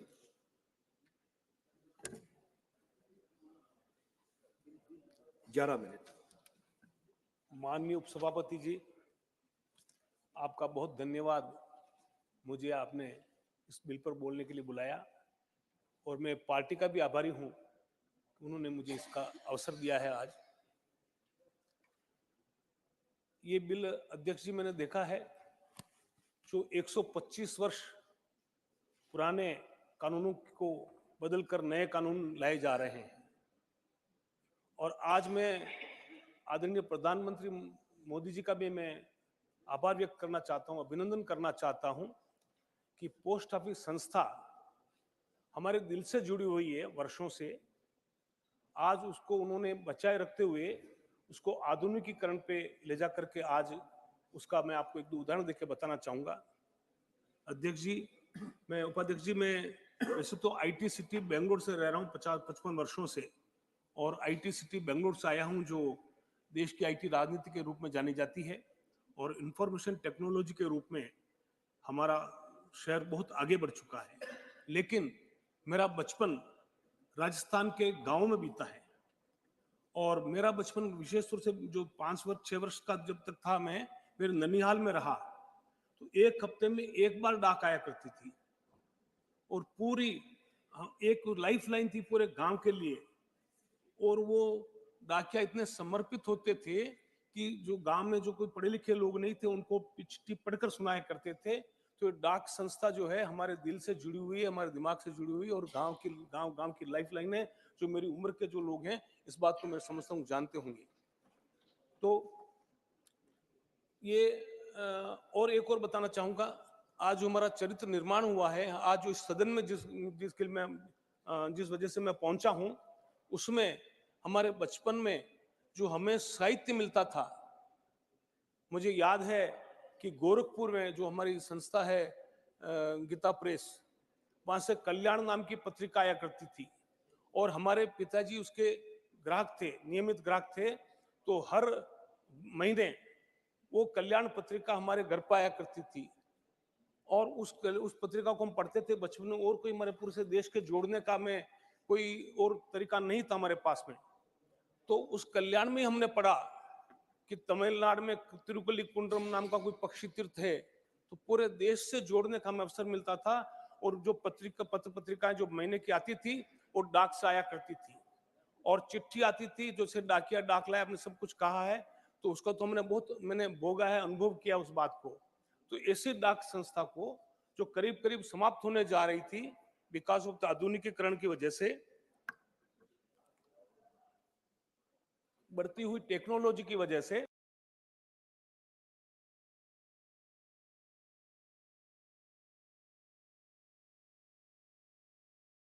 को जोड़ा गया, जिसका वर्णन हमारे लक्ष्मीकांत जी ने कहा है और भी हमारे साथियों ने कहा है।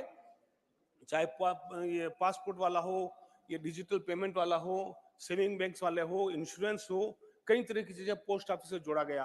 और आपने देखा होगा 1.5-2 वर्ष पहले जब पूरे देश के पोस्टमैनों को हमारे आदरणीय प्रधानमंत्री जी मोदी जी ने जब उनको उद्बोधन दिया था, उनको संदेश दिया था, उस समय मैं भी एक किसी कार्यक्रम में मौजूद था। तो जो उस जमाने के जो हमारे पोस्टमैन आते थे, हमें चिट्ठियां पढ़ के सुनाते थे, उसका दूसरा रूप हमें देखने को मिला है। जब मैं अभी बेंगलोर आ रहा था 2 दिन के पहले, मैं मेरे घर के बाहर खड़ा था, एक स्कूटी में एक बालिका आई, पीले ड्रेस में थी। मैंने कहा कौन है? तो वो चिट्ठी देने आई मेरे को, पोस्ट हमारे कोई सरकारी चिट्ठी या पता नहीं कोई चिट्ठी थी, जो मेरे को देखा, मेरे घर के बाहर स्कूटी खड़ी की। तो महिलाओं को और इस तरह से जिनको रोजगार इतना मिला है उसका साक्षी है हम। बेटी बढ़ाओ बेटी पढ़ाओ बेटी बचाओ के जो उसमें हमने आंखों से देखा है, ये आदरणीय नरेंद्र मोदी जी की कल्पना का ये है कि उन्होंने पोस्ट ऑफिस जो इस संस्था को इसको बहुत आगे बढ़ाया और आधुनिकीकरण के रूप में लेकर के आज इसका जो लाखों कर्मचारियों को एडिशन किया। और पोस्ट ऑफिस में जो आज जो चहल पहल दिखाई दे रही है वो आदरणीय प्रधानमंत्री मोदी जी के इस अपने नए इस धरोहर को नए युग के साथ जोड़ने का जो उनका हमेशा ये कल्पना रही है, हमारी हर धरोहर को हर जगह उसको कैसे आधुनिकता के साथ जोड़ करके उसका कैसे देश के लिए उपयोग किया जाए, ये हमारे आदरणीय प्रधानमंत्री मोदी जी का ये विषय रहा है।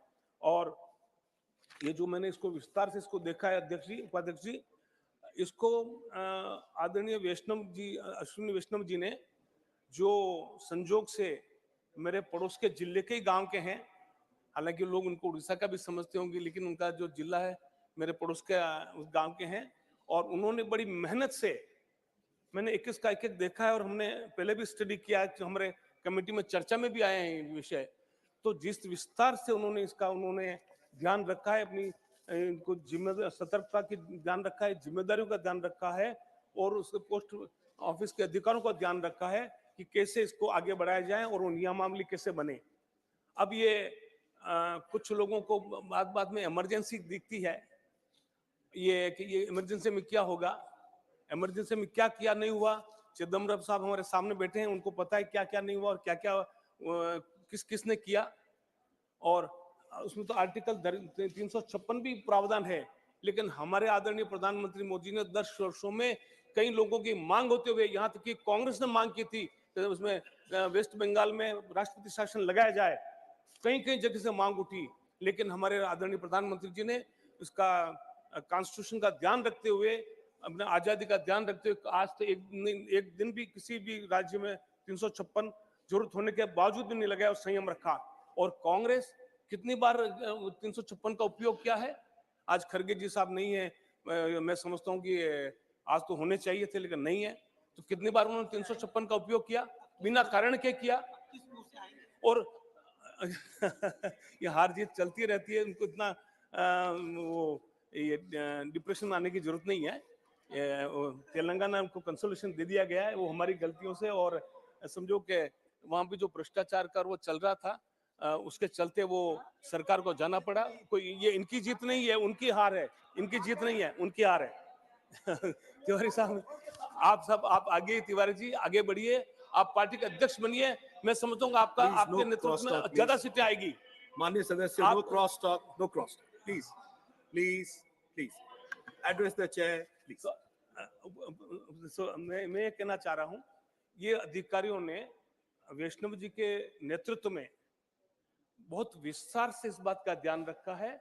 और मैं सदन को आश्वस्त करना चाहता हूं कि इसमें किसी भी प्रोविजन का इसके लिए किसी का अधिकारों का हनन नहीं होगा। ये सरकार बहुत ईमानदार सरकार है और ये कभी अपने अधिकारों का दुरुपयोग नहीं करने वाली है। आप विश्वास रखें, आपको चोर की दाढ़ी में तिनका दिखता है, उसका हमारे पास में कोई इलाज नहीं है। आपका वहम का इलाज तो नीम हकीम के पास भी नहीं होता है। आप ये वहम करना बंद करें। और हमारे मित्र चले गए हैं शक्ति सिंह जी, वो जहर जहर जहर जहर कर रहे थे बार बार। अरे अब तो जहर उगलना बंद कीजिए। बहुत देश में जहर फैला चुके थे आप, उसको हम दोते दोते हमारे को इतने वर्ष हो गए, अभी पुरानी तौर, अब ये जहर फैलाना बंद कीजिए। ये जातिवाद का, क्षेत्रीयतावाद का, भ्रष्टाचार का, इस जहर को अब अपने तक रखिए और उसको कम से कम सदन में तो नहीं फैलाएं। किस जहर की बात कर रहे हैं? ये पूरा देश एक, मैंने कहा ना, मेरे बचपन में जब मैं 5-7 साल का, 10 साल का था, तब हमने तिरुपल्ली कुंड्रम का नाम, पक्षी तीर्थ का नाम हमने राजस्थान के गांव में सुना। वो किसकी वजह से सुना? ये डाक संस्था की वजह से सुना। अगर डाक के सिवाय कोई हमारे गांव में कोई लाइफ लाइन नहीं था, किसी चीज का कोई हमारा संपर्क नहीं हो सकता था, तो उस जमाने से हम आए हुए हैं। तो इस डाक संस्था को आज उन्होंने, आदरणीय प्रधानमंत्री जी ने अपने कुशल नेतृत्व के आधार पर उन्होंने जो संस्था को आधुनिकीकरण करते हुए आज पोस्ट ऑफिस को घर घर में प्रचलित किया है। कितनी सेवाएं मैं गिना सकता हूं, अगर आपके पास मुझे समय दें तो कितनी मैं सेवाएं गिना सकता हूं। और मैं समझता हूं कि ये कई कानूनों को चेंज किया, जैसे हमारे घनश्याम जी जिक्र कर रहे थे।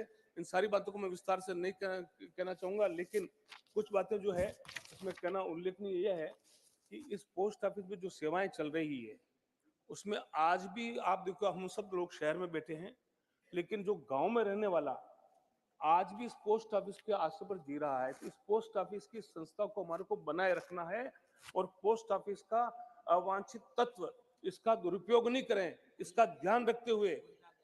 हाँ, गोयल जी आ गए, मैं गोयल जी का जिक्र कर रहा था। गोयल जी ने मेरी भावनाओं को छेड़ा था, पुराने बात की, कबूतर की बात की, तो मुझे भी लगा कि आज ये क्या हो रहा है। और गोयल जी, मैं आप तो मेरे मित्र हैं, मैं आपके बड़े आदर करता हूं और आप भी प्रधानमंत्री मोदी जी का आदर करते हैं, मुझे मालूम है। लेकिन ये जहर जहर कहना बंद कर दीजिए, जहर उगलना बंद कर दीजिए। जहर आपके अंदर में है, उसको आप बचाइए, लेकिन जहर मत घोलिए। आज देश में इतना अच्छा वातावरण है, आज पूरे विश्व में आज हमारे भारत की प्रशंसा हो रही है। मैं कई लोगों को बता, कई लोगों को मिलता हूँ, बड़ी ईमानदारी से कह रहा हूँ आज इस जगह, इस हॉल में मैं कोई गलत बात नहीं कहना चाहता, मैं ईमानदारी से बात कर रहा हूँ कि देश, विश्व में हमारे देश की प्रतिष्ठा बड़ी है। आज जो भी मुझे फॉरेनर्स मिलते हैं, जो एनआरआई जो आके मुझे मिलते हैं, सब इस बात को स्वीकार करते हैं कि आज में विश्व में हमारी भारत की प्रतिष्ठा बड़ी है। अब पूरा जब विश्व हमारा सम्मान कर रहा है, हमारे बड़े बड़े राष्ट्रीय अध्यक्ष जब हमारे मोदी जी का आदरपूर्वक चरण छूने की प्रयास करते हैं, ऐसे समय में आप कम से कम, आप तो गुजरात के हैं, आप तो इस बात को ध्यान रखें कि मोदी जी कितना समर्पण से ये देश की सेवा कर रहे हैं। और आप बार बार जहर की बात करके, गोयल साहब, मैं आपका मित्र हूं और आपका भला चाहता हूं, आप इमोशनल आप तो मेरा कहना है, तो मेरा इसलिए कहना हूं कि मैं उस पूरे सदन से ये उम्मीद करता हूं, आपसे आशा करता हूं, इस पूर्ण बहुमत से इस बिल को आप पास करेंगे। और इतना जो सुंदर बिल आया है, उन्होंने अधिकारियों ने जो मेहनत की है, अश्विनी वैष्णव ने जो मेहनत की है और प्रधानमंत्री जी ने जो कुशल नेतृत्व दिया है, इस बिल का आदर करते हुए इस बिल को 2-2 में पास करें, और यही मेरा निवेदन है। और मैं हमारे कांग्रेसी मित्रों को उनकी तेलंगाना की जीत की बधाई भी देता हूं कि आप वहां जीते हैं। चिदम्बरम साहब का मैं आदर करता हूं, आपको भी बधाई। और मैं तो चाहता हूं कि आप अपनी सीटें अगले चुनाव में इंप्रूव करें। आज 55 से 70 तक पहुंचे, लेकिन जिस तरह से आप ये जहर घोलने की बातें करते हैं, जिस तरह से आप विघटन बातें करते हैं, मुझे लगता है कि आप 55 से कहीं 27 में नहीं आ जाएं। आप जनता का आदर करना सीखें और जनता के जो उन्होंने निर्णय दिया है उसका आदर करें, और देश के प्रधानमंत्री का भी आप आदर करें। और जो देश में अच्छा वातावरण बना हुआ है उसको जहर से उसको दूषित न करें। बहुत बहुत धन्यवाद। Honorable Dr. M. Thambidurai ji. Chairman sir, thank you very much for me giving the opportunity to participate in the discussion on the bill brought by Honorable Minister regarding the Postal Services Act. Sir, it is many members spoke about the history of the postal system, how it developed in India from 1766 onwards, East India Company when they started, then afterwards in 1854, how the act it came, then after independence, how it served for the whole human, our Indian people. Sir, this is very important service which requires for the rural people especially.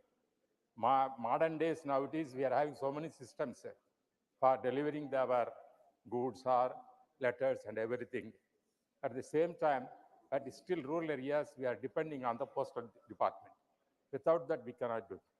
The postal department, according to the minister, not only serving the letters, Honorable Prime Minister's program also regarding giving the help of the poor people, bank accounts, everything, financial transaction also, the bank is going to do that. It's very essential. Therefore, the postal, even though so many private people have come in courier service, still we are proud of that the postal department as serving for the common man, especially not only delivering, as I said, other activities also, which very essential thing. So regarding, sir, I want to make one important thing to the Honorable Minister. Most of the post offices still has the old building. It is not at all fit enough to have, sir, Honorable Minister, sir, I want to, sir, Minister, sir, sir, I want to make an important suggestion, especially regarding the buildings which the post offices is still having is the old building. It is not at all good condition. We have to modern days how we developed our system. We need a good atmosphere, and the office must be the proper way. That is not having. Second thing, the rural areas, we have to give employment opportunities for those people through postal department. That has to be taken seriously. Because of courier system, what is happening? Those are the competitors. Because postal department lose the income. But if you are modernized and quick delivery system you make, it is more profitable. For example, speed post we are telling, it's not a speed post. Even if you put a speed post, it takes 1 week or 10 days, that is happening there. Therefore, these are things where people are facing it because you are so many legal remedies are there. Postal department, this sending letters or any confidence thing, it also requires for our legal system also. That is the authenticate thing, what are the letters we are sending. And also, secondly, regarding that privacy thing, whatever democracy is, what everybody said, interception of the postal thing for some kind of emergency thing or democratic system, and security thing, whatever the minister said. Sir, that may be there. I accept that there may be fact also. At the same time, you have the confidential thing also, because one person is writing a letter, you cannot interest with such kind of letters. There may be so many things, but his views we are expressing to others means that is, there is no using the emergency thing. You cannot interrupt that. That is not a fair. That is one important thing, sir. Therefore, what I am requesting once again, our honorable, because I don't want to make the much of the time, because the postal is our great thing. It's still our India has a good prestige. During the Prime Minister period, also so many reforms that took place. I am appreciating that. At the same time, what I requested Honorable Minister to see that give the employment opportunity to rural area people to serve there, and also modernize their buildings also, office also. These are things I am expressing. With these words, I am ADMK party. I am speaking. Thank you, sir. Honorable Shri Santosh Kumar P. Thank you, Vice Chairman. Sir, I am so delighted on reading the name of this bill. That is the Post Office Bill 2023. The Honorable Minister did not attempt to change the name into Hindi. He could have done it, I mean, like this Gadishakti Vidyalaya or Nyaya Samhita. So I am so thankful to him for retaining this English name, which is understandable to each and every Indian. Now, let me add a few more points. Sir, all initiatives to modernize the post office system, which is the largest in the world, is welcome, no doubt at all. But we are not in a position to support this bill in the existing form, especially with the provisions of Section 9 and its subclauses. This Section 9 and its subclauses will turn our post office into Pegasus offices. That is the most important point which I would like to raise. Why you link each and every aspect of life, each and every institution with the security of the nation? The interest of the security of the nation is a concept which can be misused. And the government has misused it many times. So please leave these poor post offices from the scope of this operation of this concept. So I would like to request the minister to delete this particular provision. Secondly, sir, to modernize the post office system, the postal system, we have to think about the unused postal land also. This department is having acres of land in various parts of the country. For example, if I say in Cochin, they have more than 1 acre of land which is unused. So there must be provisions and plans to make use of this unused postal land. And thirdly, what about the private players in this field? The India Post is having just 15% of this business in this industry, in this area. Just 15%.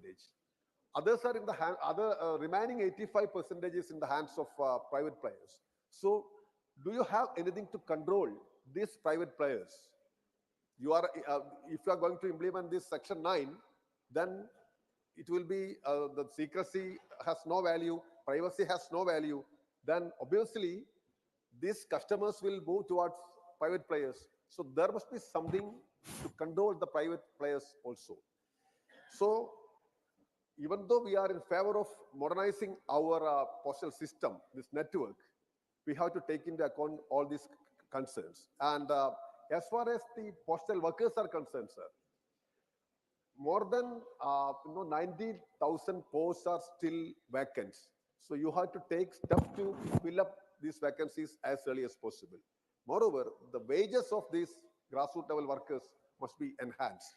And these are the points which I would like to raise, and I hope the minister will take care of these things. Thank you. Honorable Dr. Anil Sukhdevra Bonte.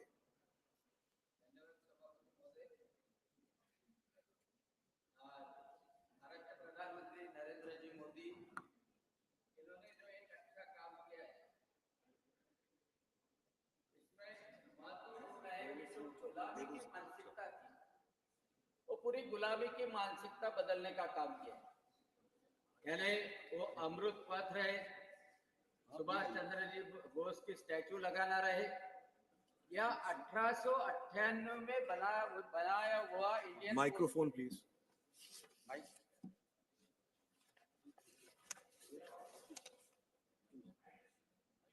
या 1898 में बनाया हुआ Indian postal act रहे। 1898 से मोदी जी को आना पड़ा कि वो गुलामी की मानसिकता से निकल के नया Indian postal act, postal bill 2023 लाना पड़ा। पोस्ट हमारे जीवन का एक अभिन्न अंग है। हाँ, हालांकि अभी व्हाट्सएप है, ईमेल है, सभी चीजें हैं, लेकिन वो बैंक है, लेकिन गरीब लोगों के लिए, गांव के लोगों के लिए, किसानों के लिए, विद्यार्थियों के लिए और महिलाओं के लिए पोस्ट की बहुत ही अहमियत है। लेकिन 2004 से 2014 तक आपको पता है कि 600 डाकघर बंद कर दिए गए, यानी डाकघर बंद होने की प्रक्रिया शुरू हो गई थी। और 2014 से 2023 तक 5000 नए डाकघर शुरू हो गए, यानी डाकघर को पुनर्जीवन देने का काम माननीय प्रधानमंत्री नरेंद्र जी मोदी के माध्यम से हुआ है। और इस वित्तीय वर्ष में हमारे काबिल मंत्री जी अश्विनी जी वैष्णव, इनके माध्यम से 5746 और डाकघर खोले जा रहे हैं। अब 5746 और पहले बने हुए 5000, यानी इतने डाकघरों में गरीबों के लड़कों को, लड़कियों को, उनको नौकरी मिली है, रोजगार मिला है। ये सबसे महत्वपूर्ण बात है। सिर्फ डाकघर का काम चिट्ठियां पहुंचाना, पार्सल पहुंचाना इतना नहीं है, तो 100 सुविधाएं उसमें ऐड कर दी गई। और सबसे इंपॉर्टेंट तो मैं मानता हूं कि वित्तीय सुविधाएं उसमें ऐड की, वो सबसे महत्वपूर्ण बात है। हमारे प्रधानमंत्री जी यानी महिलाओं के लिए, हमारी मातृशक्ति के लिए, नारी शक्ति के लिए उनको आत्मनिर्भर बनाने की गारंटी है, उनकी आत्म सुरक्षा की गारंटी है, उनका आत्मसम्मान बढ़ाने की गारंटी है। अब इसमें अहम भूमिका जब डाकघर निभाता है तो उसका स्वागत करना चाहिए। बेटी बचाओ बेटी पढ़ाओ अभियान के अंतर्गत प्रधानमंत्री जी ने लाई सुकन्या समृद्धि योजना। या पिछले ही बजट में महिला का सम्मान बचत पत्र या डाकिए द्वारा खोले गए घर घर जाकर खोले गए खाते, ये सब महिलाओं को दे रही है फाइनेंशियल सिक्योरिटी। और जब फाइनेंशियल सिक्योरिटी कोई भी व्यक्ति को मिलती है तब उसका आत्मसम्मान अपने आप बढ़ता है, उसका आत्मसम्मान बढ़ता है। और आज हमारे तीनों राज्यों में भारतीय जनता पक्ष ने जो विजय हासिल की उसमें सबसे बड़ा रोल नारी शक्ति का है। यानी पूरे भारत में पूरी नारी शक्ति का भरोसा सिर्फ और सिर्फ प्रधानमंत्री नरेंद्र जी मोदी के ऊपर है। ये इसलिए है कि हर महिला को जिसको समझा जाता था वो दबी है, वो है अबला है, उसको सबला बनाने का काम। और सबसे इम्पोर्टेंट, मैंने तो मध्य प्रदेश में जाके देखा, मैं चुनाव के प्रचार में था। पहले ऐसा होता था कि हस्बैंड बोलता था महिलाओं को यहाँ का बटन दबाना चाहिए, लेकिन वहां पे तो मैंने देखा कि महिला ने बोला, बेटे को भी बोला कि बटन दबाना है तो कमल के फूल का ही दबाना है। उसके हस्बैंड को भी उसने मजबूर किया कि घर में आना है, खाना खाना है तो कमल का ही बटन दबाना पड़ेगा। तो ये नारी शक्ति की पहल जो हो रही है, ये प्रधानमंत्री नरेंद्र जी मोदी के माध्यम से, फाइनेंशियल सिक्योरिटी के माध्यम से हो रही है। अध्यक्ष महोदय, सभापति महोदय, देखिए एक सबसे इंपॉर्टेंट बात कि आरडी पोस्ट ऑफिस के माध्यम से होता है।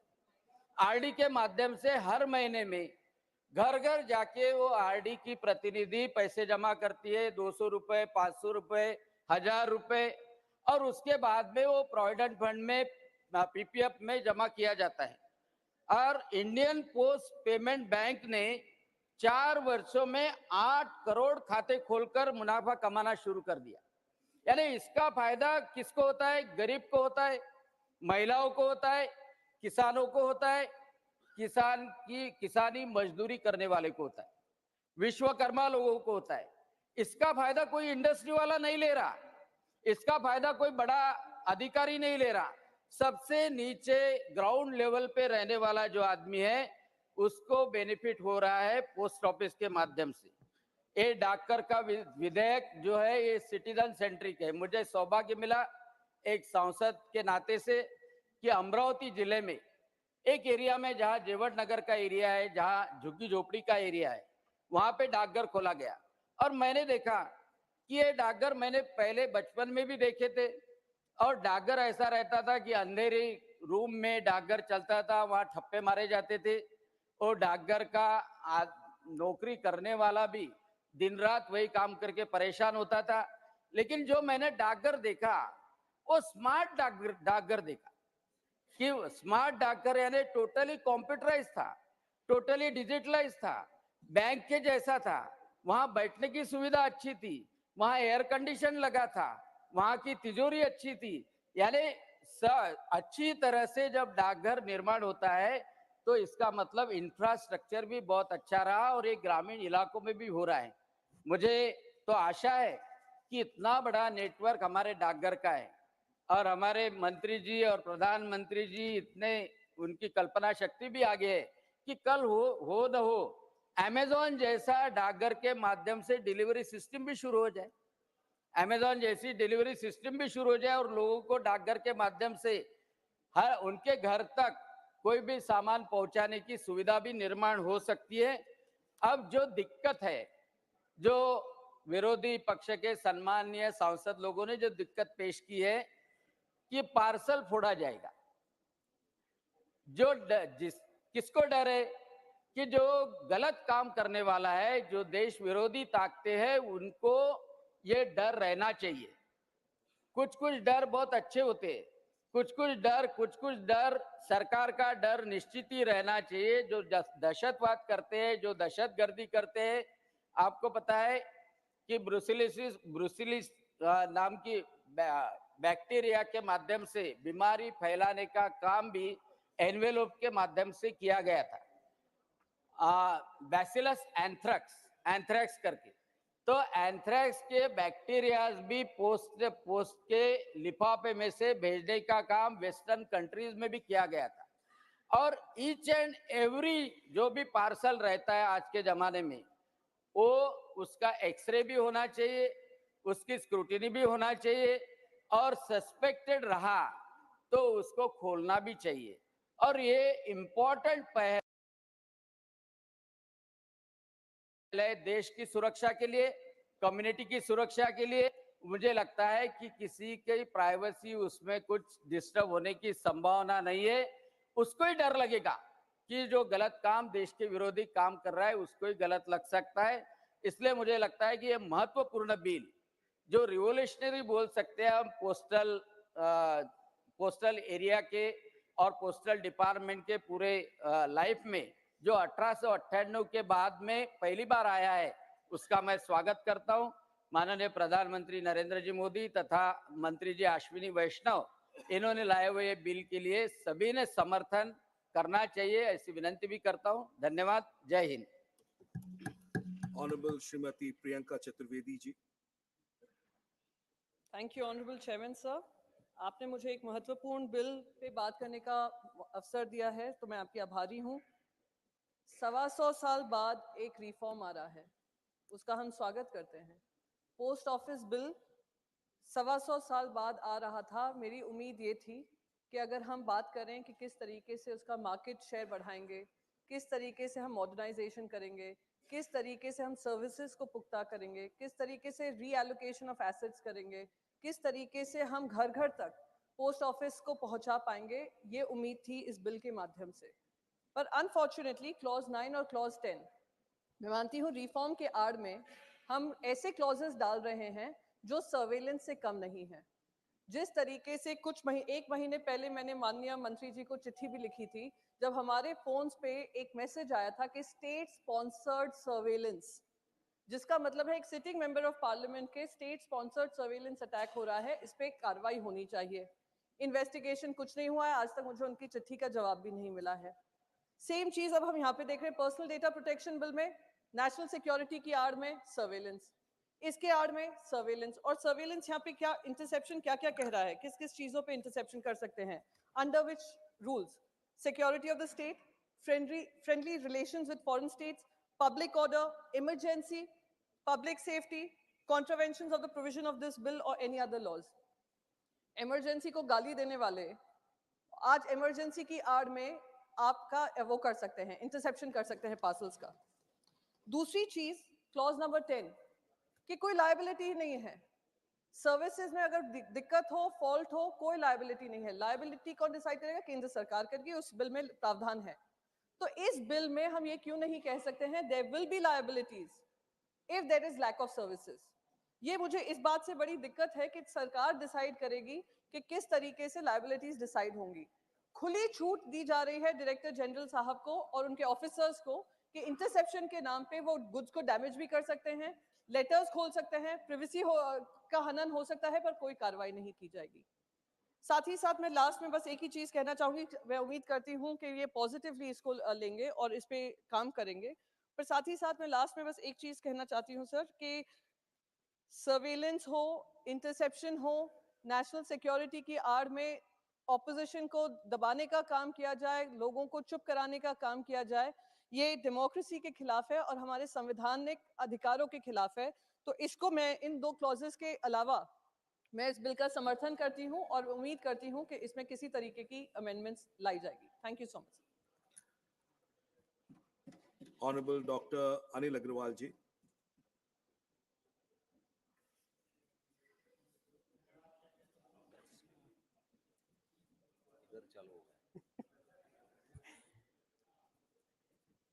Mahoday, the Post Office Bill 2023, Indian post office act 1898 जो कि अंग्रेजों द्वारा बनाया गया था, उसमें कुछ परिवर्तन करने के लिए देश के यशस्वी लोकप्रिय प्रधानमंत्री आदरणीय श्री नरेंद्र मोदी जी और हमारे माननीय मंत्री श्री अश्विनी वैष्णव द्वारा लाया गया है। इस बिल में बहुत सारी विशेषताएं हैं और आज ये आवश्यक है कि हमारे जो पोस्ट ऑफिसेज हैं वो बेहतर काम करें और उनकी पहुंच दूर दूर तक हो।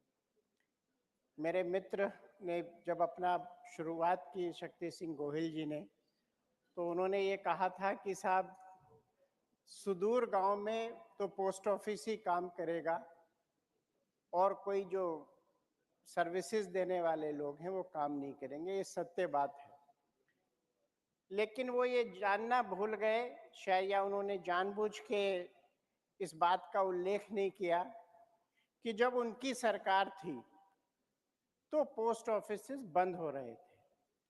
उस समय एनडीए की सरकार जो आज इसको काम को कर रही है, यूपीए सरकार ने नहीं किया। आज उसके उलट स्थिति है। आज पोस्ट ऑफिसेज नए नए खुल रहे हैं और उसको एक पूरी तरह से इस प्रकार से संचालित किया जा रहा है कि देश की जनता उसके ऊपर विश्वास करे। कुछ हमारे मित्रों ने क्लॉज 9, क्लॉज 10 पे अपनी आपत्ति की है। आज देश की पूरी जनता माननीय मोदी जी पे विश्वास कर रही है। आप भी उस पे करना शुरू करिए, नहीं तो जो स्थिति आपकी है उससे भी ज्यादा खराब हो जाएगी। आप ये क्यों मान के चलते हैं कि इसमें किसी प्रकार को, किसी व्यक्ति को दिक्कत होगी? आज मोदी की गारंटी है जिसको हिंदुस्तान ही नहीं पूरा विश्व मानता है। It's great to see you here. Thank you for watching our work.